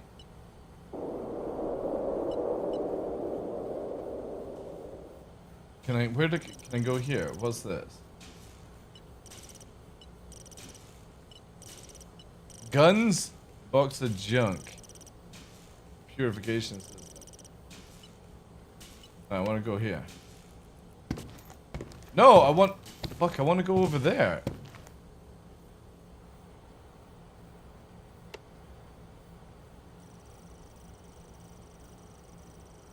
Yeah, but I didn't register. Put in my email address. It fucking told me to fuck off. So what do I do here? What do I type? Select a login method. But I don't have anything. Do I just put my email address?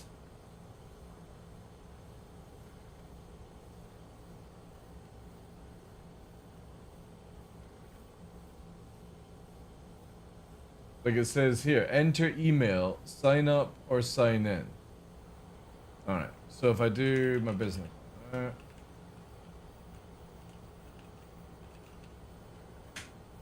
Invalid choice. Please enter email or email. It is a fucking email! Do I type email first? Enter your email to receive a one-time code. Alright. Fucking hell. Jesus Christ.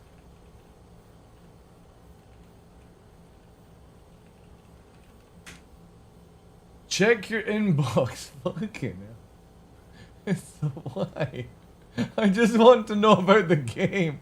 I don't want an OTP. I haven't decided if I want to purchase the game yet. Would you like to receive hints? Sure. Alright, preparing access. God, is it gonna take everything out of my bank account? Right. How do I change here? Core database.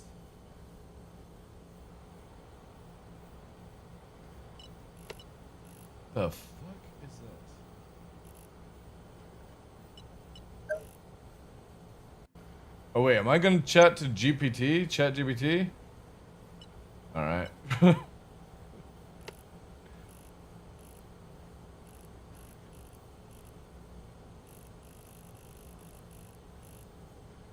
Okay.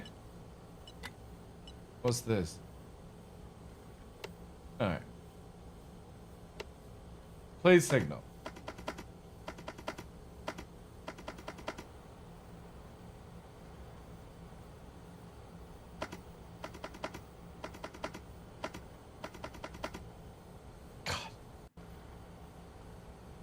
God, Morse code is fucking bad for me right now. Okay. We'll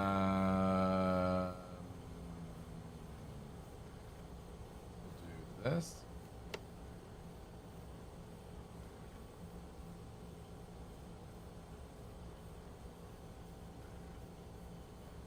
So we're needing, what is it?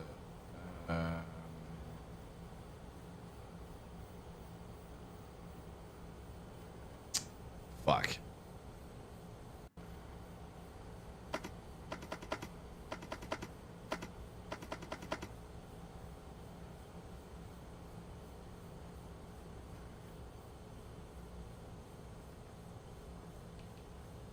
Enter 3 digits.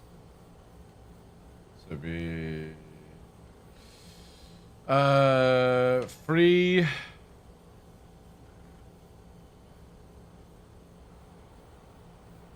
Free.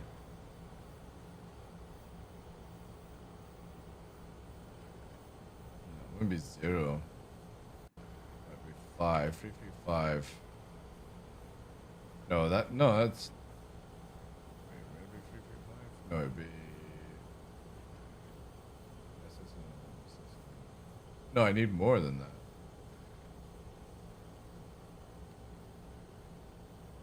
Nah, wait. No, wait. It's wrong. So that would be.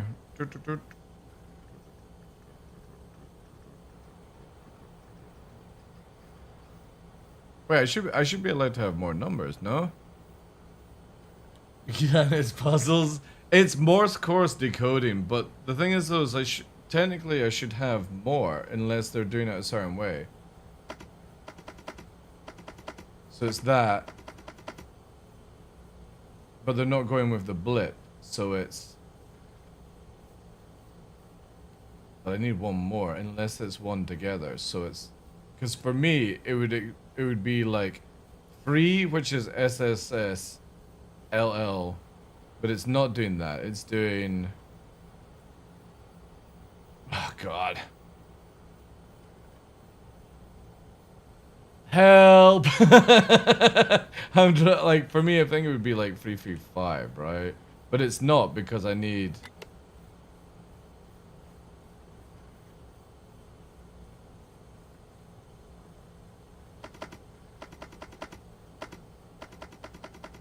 Oh wait.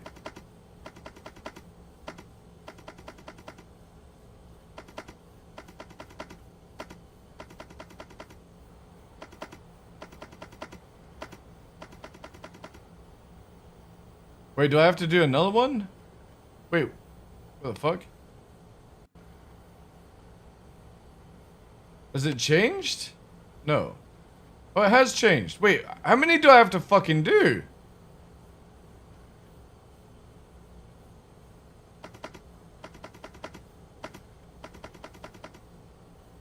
Oh, God. So that's S. No, that's not S. That would be L.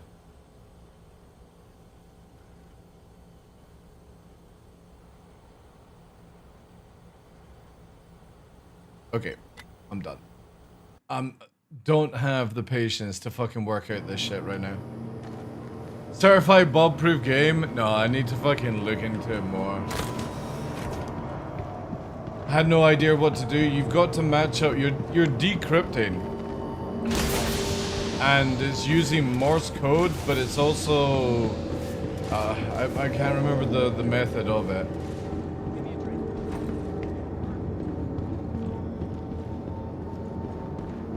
You need to be worthy to play this game, I know.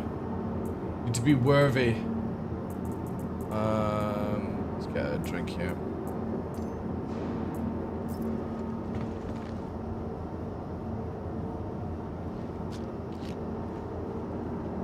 Welcome to the age of AI.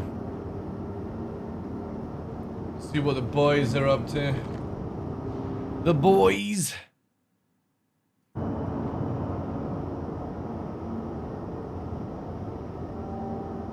Oh my god, I'm getting an advert for running a 24/7 channel. No thanks. No, no, no, no. No, no, no, no, no. I don't want that.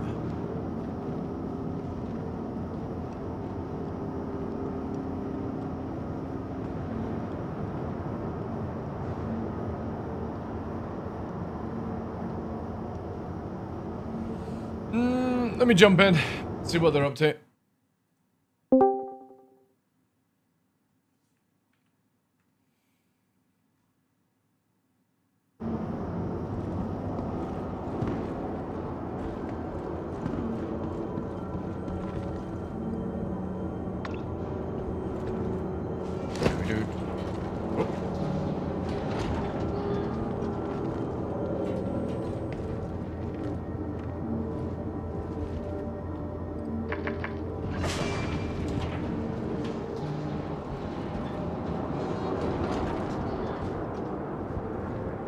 Oh, chat. Also, I forgot. I need stuff for this.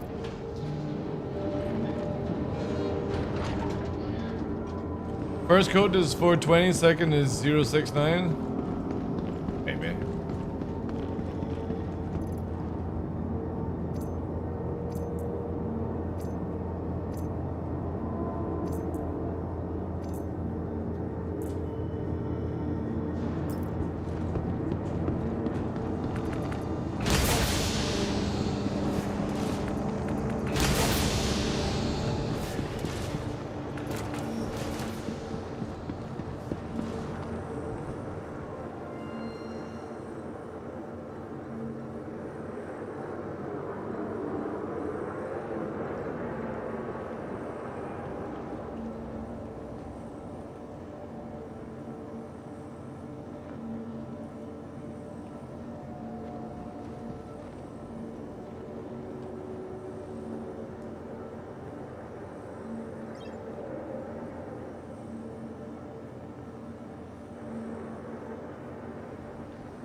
Run to the third code?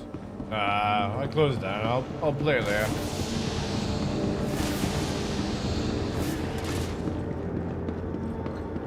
Maybe I will. How you doing, Gray? Right, we need...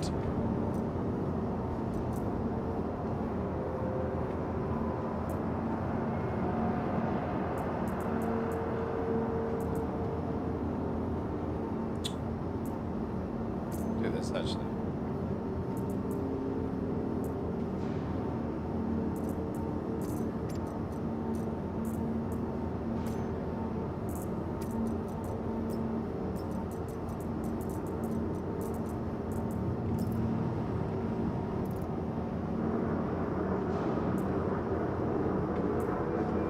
Did we say? Okay.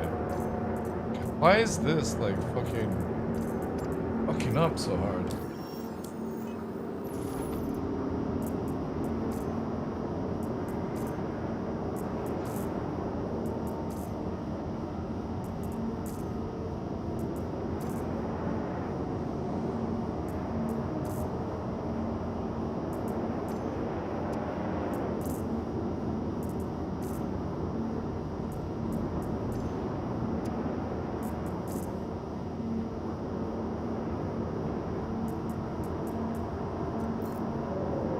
Can't wait for the new system, chat. It's so annoying.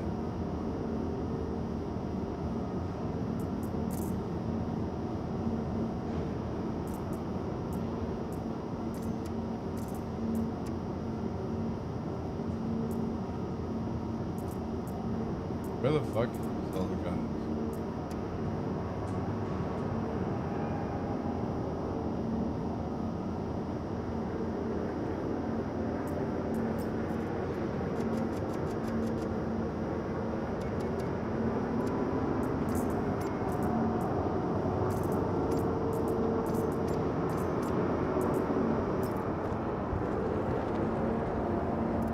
Hey, Casper, how you doing, dude?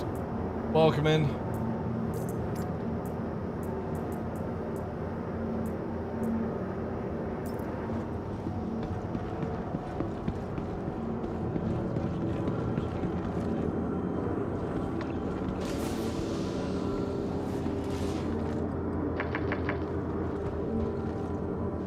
How's things with you, Chief? Levski is taking last of my nerves today. Yeah, I heard it's really bad. I heard it's really bad.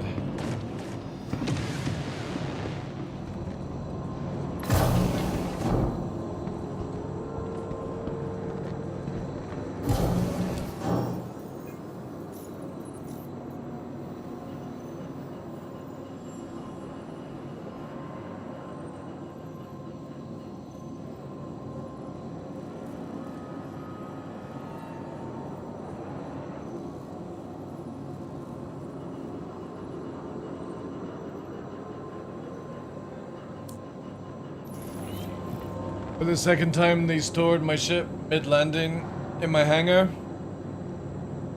And now I can only claim it. Ooh, yeah. Yeah, there have been a lot of problems like that going on.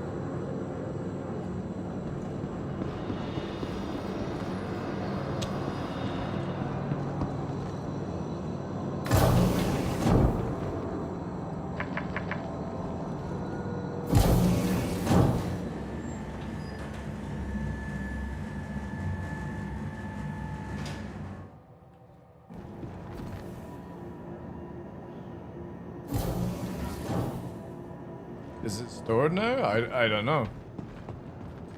I've never lost cargo recently. To the ASOP vehicle retrieval system. Alright, there's my ships.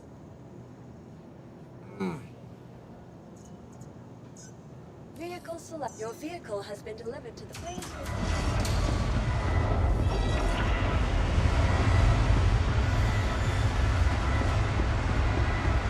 What am I up to? No idea, dude. I have no idea what to do with the game right now.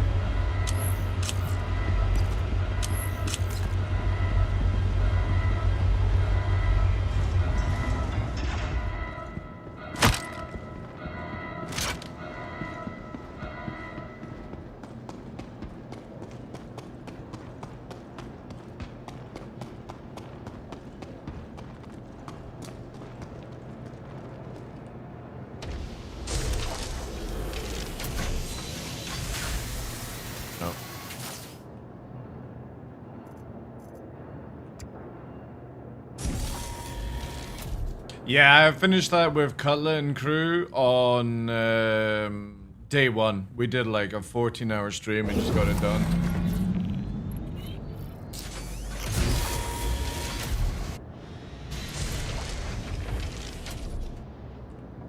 On the Antares? Antares is really good. Tumblr uses it all the time, but he uses it with his partner's account. Trying to board ships, buying Laranite? I have no idea. I'm on comms with like Cutler and team, but I don't know what they're doing. They're just talking just now. I don't even know if I'm on the right server.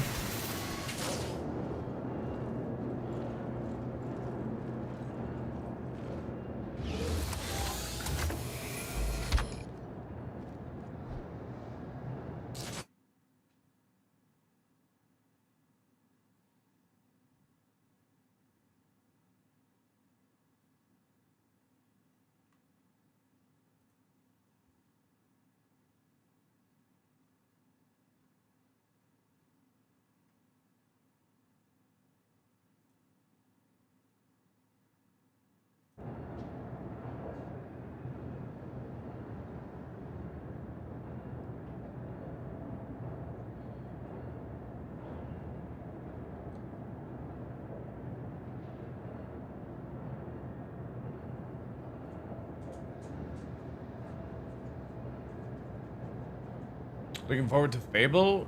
Yeah, but Fable's coming out at the end of the year though, which I can't get too excited. Too excited about that just yet.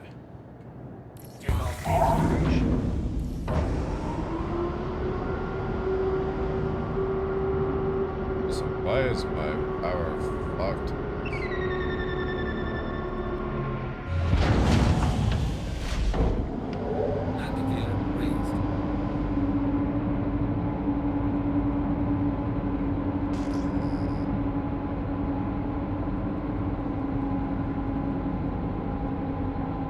What the fuck is going on with the guns?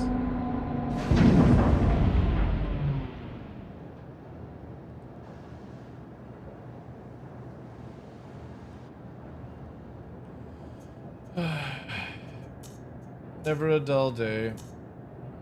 What the fuck? Weapons system is on.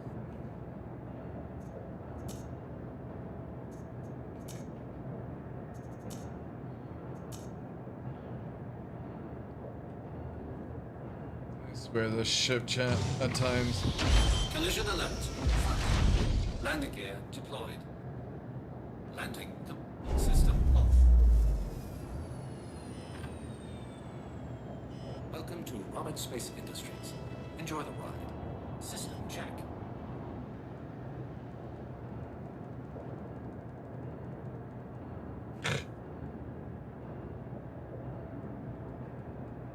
I don't even know what's going on, chat. It's fucking cooked. We're sorry. You exceeded the allotted time for depart. We will have to return your ship to Not letting me put power anywhere. Yeah, the problem I have with this ship, right, is it just keeps fucking up.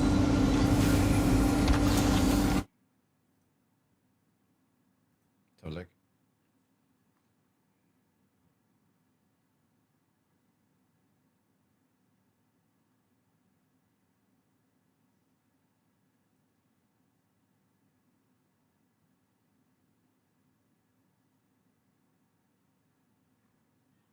Interesting. I don't know if I would even play it, to be honest.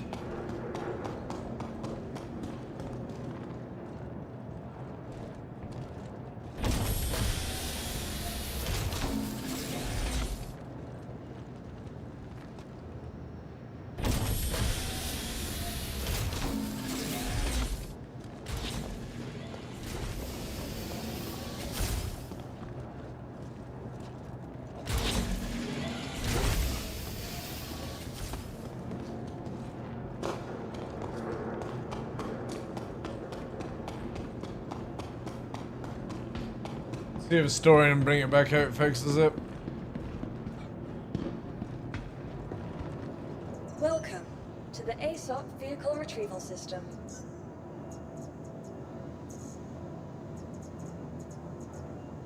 Your vehicle has been moved to our storage facility. Please visit us again.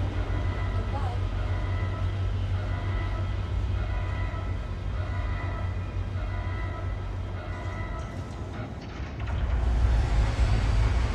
Welcome to the ASOP Vehicle Retrieval System.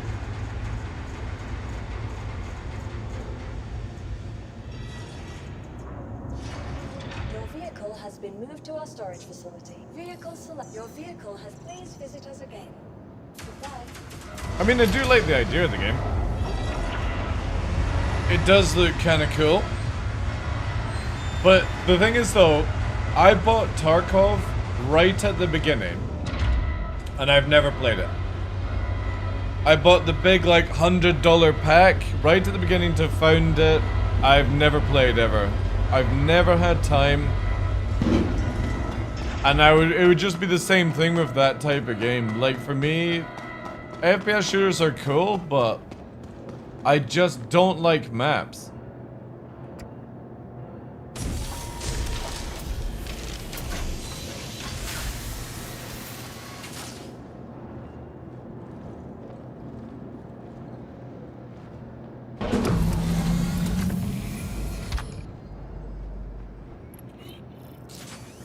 Welcome to Roberts Space Industries.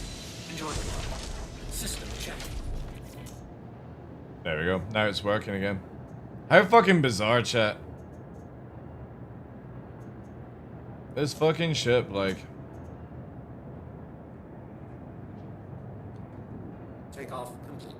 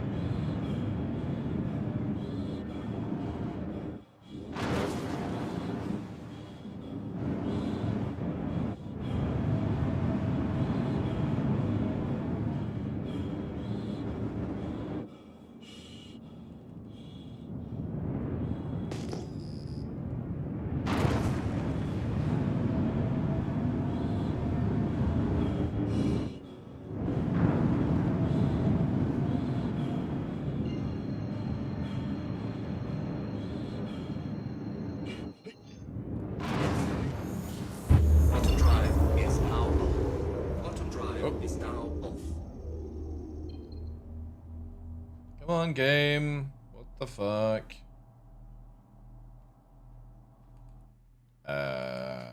CIG? CIG!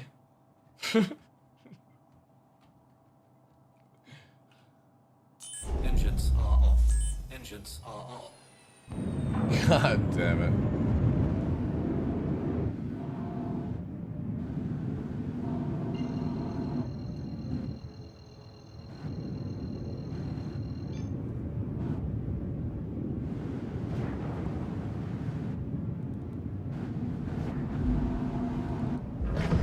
Shields are on. Landing gear deployed.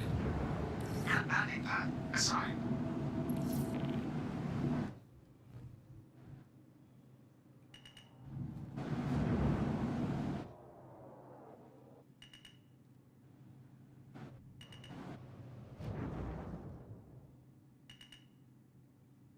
Collision alert. Front.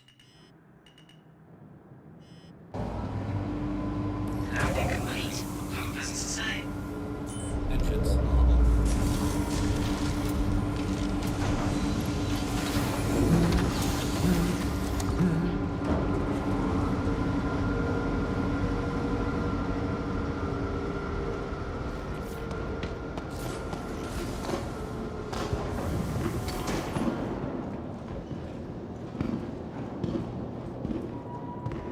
What to do, chat? What to do?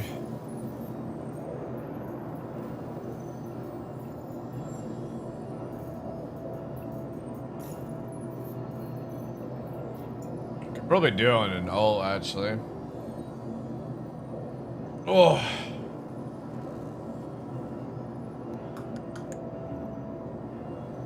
I need, like, where...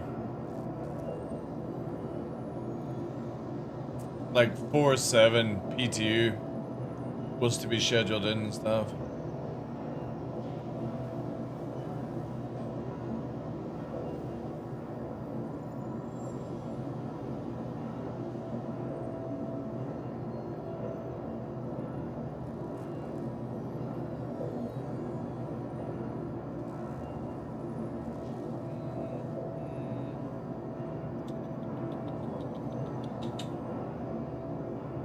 I don't even know what my alt account has that I can use on it. What am I gonna do with all those credits? Nothing. I'm waiting for the wipe.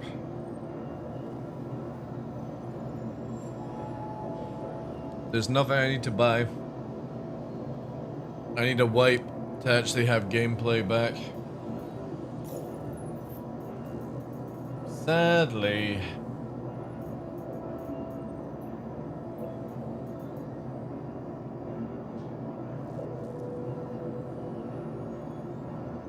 I see begging income. You just need to type, can somebody send me money in local check, and you'll probably have like 100 billion.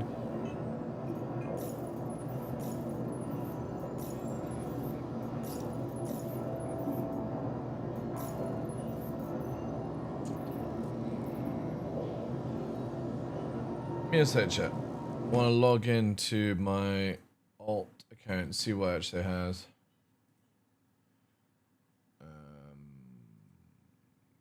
Website. Because I got the F7A, I could probably do stuff. Do I have a hauling ship, though? A hauler.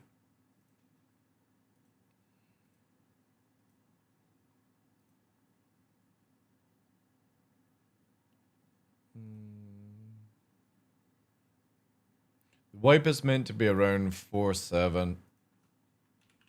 So before April. Apparently.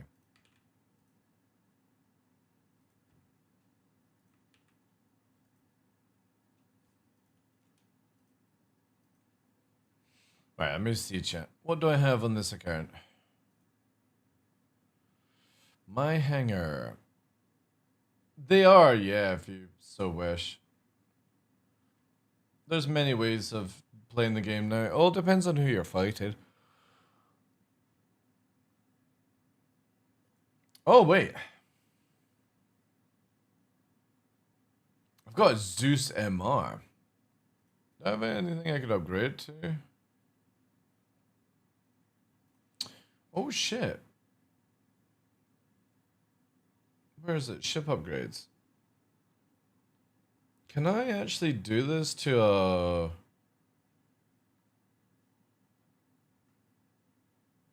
Where is it? A Hermes.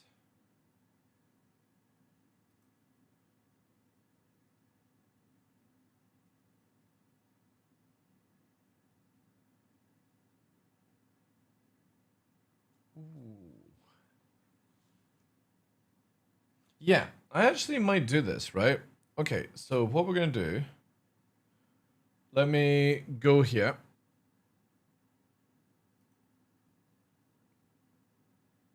Can I use credit? I got 50. Oh, shit. No, wait, I don't. Oh, I've only got... Oh, no, that's healthy. Oh. Oh, I'm looking at the wrong thing. I've only got 5. I thought I had 51. Credit. Ah, boo. Boo.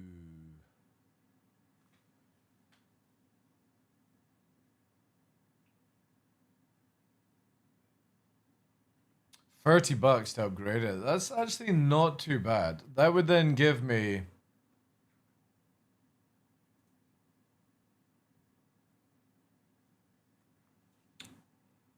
It's my Pisces. It's 120 a month. What is actually my account? Oh, it's that.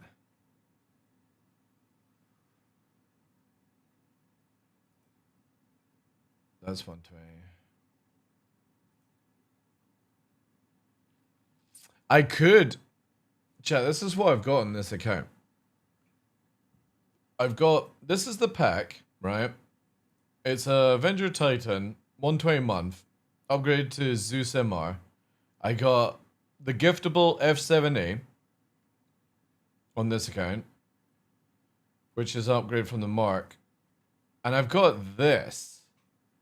And it's only a Pisces, but I could melt this and then upgrade this. So I would have on this account just an F7A and then a Hermes. You can, but I don't really want to because I'm wanting to buy a battle cruiser. Upgrade Hermes? Yeah, I think that's the call, right? Because that gives me a hauler. Like, the Pisces is not worth it, right? So if I do this, let me fucking go through here again. I think that's the play. And I can get the rare skin as well, I think. I think I've got enough to do it. The Mark II Zeus is $10. and won't come out anytime soon. That's what I'm thinking. But it's also for an alt, Casper. So it's like, if I do this, right? Now I go to the cart. And is it the Honor Bound? Is the Honor Bound the rare skin?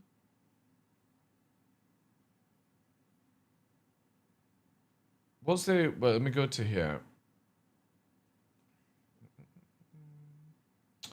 Fast haul.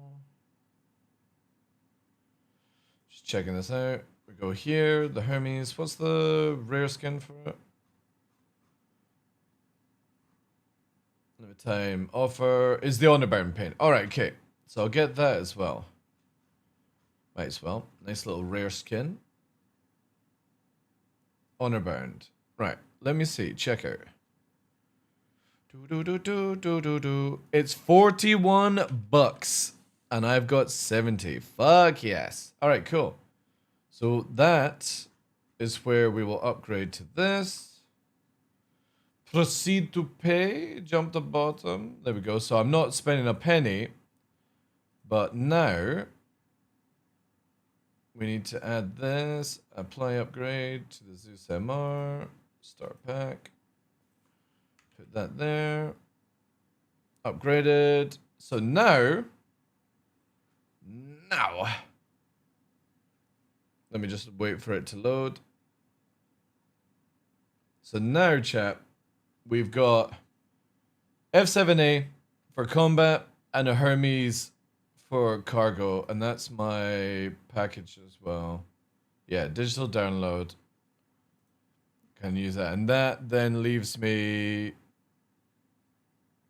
$29 of credit.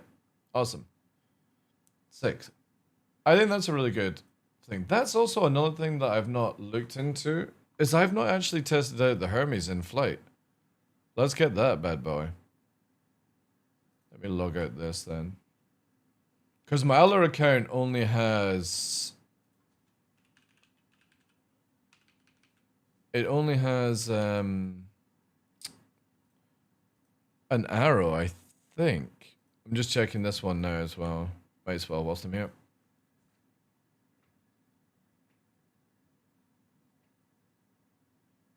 Same for the Apollo. Well, again, I'm just... It's for alt, right? Only has $6K in credit. I know. Yeah, so I've got an Arrow LTI on my low flying alt. That's all I've got on that character. And it's got... Oh, it's got $65 of credit as well.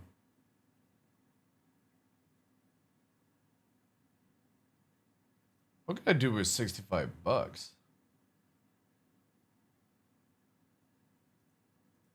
Yeah, we'll leave it. I don't know what I'd do with it. Probably turn it into money.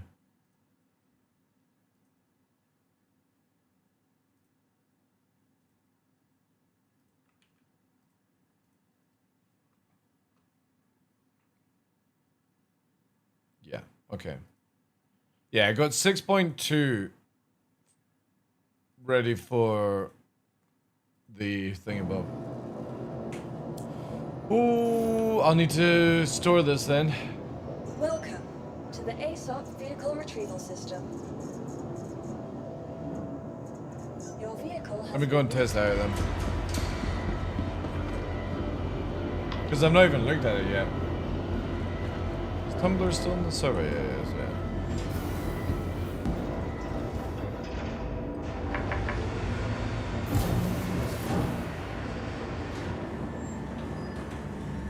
Hey, Pace. CCU Prime SCU gameplay? I know. But the thing is, though, is I'm spending more time melting things down because I'm just getting to the stage where, like, a lot of these ships are bought in-game.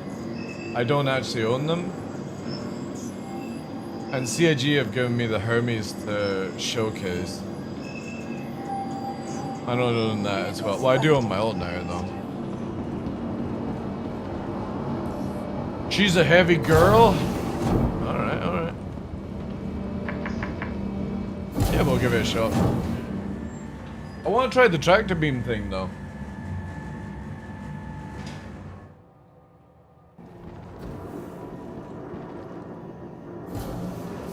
get another tab open.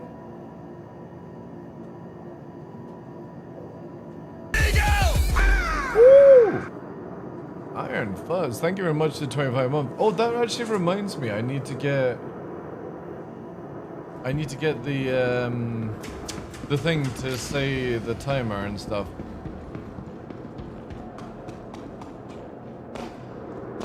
Thank you so much for that, dude. Oh my god, it actually is pretty big, eh? Alright, let's have a look. So everyone can... Okay, nearly died. Oh yeah. Oh, it's like a Zeus. Ooh, it literally is a Zeus back end, give or take. Okay. Oh yeah, now I see what people are complaining about.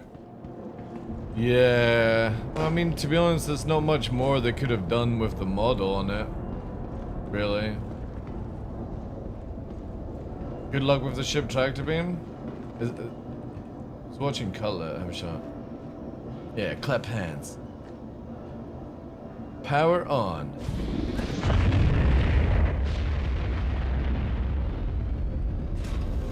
Woo! Okay, that's not bad. I don't know why they couldn't have made it come out a little bit further. So can we just... Is it W? Or is it... Oh, right, okay. That's not bad, actually. I kind of like it.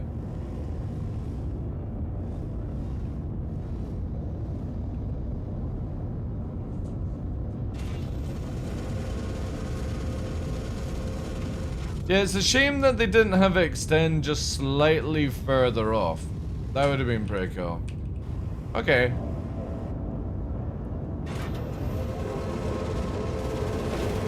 I kind of like it though. Hopefully, again, like I wish, you see what I mean?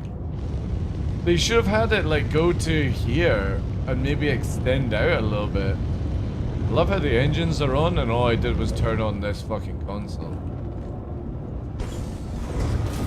Again, still plenty of space. I mean, holy shit. A lot of cargo space in here. Because it can carry 3 32 SUs. It kind of feels like it can carry more than 3 32 SUs. Unless you can't go across here.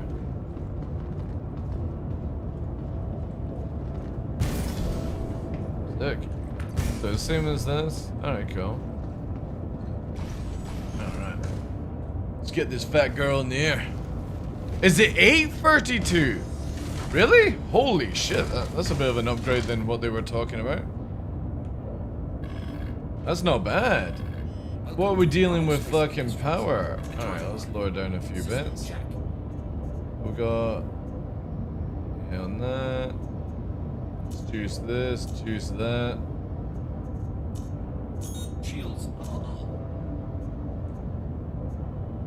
Okay, still 42 shots, that's not bad. What are we dealing with? Alright, right, okay.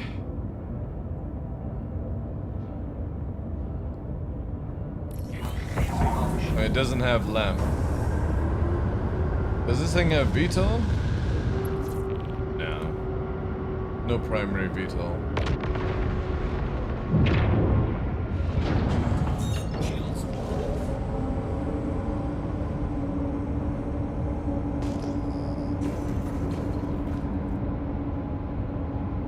Where we're going, we don't need roads.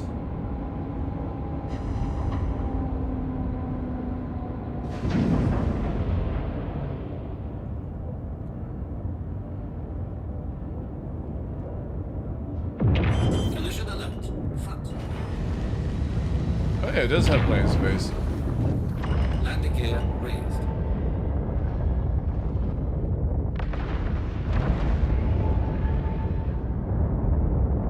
Thank you. Please visit again. Stretching is quite bad. Actually. Alright, let's test right then.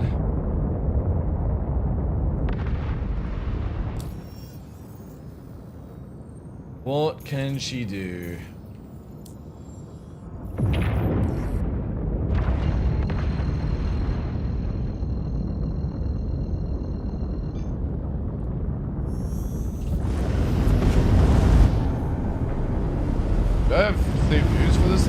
I don't know. How do you actually set that up? Auto drive is now off.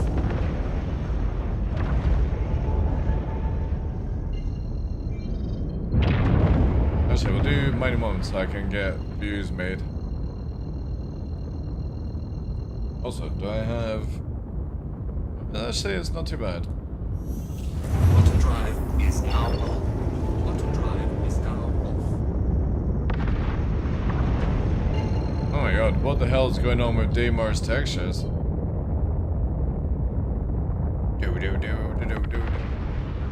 Is that as fast as it goes in Nav?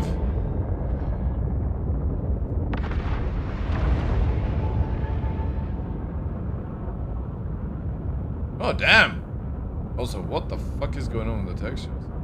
Damn, this thing does 1200? That's actually pretty impressive.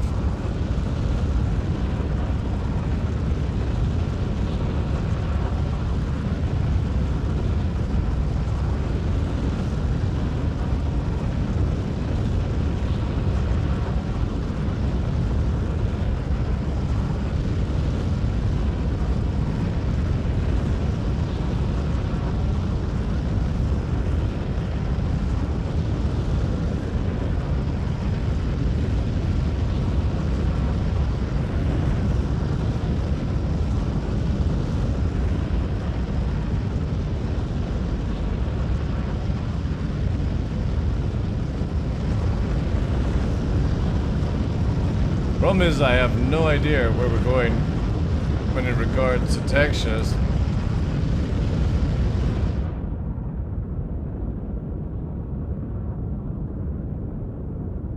The fuck is going on?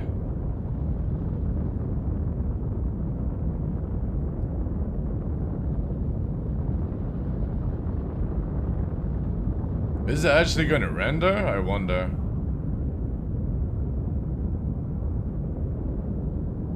Since I saw, probably a better idea. The Iron Shad's gonna be a lot of work.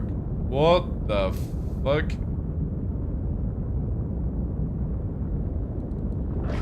Why is the game gone plaid?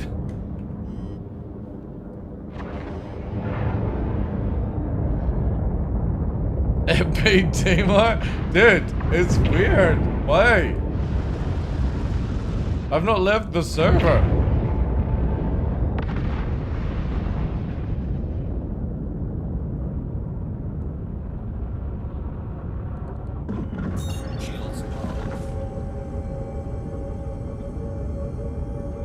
I want to start playing. Any tips? Have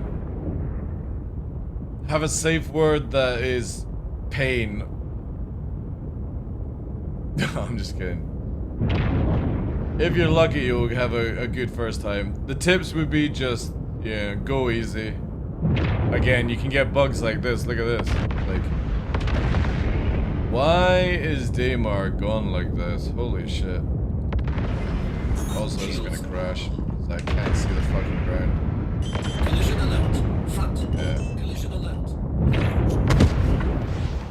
There we go. No idea of the fucking depth of the ground because of the textures. Rip, yeah.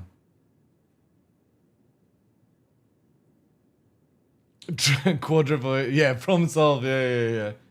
I'm gonna see if I go back and it'll actually fix out. Daybar is Minecraft? No, it's nothing to do with Heavy Girl, dude. It's like, I don't know where the fucking ground is. Like, you can read the meter, but it just doesn't matter. When you've got textures like that, I don't know where the ground is. I don't know if I'm going into a canyon. I don't know whatever is happening. Again, there's some weird texture things that have happened since Star Citizen. Have you guys never noticed, like, Grim Hex is also washed out? Like, in some areas, you'll look at the ground and it looks fine, and then out of that, it'll go back to, like, Minecraft. Look, there. See? See how it's got no textures whatsoever? It's so weird. Yeah, but the thing is, I'm on the same server that I was on earlier, Alan, and it was fine. It's just, again, see, look at all the textures are gone.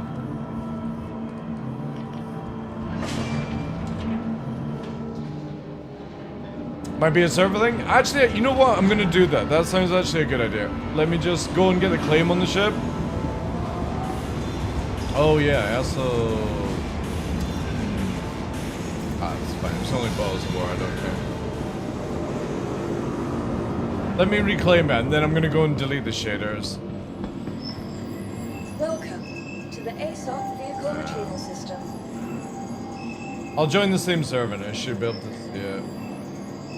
How long is it gonna take anyway? Your insurance claim has been 2 minutes? Alright, yeah, no problem. Let's quickly do this then. Because I'm not gonna be able to test this flight if I can't actually see the planet. Star Citizen, where are you? Yeah. I'll actually delete it all. Ooh, try it again.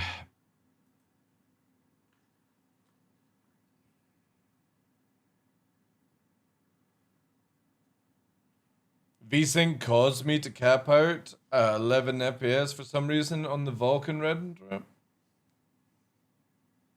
Could it be a weird shard hopping thing? That's the first time I've had it all patched, but I know Cutlet was getting it quite a bit. So I don't know. If an Aussie fan, did you see the tribute to Aussie at the Grammys? No.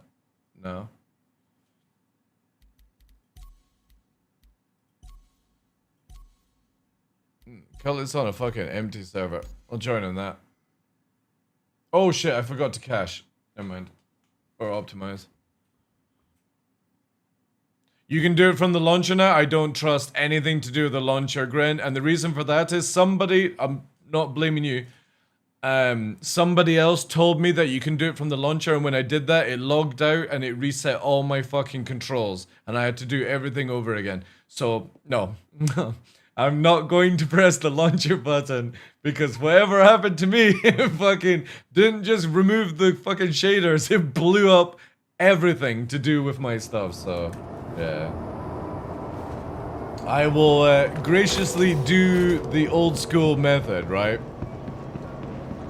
Yeah, it blew up the whole entire folder where I had to do it all over again, so I'll just do it automatic because I don't trust it. It's not that I don't trust you, I just don't trust CIG stuff. Can you pay a fee to have it auto-loaded and unloaded? No, the only ships that are available to do that right now are Hull series on the outside. Sweet nibblage! Thank you very much, Tuff, for the 58 months! Appreciate that, dude. TDL Sweet Niblets. Sweet Niblets. Thank you, dude. Welcome. W's in chat. How you doing today, Chief? Also, I like how Stream Elements keeps telling you guys about giveaways, but nobody enters. Oh my god. Right. Let's try this again then, chat. Your insurance claim has been Instant, easy. moved to our storage facility. Man, the reclaim time on the Hermes is actually a little bit wild, right? Let me go and get stuff here, just in case. I love how the game gives us... actually, I only need 6. I'm starting to try and play the game with only carrying enough ammo, chat. Because CIG are going to be changing weights soon. I don't think it'll be this year, but I'm trying to get into a mental habit of I just fill what's in my core. Obviously, I do need a fire extinguisher just in case I need to fly around in space at super speed. I'm scared of doing W's these days in case the AI goes to war again. No, it's fine, it understands. I'm doing well, actually, dude. I'm doing well.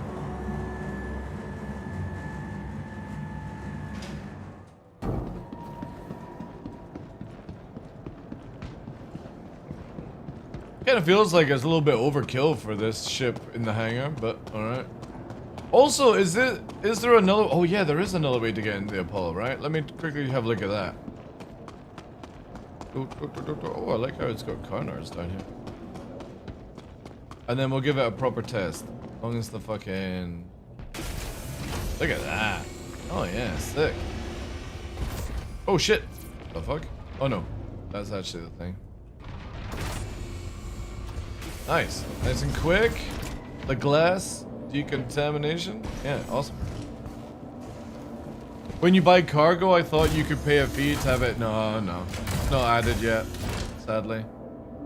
Still waiting.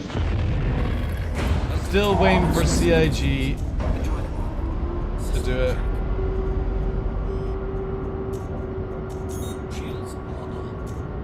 Yeah, not bad. On standard, it can do pretty decently, actually.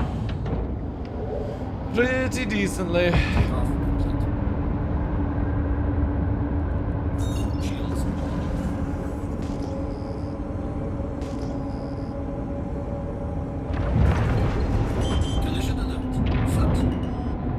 Can it actually fit through the door if I just do this? Oh, it can.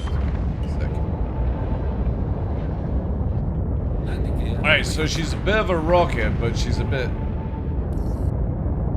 slow to slow down. We'll have to be a lot more careful if the graphics go again. What do you think, chat? Do you think she's going to work well in atmosphere on Daymar conditions? I mean, she does have speed for a ship of its size, but I think that's it, right? Is now on.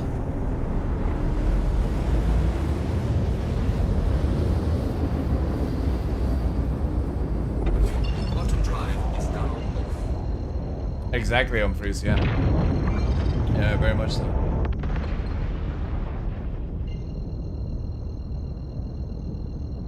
You have to have it auto-load and unload, but it's costly, but not worth it.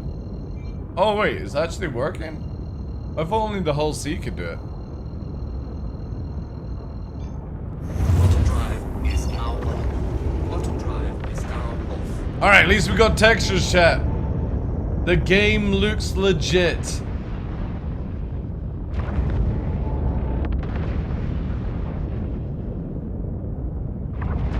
I'm definitely gonna take her a much easier approach since she goes like a fucking pop rocket.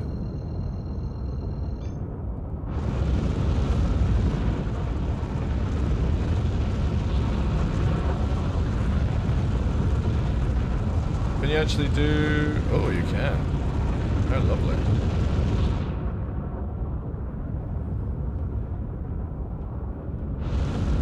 Sick.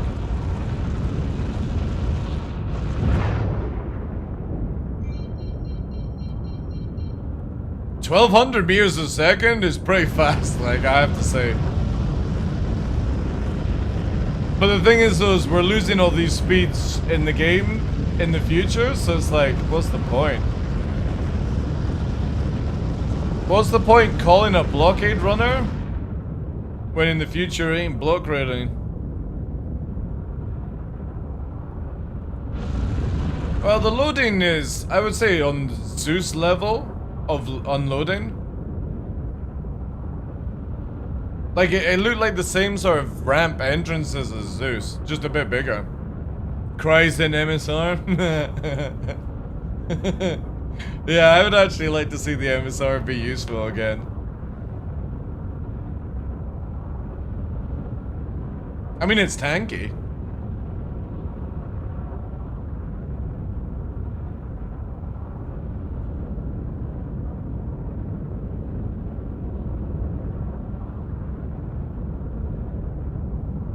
I think I might actually want to nose up at this point, chat, just in case.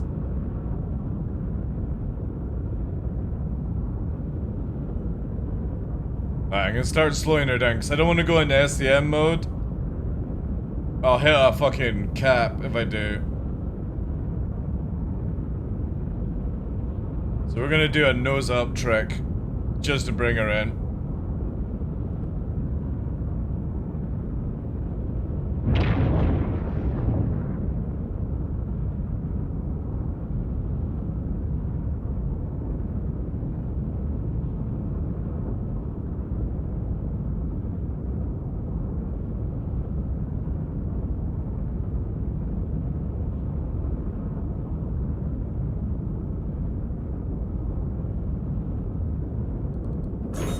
Alright. We should be entering atmosphere very shortly. There we go.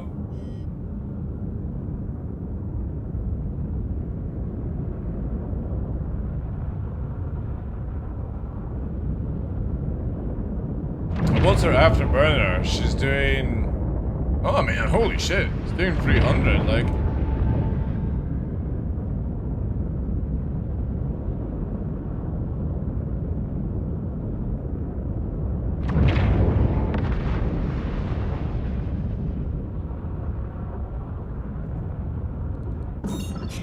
Alright. Let's see what it does. Also, while am I on weight? Okay.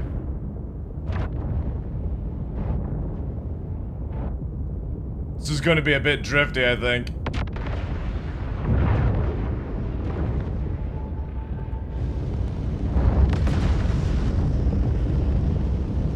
Right, about that level, I think, safely.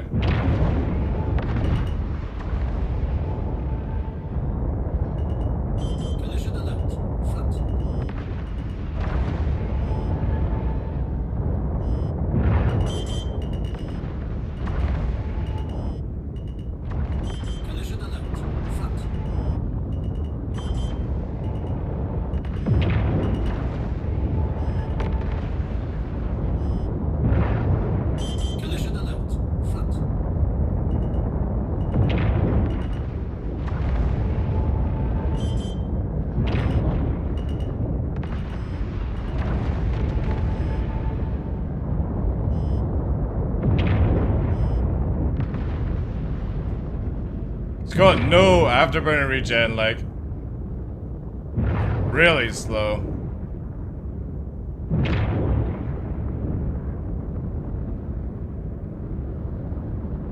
Collision alert. Front. Collision alert. Started.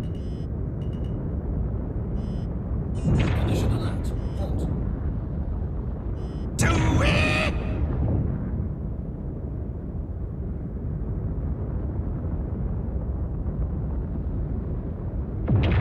Show's not bad though, like...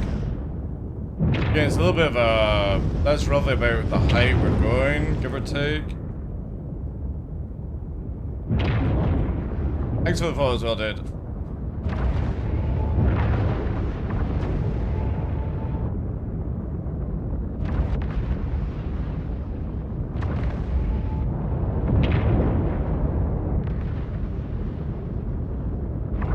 Collision alert. Started.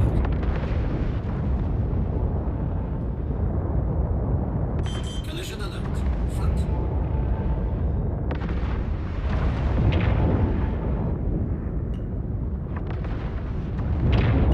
Collision alert. Front.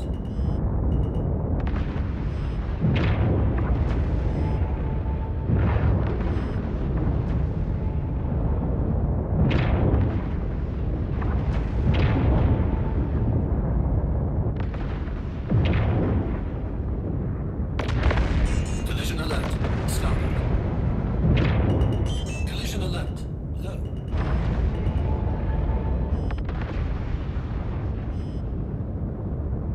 Collision alert. Started.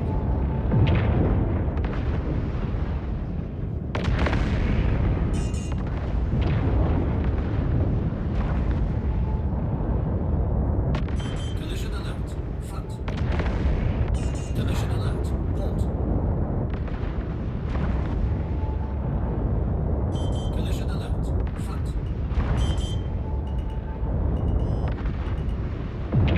This song is dreadful. Holy shit.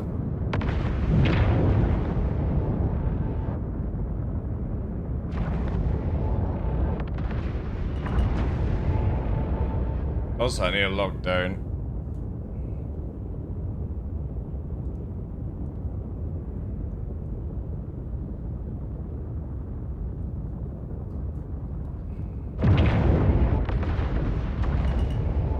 Collision alert. Front. Collision alert. Halt.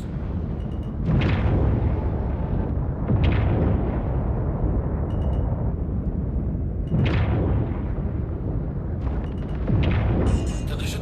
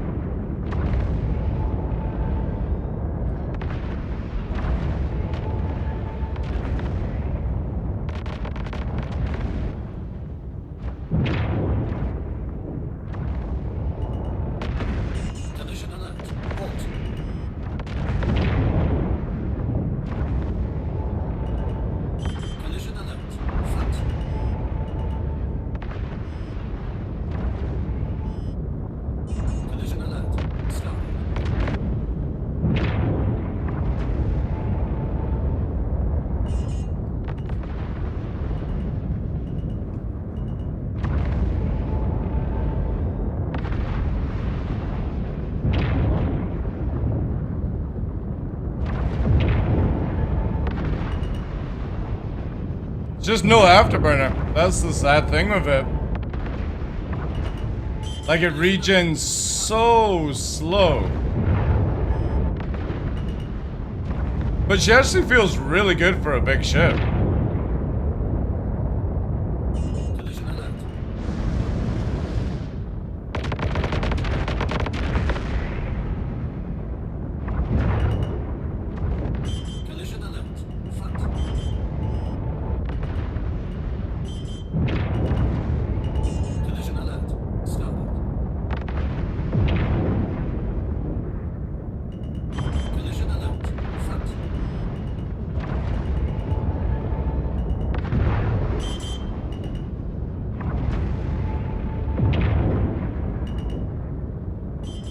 It'd be nice if they gave it like at least 6 points of power for engines, maybe?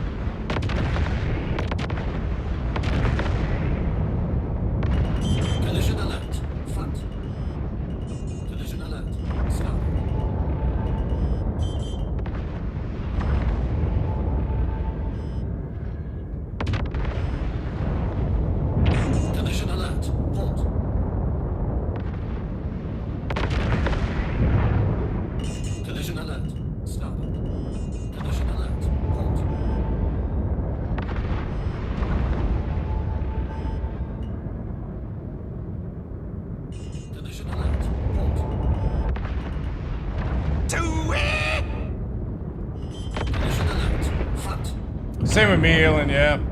Thank you for the follow, dude. I haven't really heard any of the old songs, though, you know.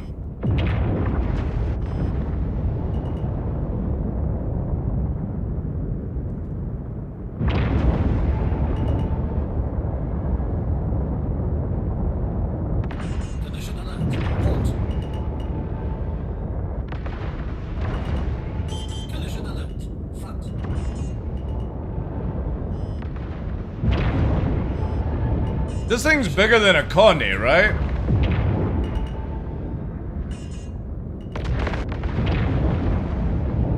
Collision alert. Low. Collision alert.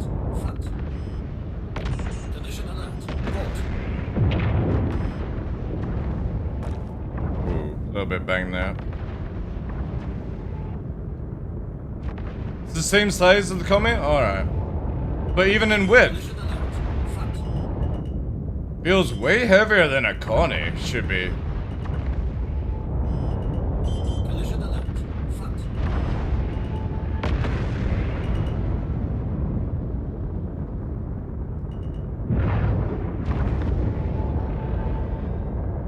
Collision alert. Stop. Definitely its front thrust is fucking insane. For being able to like stop on the dime, so like whilst we drift here, you can just basically go push and then really fucking good actually. It's like a squish Connie, right?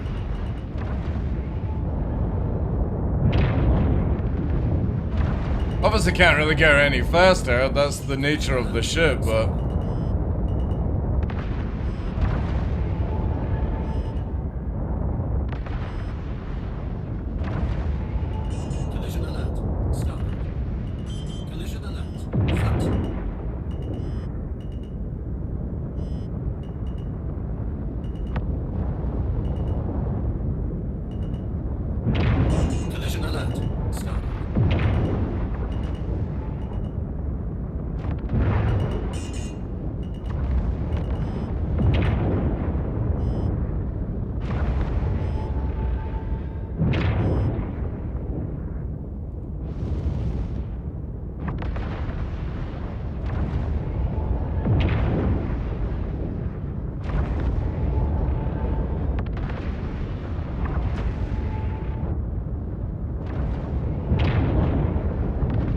Able to get it to 21 meters. That's not bad for a big ship.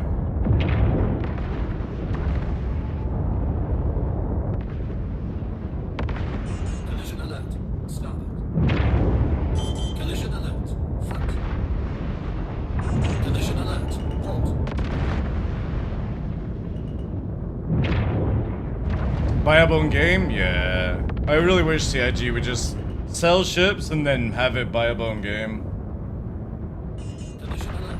Port. At the same time. Collision alert. Starboard. Landing gear deployed. What do we actually... Oh, it's quite low, yeah.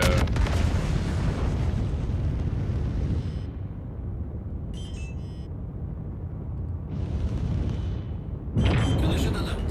Front. Landing gear raised. Collision alert. Port.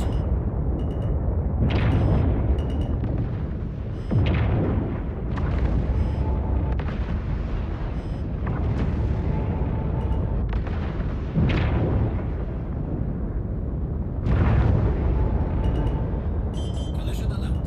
Front.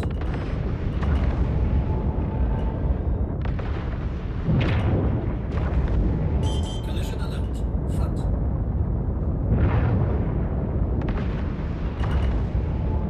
Collision alert. Starboard. Collision alert. Port. Collision alert. Front.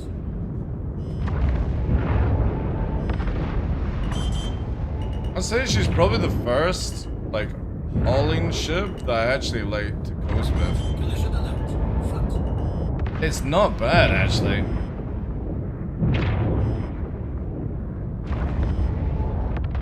Like, she maintains her height really well. The problem is you have to use the main thrust to push around corners. Maneuvering just won't do with, like, anything that I want, really.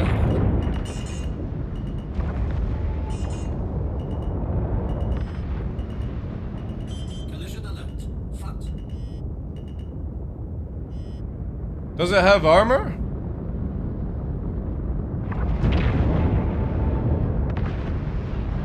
It's fucking shadows, man. Collision alert. It's a drift car? Kind of feels like it, yeah. It's very drifty. But then again, it is weighted, right? So...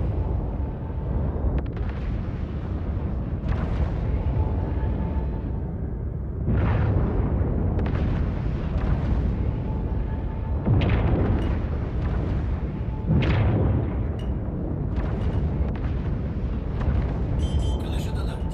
Front.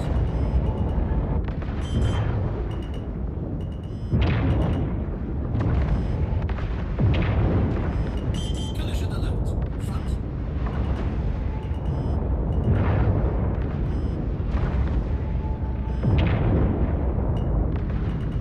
Collision alert. Front. I could probably use it as a dropship for a few land vehicles. Be kind of funny, especially with the ramp.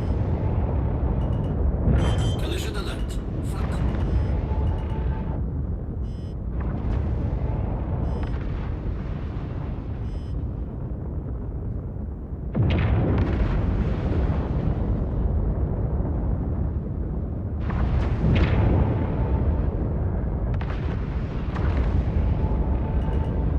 Collision alert.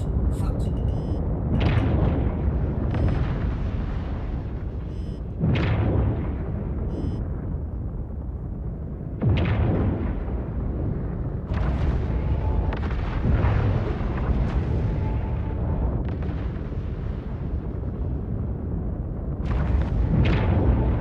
But it's not a bad experience. And she shifts, like, especially being this low to the ground.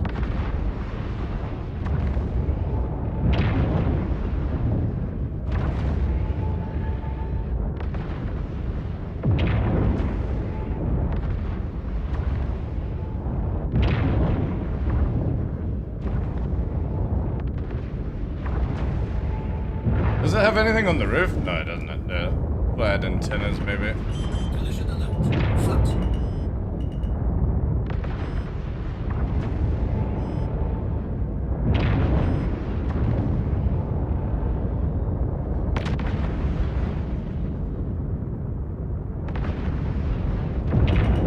Collision alert. Front.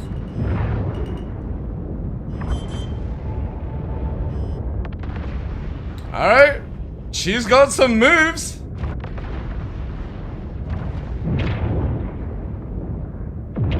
Ooh, little rub there.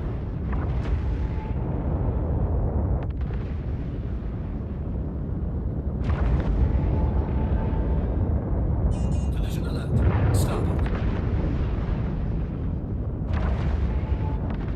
Collision alert. Front. Collision alert. Low. I wonder if I could do a low fly grab cargo. That'd be kind of sweet, actually. Just fucking drift it sideways, scoop the cargo in the ship, and fucking go. Wonder if that's even possible.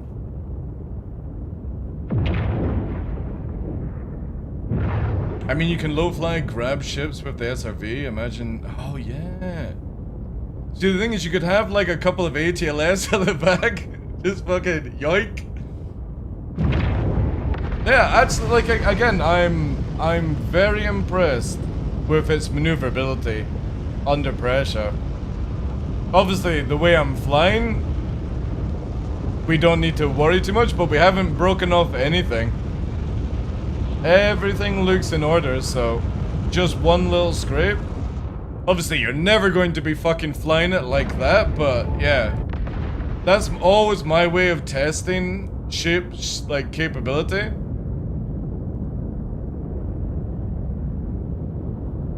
The 1200 is what confuses me. I mean, that's ridiculously fast, like. As you're passing by, I would love to try that, but I just don't think the game would be able to keep up with it. Oh, also drive-by ATLS, right? Deploy ATLSs at high speed.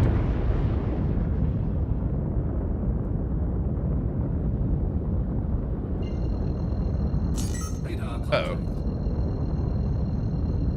Nah, NPC's not gonna help him.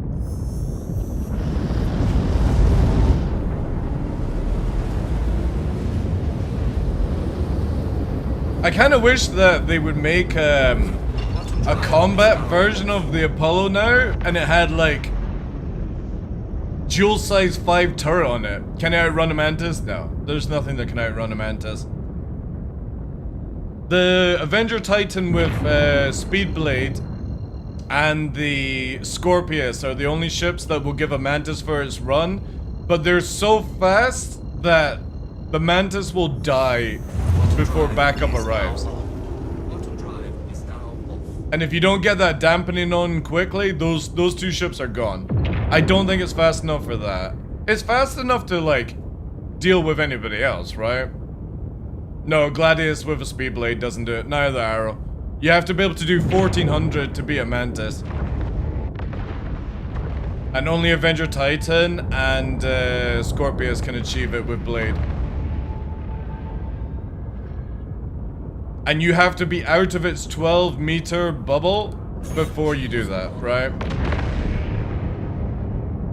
Yeah, the 300 actually would be able to do it, right?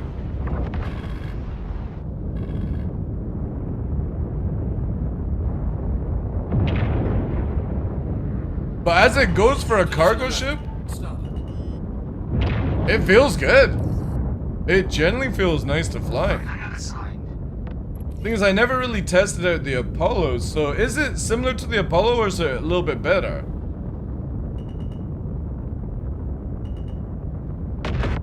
Collision alert. Front.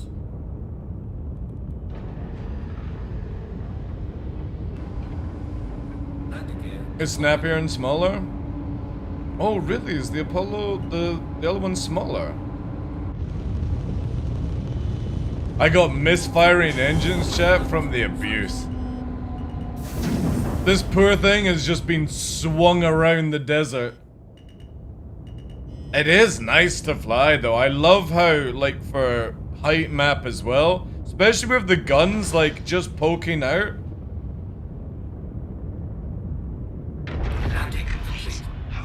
Yeah, it's nice. Engines are off. I would say, like, yeah, there we go. Little bit of rough, little love tap, chat. She's fine, she's fine. I would definitely say out of all the hauler ships I've flown, I think this is my favorite right now.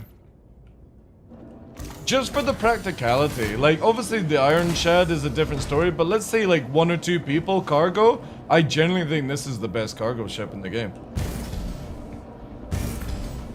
Like, again, you know what I mean? Like, you just got duh, and then that's it, right? You can't get any fucking easier. Couple of beds, shitter, engineering, and then straight out.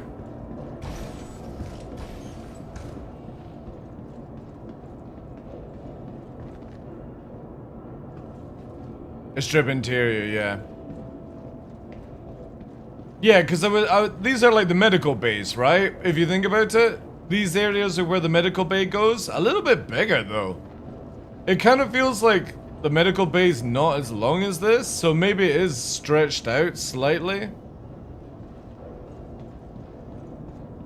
But then also you don't have the engineering, because you would go through a door in the other Apollo to the engineering room, and then obviously it's very Zeus-ish. What the fuck is this?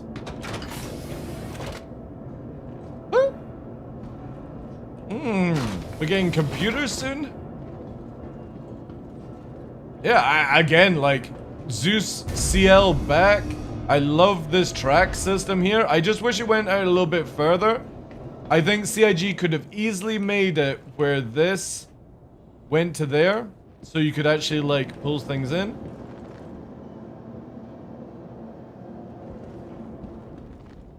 But no, I like it. Then it's Apollo, yeah. Yeah. Sick. I don't think there's anything wrong with this ship. I'm pretty sure people have got some crazy ass complaints already. I know people don't like the entrance here, but it's literally a Zeus. It's a Zeus ramp with like way more. How do you control the rails? It's just W and S. So when you're here,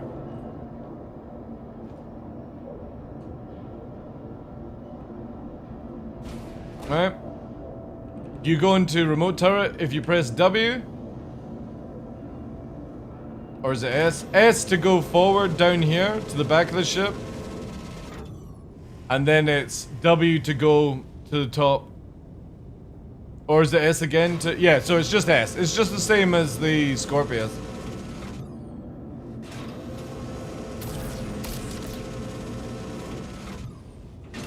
Woo!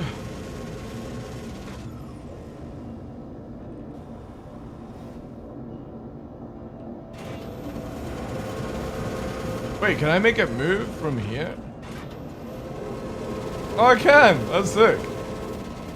I was like, I want to see what it looks like, but this actually allows me to... No, not that one. Need here.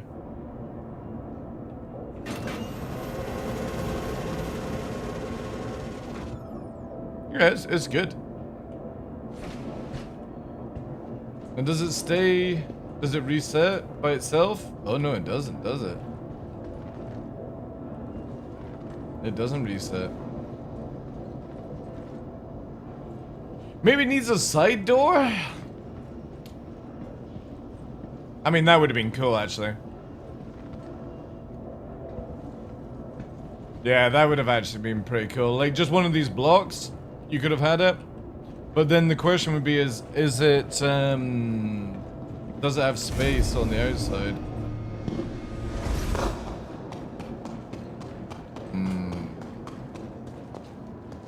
No. You would have to really redesign it. I think there's a lot of missed space as well. It wouldn't surprise me if That wall is coming to here, and you've got this extra part here.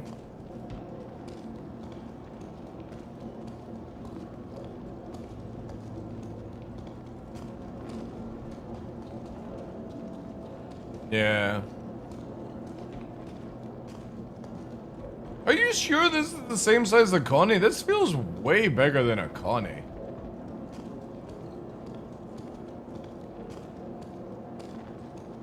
Oh, yeah, I'm looking forward to seeing how the Iron Shad's gonna be.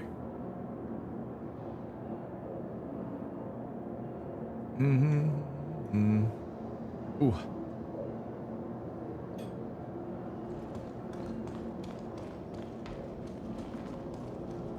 Lots of undercars, yeah.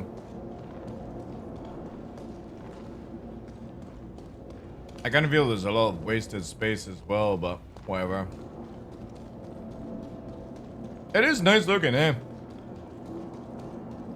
Again, it's only this or the railing that I'm interested in cargo ships. But the problem is, the railing is high. And I do like the silhouette of this ship.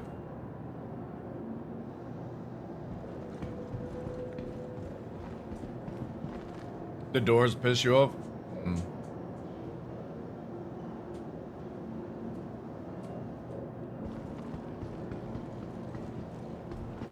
Yeah, because where's it here? Star Citizen.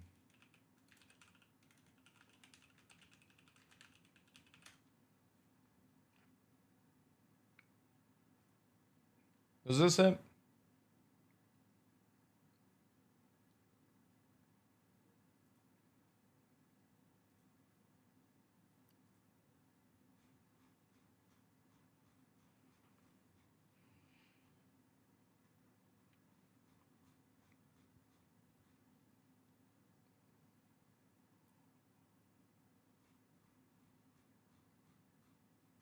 What's under?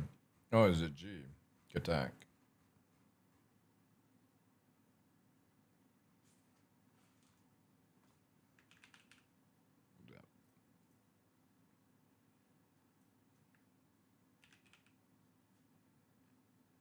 Oh, they don't even have Hermes yet.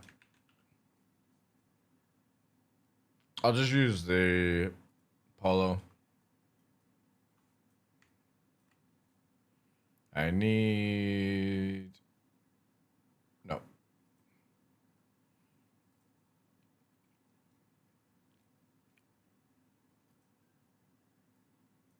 How do I do the rotation ship?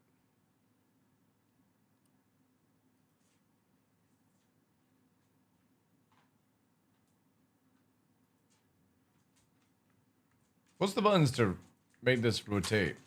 Or can you not rotate with this one anymore?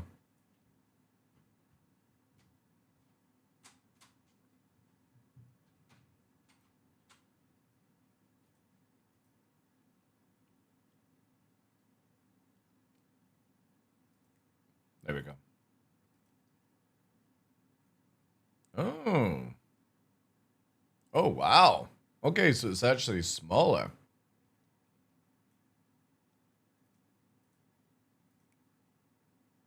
But then look at that. Holy shit. So it's smaller, but goddamn, it's tall. Then we need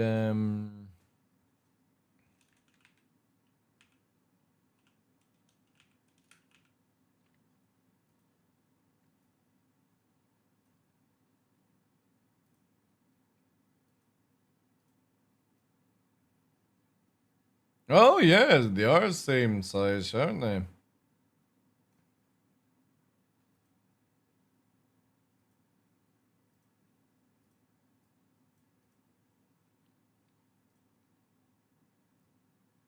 Wait, can I not have...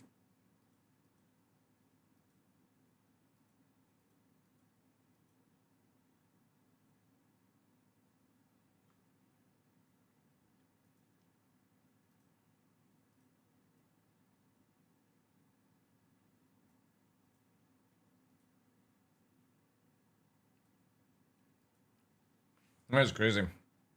That railing is ridiculous. Let me get some food, chat.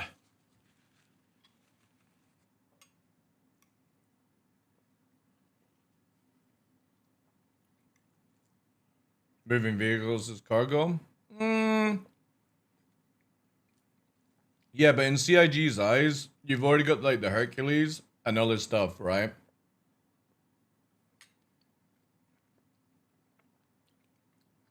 Without the dashes, Zen.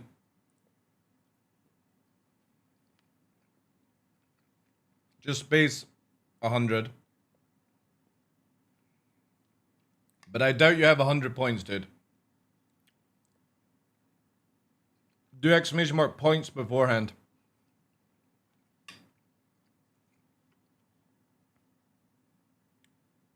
There, you've only got 4.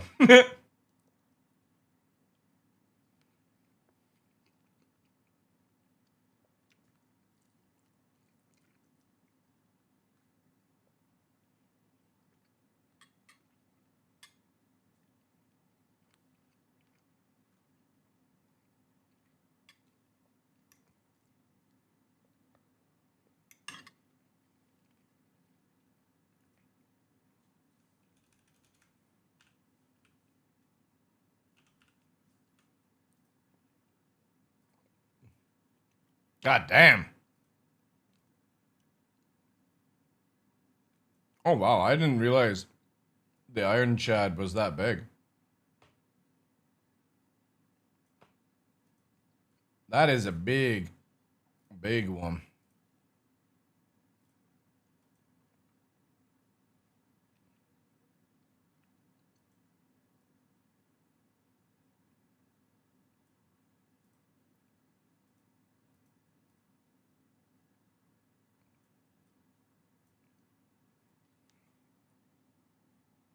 Iron Chad supremacy? Yeah.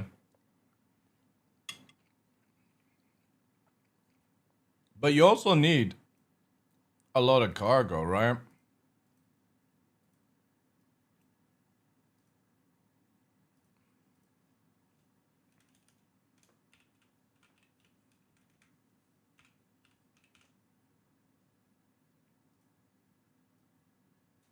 Oh, damn.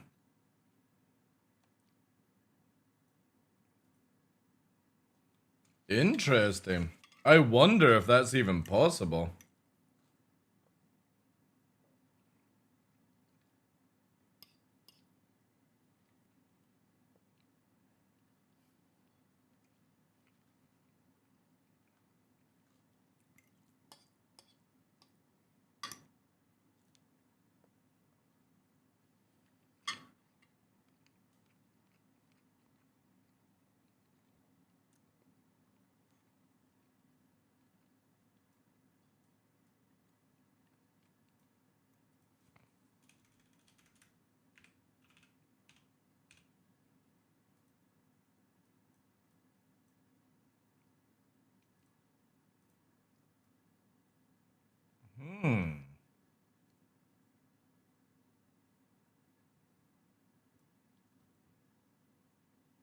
Can you get in landing gear format?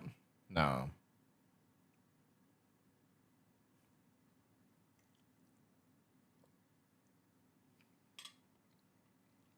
Overlay vulture? I don't think a vulture's gonna fit.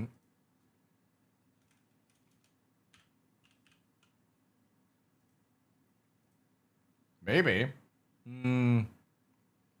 It all depends if this goes back the way. This area goes back. Then you should, right?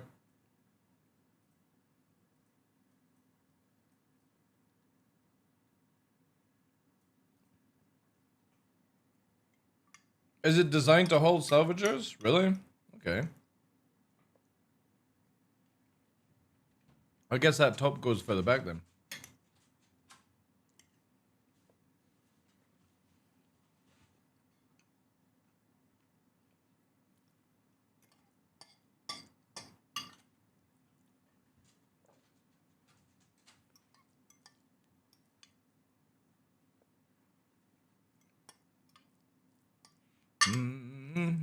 No, this is my food, Nova.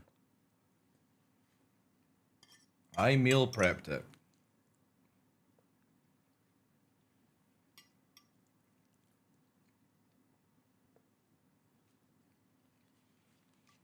You could solo the Idris? I think you will probably see the Idris slowly not becoming very soloable in the future of this game. I'd put money on that. No. You can have a chew, a nice doggy treat, but you're not getting my dinner. Yeah.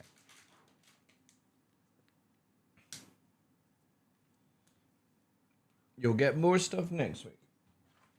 There you go, boys. No, I'm just saying it's possible in the same way it's possible to do in the Iron Chad. Oh, I suppose, yeah. If you're looking at it that way. Salvation will work, but not Vulture. Again, it all depends if this area moves all the way back, right? But you could also, like, sort of, like, slide it underneath, right?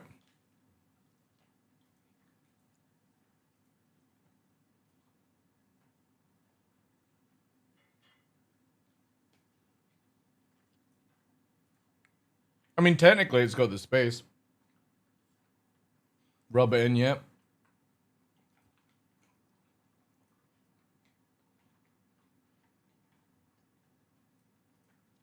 Anyway, not bad. I didn't realize the railing was that big, though.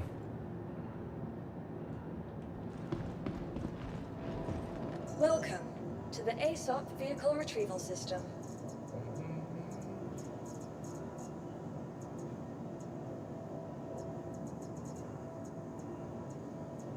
Your vehicle has been moved to our storage facility. Is the Liberator needed for orgs? I think the Liberator is generally one of the only ships in Star Citizen that can be used by everyone. Mining, salvaging, combat, cargo running, box moving, vehicle moving. It literally provides everything for everyone. Obviously, it doesn't have huge amount of cargo space, but it, you know what I mean? Like, it just offers so many people, so many things. I hope it is true it's going to be one of the ships out this year.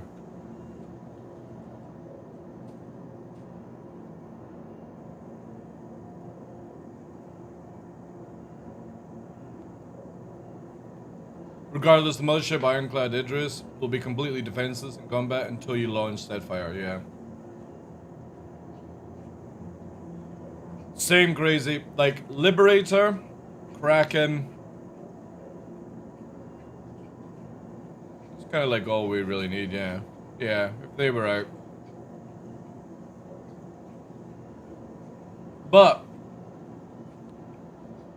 I would love it if CIG fixes it where you can bed log on another person's ship. Because a small group, 3 fighters, Liberator, you park the Liberator in space, you take off in the fighters, you go down and do stuff, land back, log off, and you don't ever need to go to port. It would be so good if that was a feature brought back again. Please visit us again. Goodbye. Yeah, I would agree with that, Whips. But it's so useful. Like, it can carry salvaging ships. It can carry full-scale fighters like a Hornet. It can carry cargo, land vehicles. It's just one of these ships that is so versatile for every type of player to use. Especially in small groups.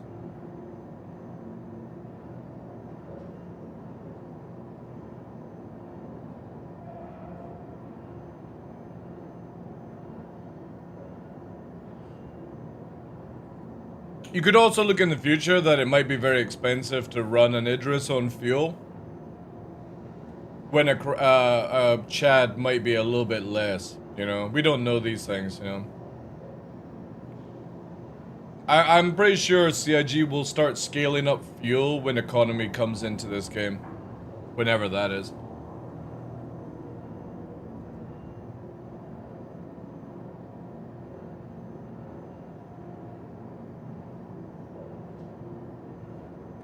That was sick. That generally actually was a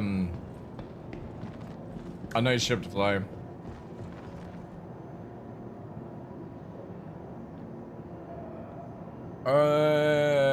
No, the normal one has. Look. I have all got to make sure I call it the Ironclad, not the Chad. So look.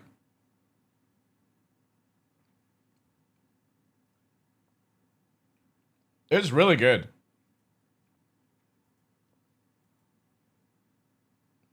It's the first time I kind of feel like it feels like we actually have an industrial freighter, right? You know the big ships that we've got that move across the sea, continent to continent, and they've got all the containers, cars, and stuff in it? That's what the Iron Chad reminds me of. The Hull Sea doesn't make me feel like that at all. This does, though. Like a super tanker, yeah.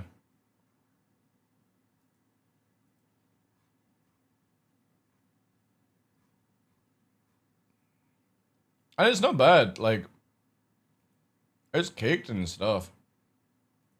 I just don't think I would ever buy the Assault.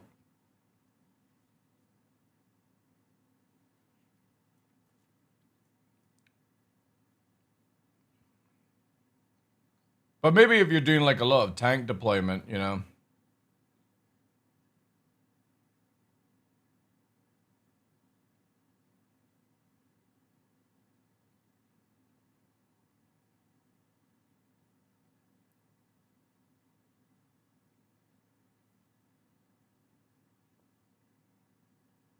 It's actually pretty well defended. Like, only its side and the rear. But again, if you make a mistake, you're getting those dual size 5s underneath you.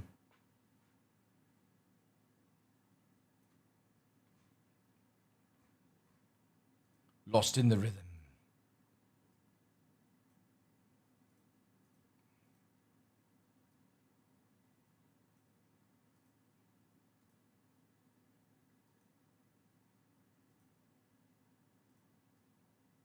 Man, why is this website better than our in-game system? Can you land an Iron Chad on a Kraken? No. No way. Not a chance.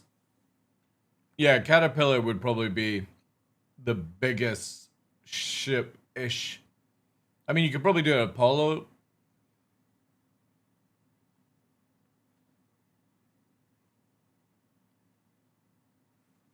Because again, I can do...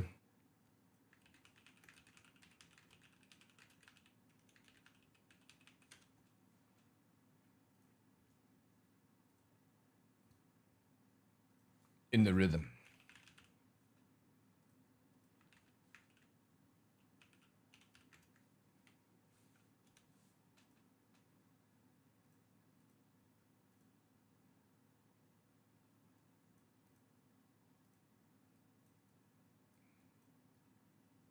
Yeah, not a chance. I mean, if you could land on the dongles a little bit, depends on where. Because this view, this doesn't show you the landing gears, sadly. But I would imagine if you could maybe put it on there, right? Again, I don't know where the landing gears come out.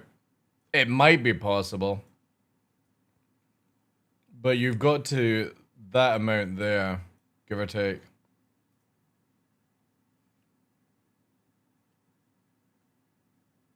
That fits across the front? What, you mean doing it this way? I hate to tell you, those two side ones are lower than the top one. But yeah, you could be right. It could go that way. But to be honest, I think you're gonna spend a lot of time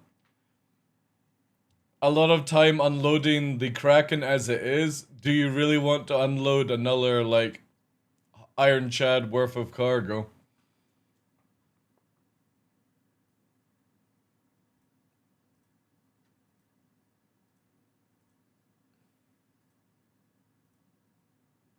Oof.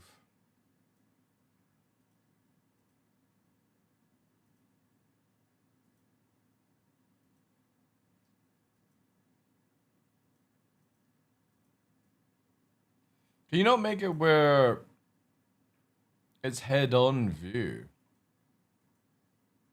I guess you can. You can do that, but you can't do this one. Yeah.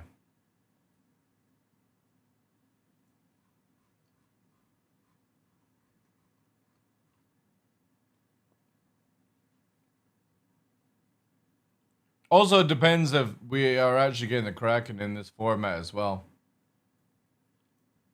Who knows?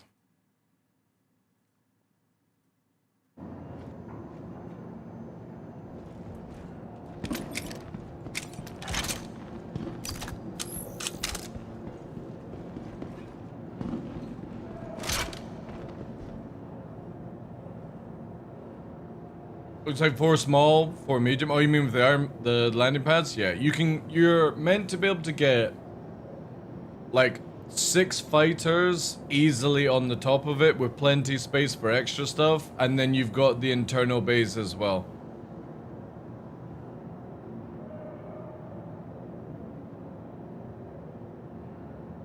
Landing the Chad on the Kraken?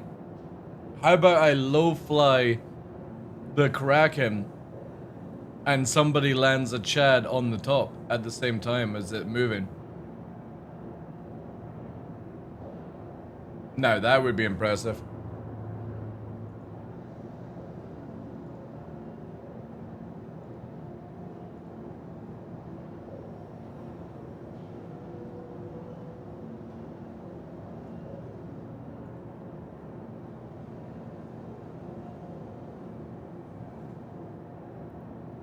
During a barrel roll, I would actually be genuinely impressed if a Kraken in atmosphere could even do a barrel roll.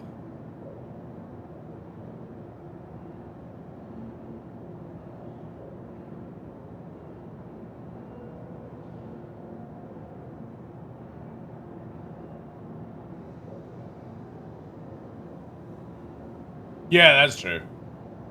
I'm kind of hoping that there'll be places where Krakens, if you go into atmosphere, it can't get out. Like, shit, we can't stop descending. That would be sick. That would be cool.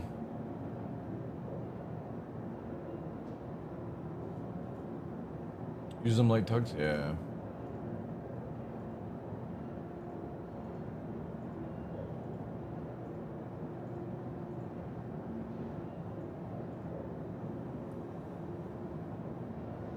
I don't know what else to do today, chap. I really don't. With the event done, I generally can't think of anything to do.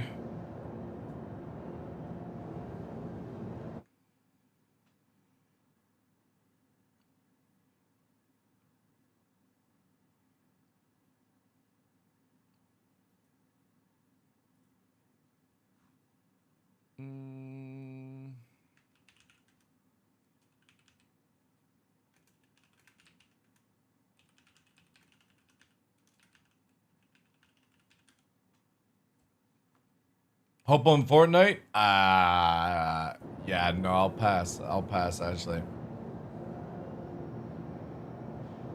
Go play with the cracked out NPCs at Onyx? Wait, what's wrong with the NPCs? Are they doing crazy, like, are they 316 around, teabagging no scope? They're cracked? Really?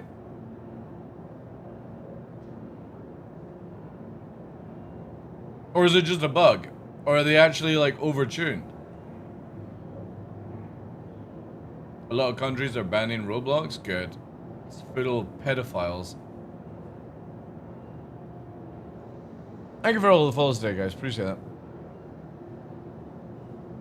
I'm waiting for IL-2 Korea. I got DCS this year. I've got another game that I'm going to be talking about once I get back in touch with the company. And we have IL-2 Korea as well for flight this year. Someone gave them Stardust? Really? They are like 3 times much? Wait, do they just like insta-give you, or do they actually like form a challenge?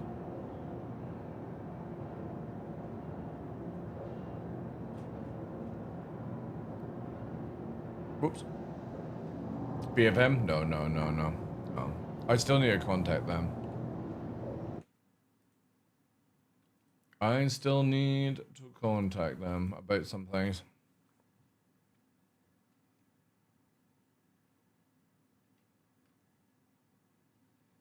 Also, guys, remember, you can now use PayPal on Kick, which is amazing for all you lurkers on Kick.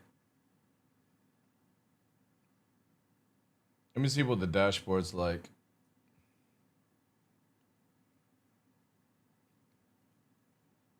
Oh, nice. Okay, it's been working well. The hours and stuff. Interesting that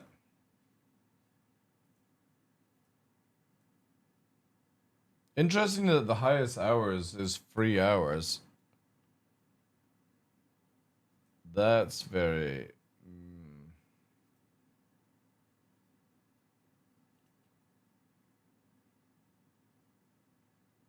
Yeah, it says 3 hours for me as well. I'm not sure that's legit, but okay.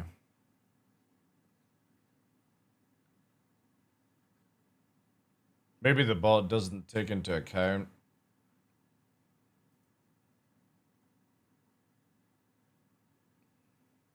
Yeah, that doesn't make sense. It's missing 3 hours.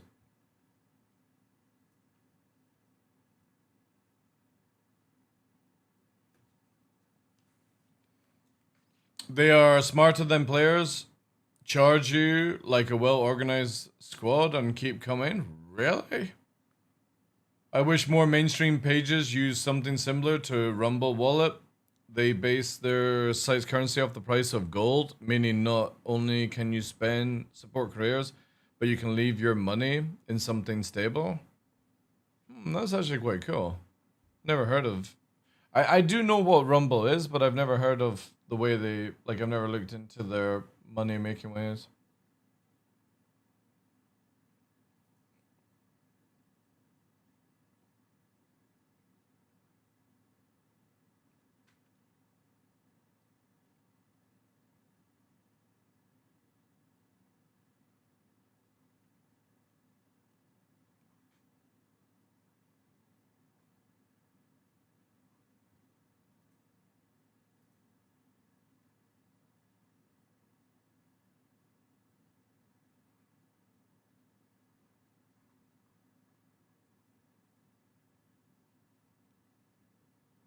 I would love for them to announce 4-7. No, that would be amazing. 4-7. Hopefully, if everything goes well this week, we'll have the secondary game to play. Since Star Citizen's super quiet. I'm imagining some sort of charge-up mechanical gun. Is that something? No, you just fucking blap blap blap with it. You just don't have any fixed assist on the Ion. None whatsoever. Mainly because Rumble is being written off as a... See, the funny thing is, Crazy Child, is the moment that Twitch collapses, and it most likely will, the way it's run, and it's an absolute drain on Amazon's resources, I would imagine the same people that talk about it badly will be on there straight away. The same with Kick. I signed up to Kick the moment that it came out because I was like, it's just another way to create income whilst I'm live, right? And it pays 95% to the 5, to the 5. And obviously on Twitch, I get 70. So for me, it's a no-brainer. To have, like, if I'm live on one platform, might as well, right? I could see Netflix getting into streaming. Well, we'll never see Amazon because they're pulling out all their things on video games regardless. Netflix? I don't know.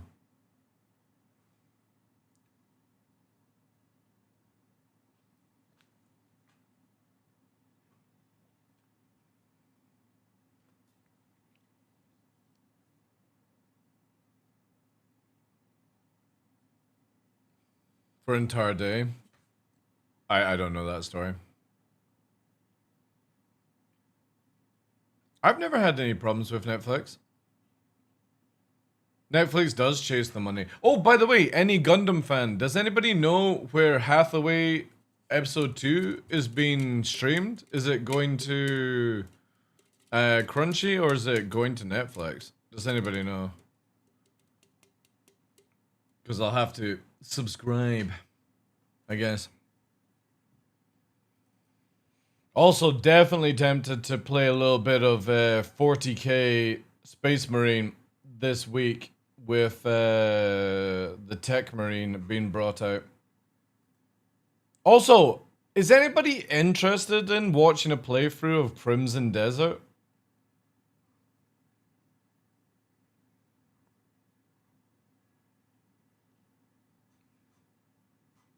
I'm trying to think of like some other games to do in the evening to extend hours. I got a few games coming up because I want to do like the Star Citizen segment, and then when it quietens down, like at this time, and people are going to other channels and stuff like that, to play another video game to keep the hours up a bit. I played 40k and Bloody Cavill was in the squad. What, legit? It was Henry Cavill, or it was just somebody called Cavill? The Cavalrine.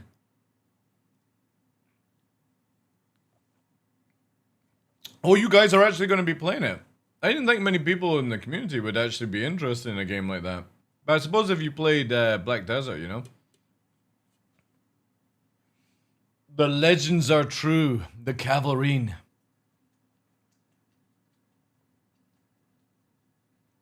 Because we're definitely doing Fable at the end of this year.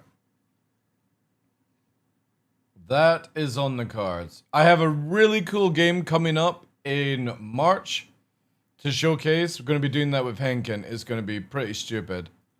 Trying to see if like Berks and Zero State would get involved as well, but they're not so like keen.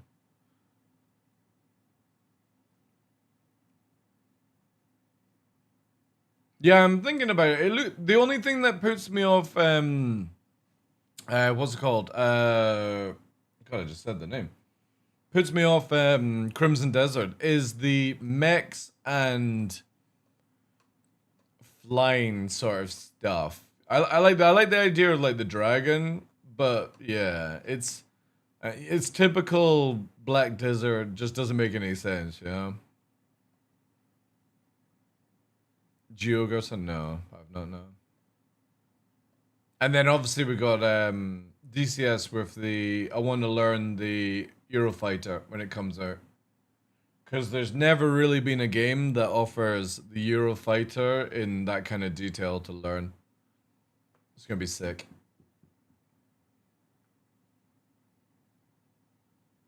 But yeah, sadly, until 4.7, Star Citizen is kind of like meh right now. I've never played any of those games, Pilgrim. I also got to watch Money right now because Nova's still in therapy. And unfortunately with Twitch, they pay every 45 days. Kick is every weekly. So all the money that I earn on Kick is going to Nova just because it allows me to book things faster. But yeah, it's a very quiet time of the month. Time of the year. How much is it actually to play it? Yeah, it's 65 quid, dude. That's expensive. What type of game is it? You'll be able to rid us of this crucible. Action The RPG. light, who traverses time. Is it like Dark Souls?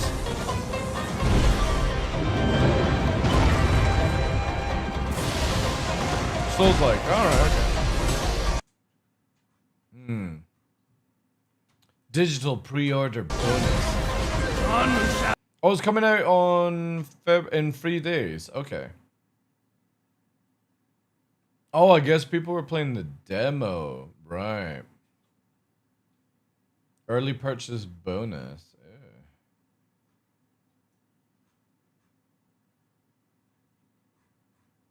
Again, I've never played any of them.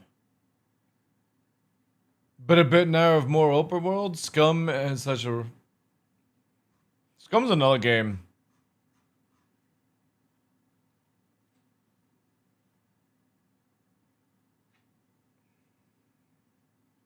So open world, so it's like Elden Ring then. So it's more like Elden Ring now.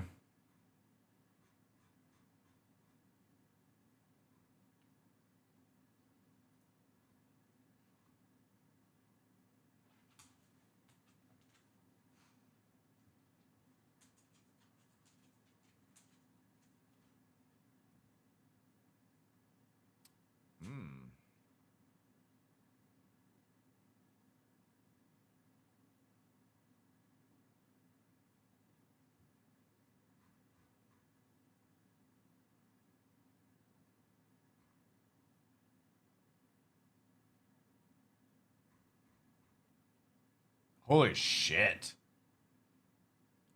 100 quid ish for fucking deluxe. Just for fun. Well, I mean, 2 DLCs, I suppose. Like if you're into it. Oof.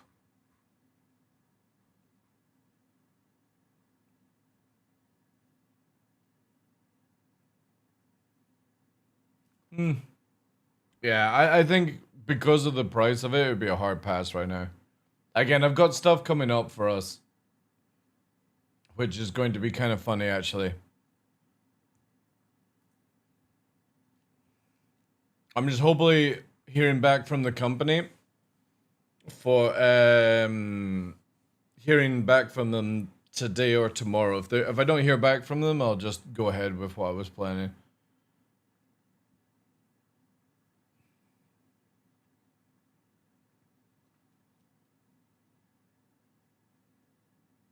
Actal, welcome in. Welcome, welcome, welcome.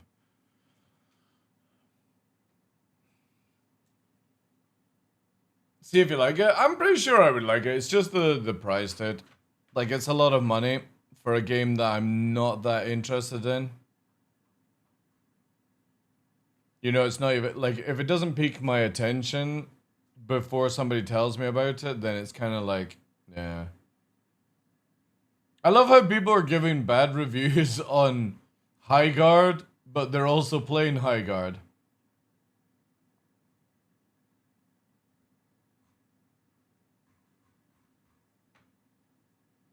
Man, Jace is still in where wins meets. That guy is never leaving that game.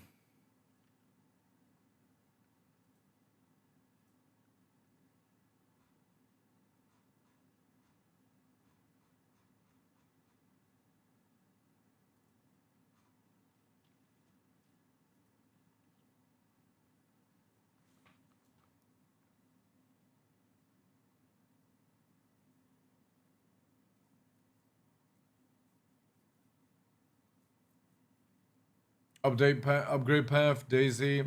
The thing is though, is these games have been going on so long now, you really only have the attention of the people that actually are like, they're diehard fans at this point, especially with Daisy and Scum. Like, I don't think they'll ever, it's like Rust, right? Rust sometimes has a spike in popularity, like if a big creator, or they have like drops or something, but like Scum and Daisy are just so far off radars that I don't think it's just the niche group, you know?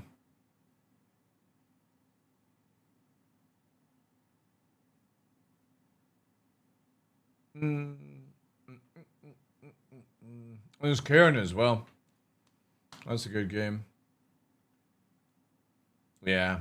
There's something I want to show off to you guys, but I'm gonna wait to see if the company gets back to me, and then if they don't, we'll play it regardless.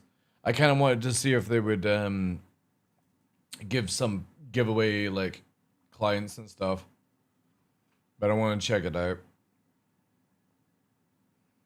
And then I don't know. I don't know. I did not realize like the start of the year for Star Citizen was going to be so meh. And I'm not saying like there's not much to do. There's just not much for me to do. Was pirated a week ago. Oh, I don't like to do pirating stuff. Like if I'm gonna play a game, I'm gonna give them the money.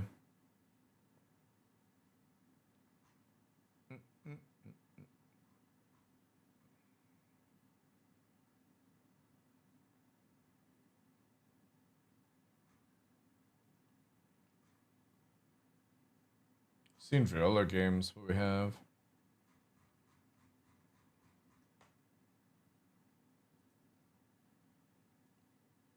It's annoying that all the games that I'm interested in right now are at the end of the year. Like Fable.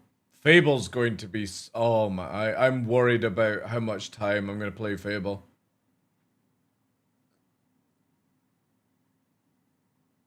Like with the idea of they've extended the Fable gameplay where... I don't want to do spoilers for people, but if you do certain things in the game, it sticks permanently to your playthrough, and then you can't, like, obviously you could scum save it, but I don't want to do any scum saving. I want to see how the story actually unfolds. But it's sounding really, really fucking cool. And I know Fable's not for everyone, but Fable is one of these games that's very close to my heart, where I remember in like the heightened of my depressed state, like I was just sitting playing like EVE Online, and then when you were not playing EVE Online, like I was playing games like Fable and PlanetSide, and it was really, really good fun. Like I binged it, like when it came out, I binged over one weekend, and it was just absolutely amazing. No life the shit out of it. OG Fable, yeah. I hope they don't ruin it. I really don't, because like, you know what I mean? It's like some BioWare games from the past are so good, and everyone has stories about BioWare where they're like, I had such a great experience with Dragon Age doing this, and then the new Dragon Age was just like, what the fuck? It's the same sort of thing with Fable, is it's been quite a while now since we had a Fable game, and I'm like, it's going to be shit. I can smell it. But then when I saw the gameplay, I was like, God damn, it actually looks really good. I hope they don't fuck up.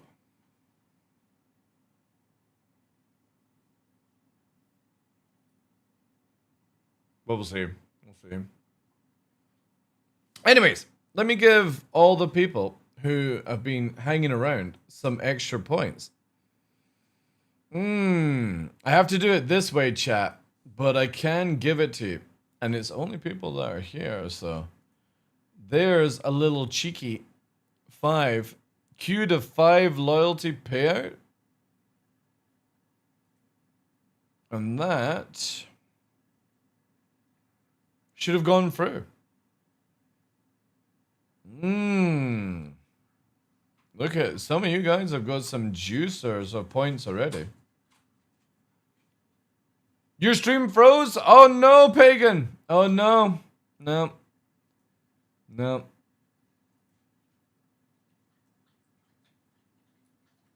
Oh shit. Internet's actually more fucked.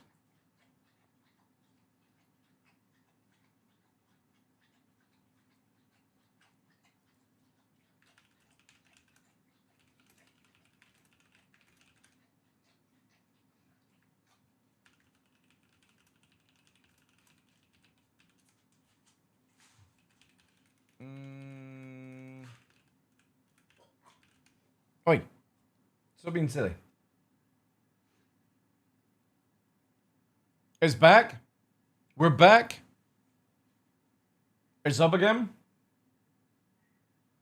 Chat, I sent 5 points to you guys and it fucking killed my stream. I'm never sending you guys any points ever again. I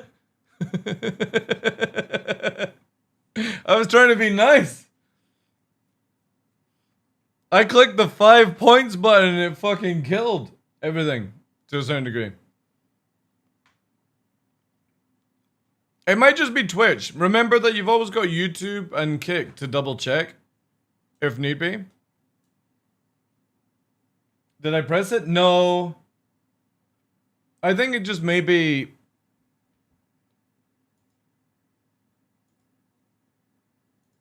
No.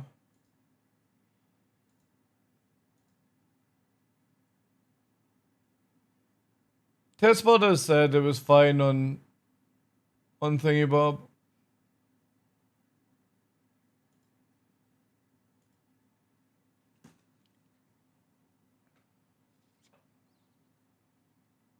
Yeah, enter your points. Enter your points, ladies and gentlemen.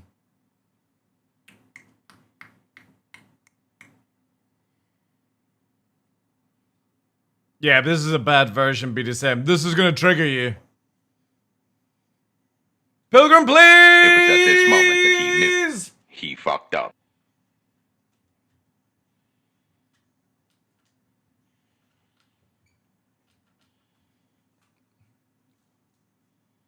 Thank you so much for that, dude. Yeah, it's a version that not many people like. I actually really want to go and watch the original Ghost in the Shell.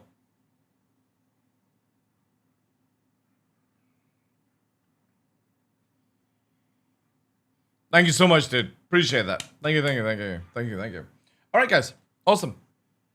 I'm gonna leave you lovely people right now. We are gonna be doing more hours. I am streaming all through the week to Sunday. Sundays, I have to take one day off this week to do meal prep. If you guys don't know, I'm losing weight, bulking, all that jazz right now. I got creatine flowing through my fucking system.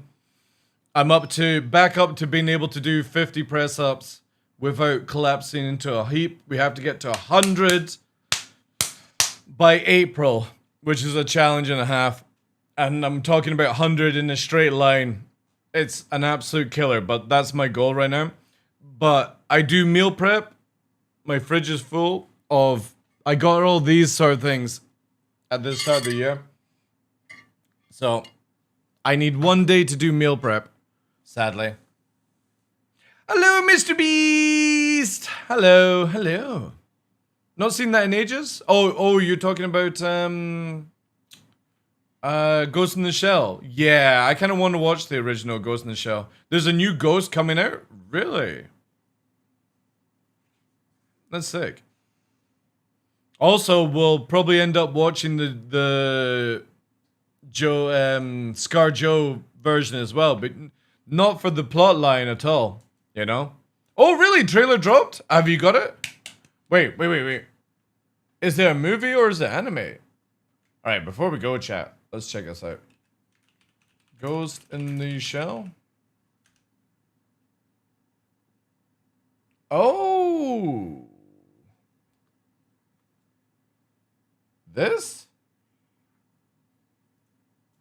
Just a short while ago, Bandai Namco released a new teaser and first look at the brand new upcoming Ghost in the Shell anime for this year, with some new visuals and poster.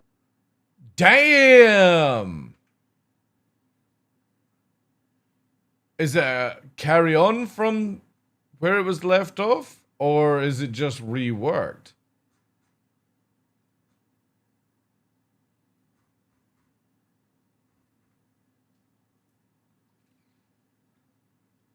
I have to say, Major has always been a very, very cool and beautiful looking character. Marcus posted it? Oh, right. I'll stop oogling over this. Bandai!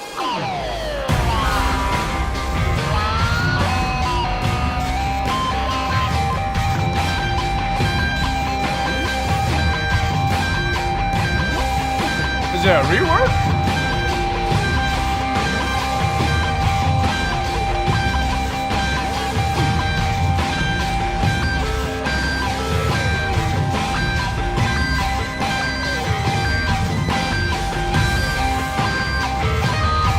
So is it an update or is it a rework?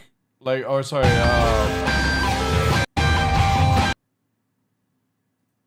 add on.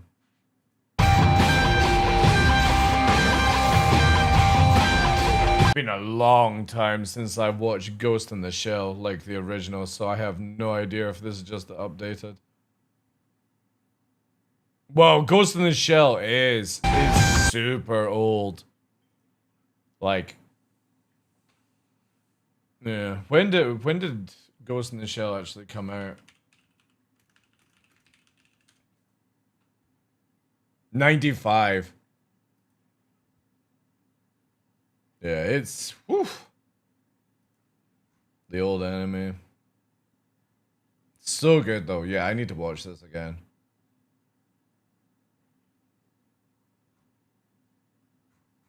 That definitely needs to be playthrough.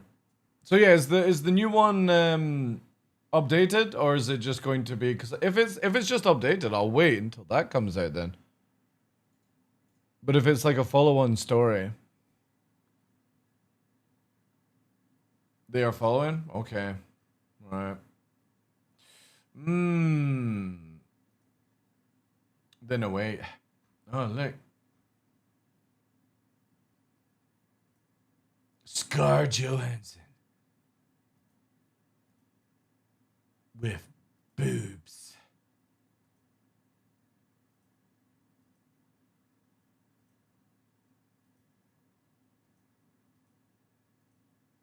I actually can't remember the storyline of this movie. I think I like fell asleep at the plot. And I know it's based off like the similar one, but yeah. Yeah, okay, cool. Awesome. I've seen the original at least 20 times and at least 5 the sex series. Yeah, I can't recall. I think I've probably only seen Ghost in the Shell twice. And that would be a long time ago. Thank you for the hype train as well, guys. Appreciate that. Shit, like Berserk is the longest that I've been reading from 1887. Sorry, not 1987. And hopefully that'll finish one day. Yes, I've been reading since 18. No, I'm way older than 1887. I'm like 900 years. I'm like 900 years old.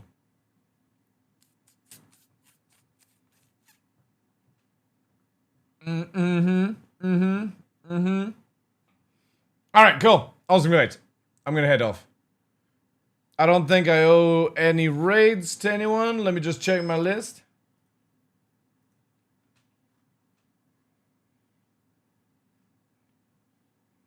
Yeah, I don't know any raids. Awesome. Cool. I will leave you with it.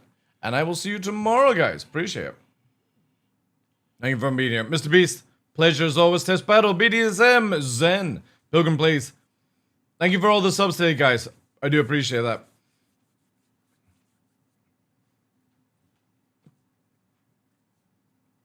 Phil, take care, dude. Pat the doggos. I have to go that way, but I will do. Thank you. Meeper, Endorphin. Thank you, guys. Have a good night. I will see you tomorrow, and hopefully I'll know more about this new game. Not new game, but new game for the channel on Wednesday.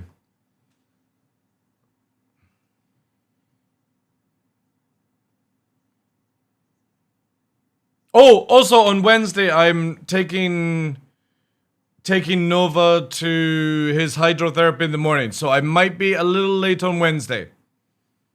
Because I'm going to take him for a nice walk as well. Take care, Gray, Jaeger. Have a good night, guys. Peace. Thank you to everyone on Kick and YouTube as well. Massively appreciate it.